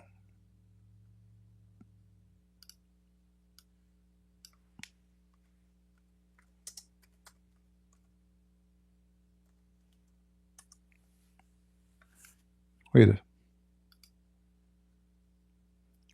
Allah is the one who رفع السماء. It is he who raised the heaven without any pillars. We go to Kanza Rabba, it says the same. فرفع السماء وبسط الأرض. Let us go and type the word بسط الأرض.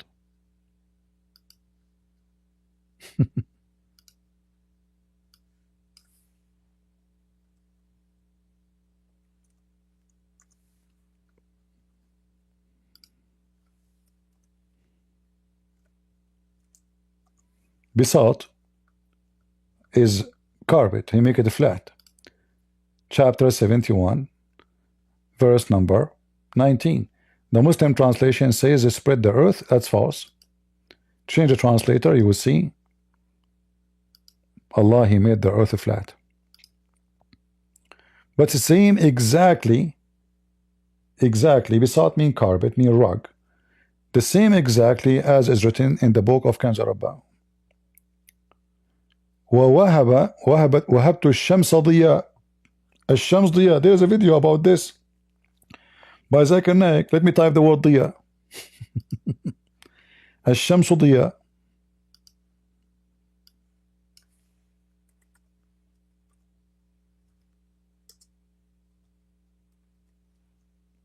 You see, we are just reading one verse in the book only. Look how many things we found. It is He who made جعل الشمس ضياء. Even if you do not know Arabic, by the way, you can compare between here. You see, I highlighted for you, and there. All right. والشمس ضياء ووهب القمر بهاء. This is what it says exactly. القمر بهاء. Look. والقمر نورا. Just he added the word nur. But if we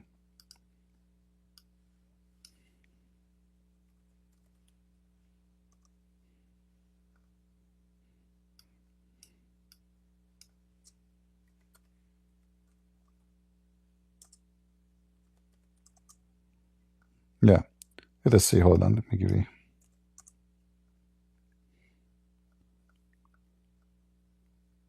chapter 10 chapter 10:5. It's same exactly. Chapter 25 verse number 61, it says the same. Yeah,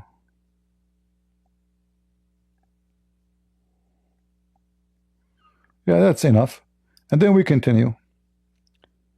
وَالنُّجُومُ سَنَا. It's the same language of the Quran. Blah blah blah, you know.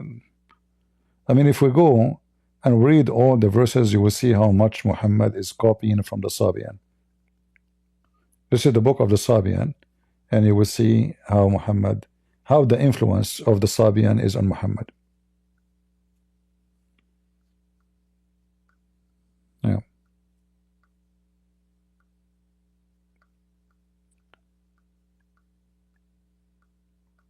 I hope I answered you. And not only that, I mean, we have a reference, even those who convert to Islam, the Muslim themselves, they call themselves Sabian. They say Saba'na. Saba'na, we became Sabian. And there is many reference about that. Let me show you.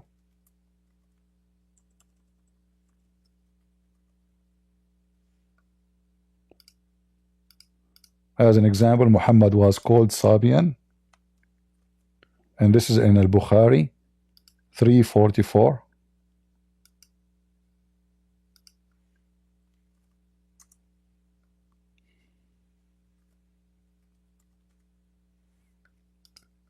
The Muslim, they saw a woman, they asked her, where you find this water? Come and talk to our Prophet. She said, do you mean the man who is called Sabi? Sabi mean one, like when you say Christians. So Sabians is many. Sabi is one. Christian is one Christian. Christians is many Christians. So she said, do you mean the man who is called Sabi? They said yes. The Muslim, they try to fix it. They say the new religion. No, the Sabian is not a new religion. It's an ancient religion. The same we find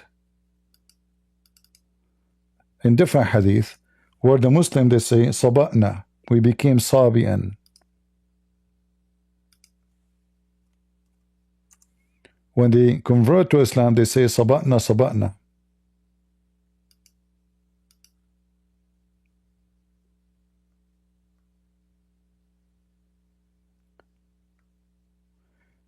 And then this was when the Muslims, they were killing people. So people, they convert to Islam, they shout, We are become Sabian, so don't kill us. We are like you now, Sabian. All right? So they are saying Sabi and Sabian. And the Muslims, they try to cover up. They say, we have come out of one religion to other. That's false. Sabian is a Sabian. That's what the Quran is saying. Those the Sabian, if the Sabian are not as the one who left a religion to others, and this just for that they will go to heaven, that's stupid. And there is more reference about those things, you know, but I think this is enough. Yeah, that's enough. Thank you so much. All right, you're welcome. Thanks. I'll go out of stage. And you know, we can even look for a video of the Sabian.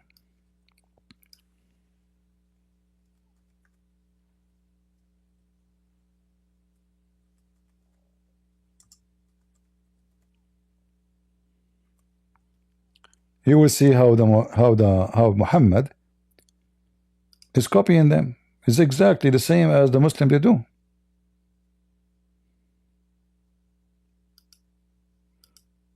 All right.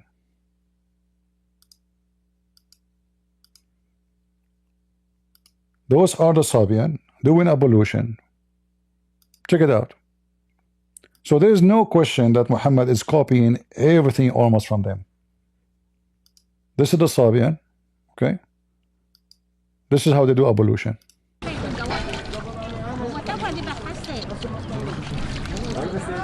See, 3 times. The same, exactly, the same as Muslims.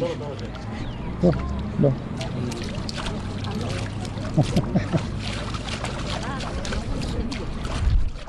See his hand? Go check and see how the Muslim they do evolution. This is there's no question that he is copying the Sabian. I don't want to play the whole video, so they won't make a copyright over it. But and they call, like, here we go. You see, when the Muslim they call for the adhan, they put their hand next to their ear, right? Is that correct? Their right hand. He's doing the same. You see it? So evolution is the same. The prayer is the same. All the rituals is the same.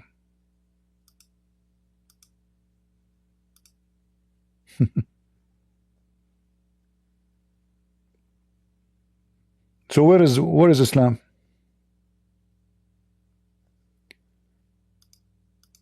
If are you a Muslim? Hello. Hello, hello. Hello. I'm Christian Prince. You are a Muslim? Yes, yes. All right. Wait, يا أخي. Yeah. Don't enter a topic. Just wait. There is a guy called the Orthodox Muslim. Do you know him? No, I don't know him. يلا يا mister. يلا go debate him. I'm bored. What? There's a guy called the Orthodox Muslim. يا أخي. Go to him or debate him. Why Do you something. don't invite him here? If I invited him here. Yeah, he's welcome. Okay, just go to his TikTok live and just do a talk to him. I don't go to TikTok. If I talk about Islam in TikTok, they will block me right away. Last time I was there, they kicked me out. So he want to talk to me, let him come here. Okay, خلاص. I will talk to my daddy, the Orthodox Muslim, and I will see if he's gonna come or not. All right, all right. Thank you very much for. Tell him. كس أمك. He said to me, "Your mother vagina." Muslim, the trash of the earth. Okay. I will ask him to come and debate you. Your mother vagina. Which means I want to F your mom. You know, that's what it's meant. Very trashy. Filthy. Those are the good believers, by the way.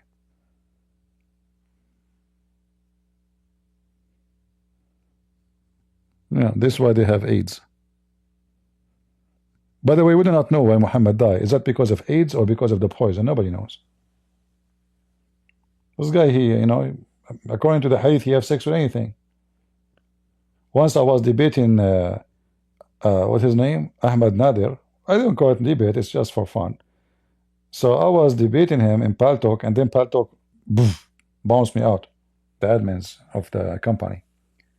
Because we were debating about Muhammad having sex with the goat. And another Ahmad, He said to me, better than your Bible. So he agreed that as a prophet having sex with the goat. He said, isn't it you're better than your prophet? Your Bible says smash the head of the babies.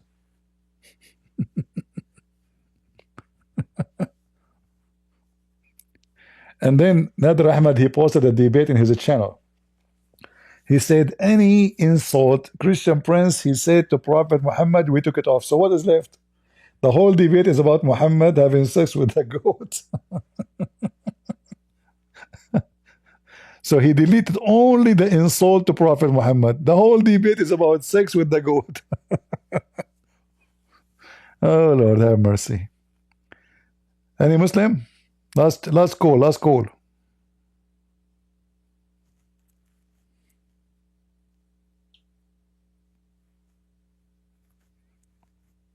Any Muhammadan? So guys, do you see how Muhammad, he copy everything? Everything he have is taken from somebody. Everything. He is a thief. That's why even, you know, they notice that he is speaking to some of the Sabi'an.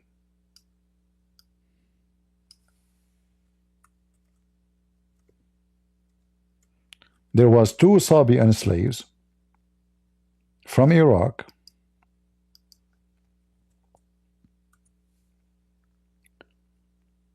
They accuse him that he is taking his Quran from them. So Muhammad, he came with this verse saying, and indeed we know that they, the polytheist, pagans say, it's only human being who teach him. Muhammad's answer, well, those are human, their tongue of a man, they refer is a foreign. They are not Arab, you see? So what is it about? You go and read the interpretation, you will see that Muhammad was meeting every day with 2 Sabi'an slaves. And yes, their language is foreign language. They don't speak they spoke broken Arabic. So Muhammad was learning from them. Muhammad now, he got busted. Everybody knows, they come, they find him listening to them, he's learning from them. So they say to him, oh, we know he is learning this from this guy and this guy, they are the slaves, captured slaves of the Sabian. So Muhammad now, he wanna clean himself from this accusation. He said, well, hold on, my Quran is a pure Arabic, their language is not good Arabic, so how they are the one is teaching me? And for sure this is stupid.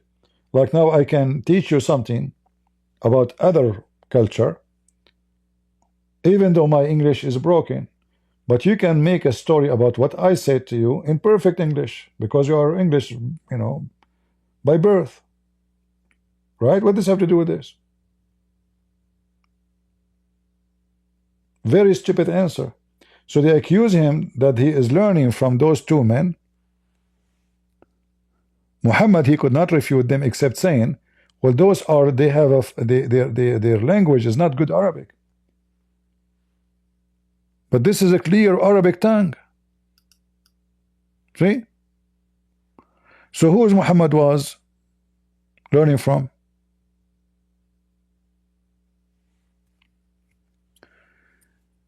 The chapter of Al-Fatiha is not exist in the Quran. This is something added later. This is why in the Quran of Ibn Mas'ud, Al-Fatiha never exists. And yes, they are trying to copy the prayer, Our Father art of heaven, in the Aramaic language, which we cannot compare, you know. The prayer of Our Father of heaven, art of heaven,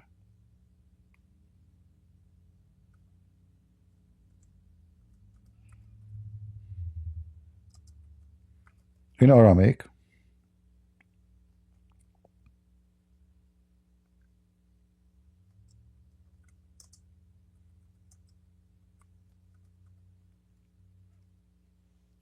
have a lot of meaning, and the Quran fail miserably to try to copy something like it. This is, I played that for you before, if you remember.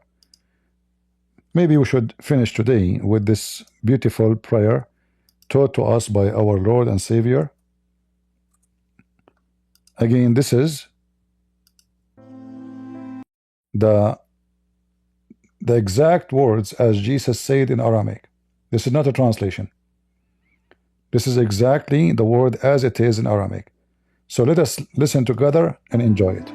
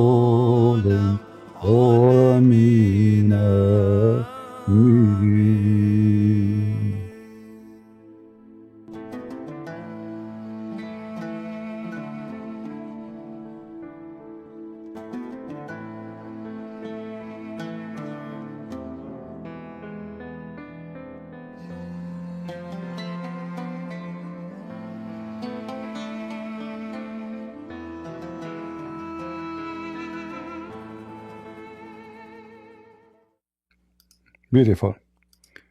Very sad that the land, which was wonderful land one day, today is in the hand of those Muslim terrorists.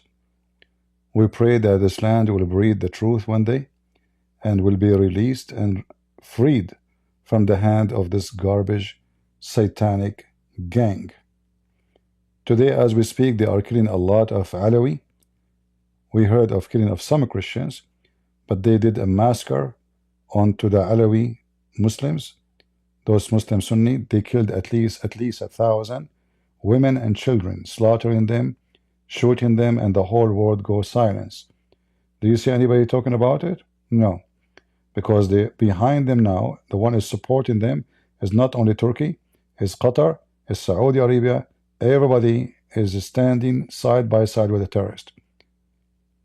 We did not hear anything from any place. Even Europe goes silence. Nothing. What is this Pope? He is worried about Gaza only. Like if you kill in different place, it's okay. But if you kill in Gaza, you are a bad person. So we pray that this land one day will be freed. We pray that one day somebody like David, he is going to free this land from the devil and his offspring. With this, I want to say thank you all for being here. May the Lord bless you. And as always, remember, God is good. So is Jesus. And I will go maybe make a live about those massacres. They are doing it in Syria right now. So we can show you some videos and some,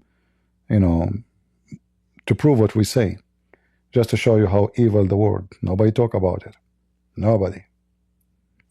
As if nothing happened. Just because they are Alawi,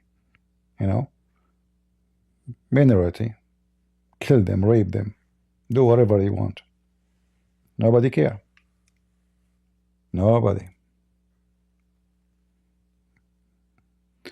Thank you all. God is good. So is Jesus. And we are the crusade. God bless you. Don't forget to leave your comment if you care. For sure you don't.